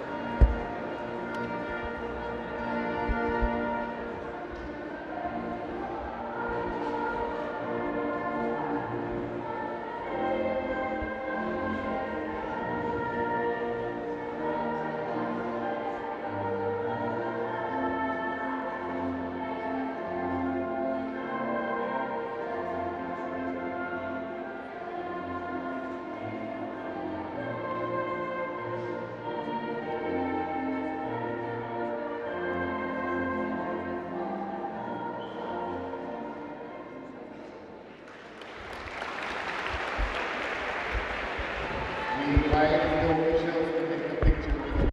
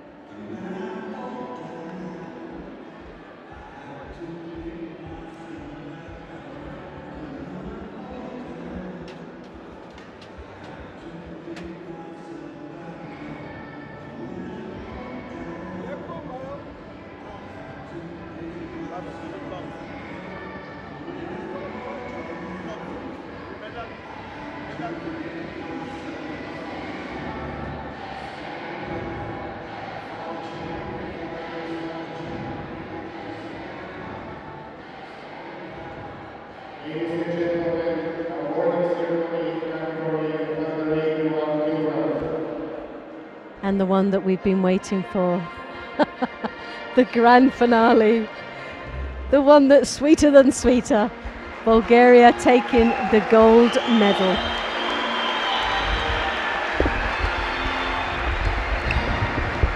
Well, you couldn't ask for a nicer finish to what's been a wonderful day, and we're going to just see and hear the appreciation of these young men. Yes, it's so nice. They brought us so much joy today, from the morning to the final fight. Such of nice, beautiful judo techniques, clear and really fair play. This is the beautiful side of our sport. Definitely, yes.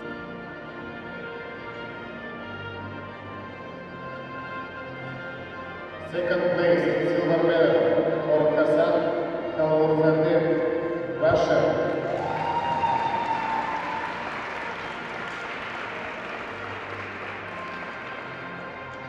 First place and gold medal for Ivan Bulgaria. I love this sound.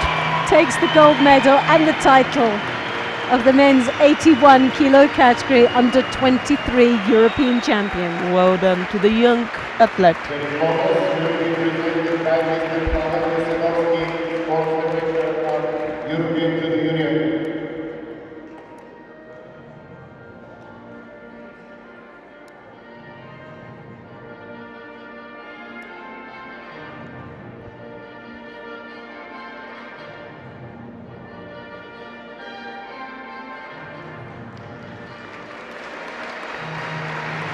stand up for the national anthem of Bulgaria.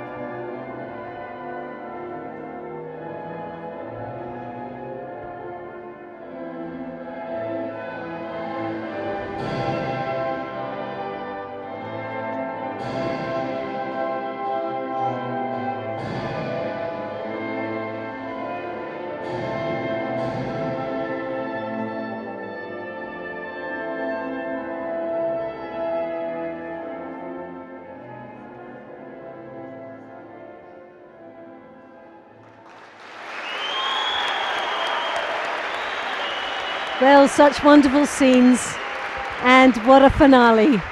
As we say, the cream on top of the cake, and what could be not finer than Bulgaria taking the last gold medal of the second day of this under-23 European Championships. Well, I hope you've enjoyed it as much as we have here on the second day in Bulgaria for the under-23 European Championships. And the medal table still stays with Romania on the top with the 2 gold medals, but very close behind is Russia with 1 gold, 3 silvers and 3 bronze medals, and France now comes into the table up there with the 1 gold and 2 silver. Hungary then in 4th position with 1 gold and 1 bronze, and a 5th and a 7th place. And Yes, in the 5th position, which will make you very smile a lot, is the 1 gold from Bulgaria and the bronze medal that we had yesterday. And we have 2 hopes for tomorrow too.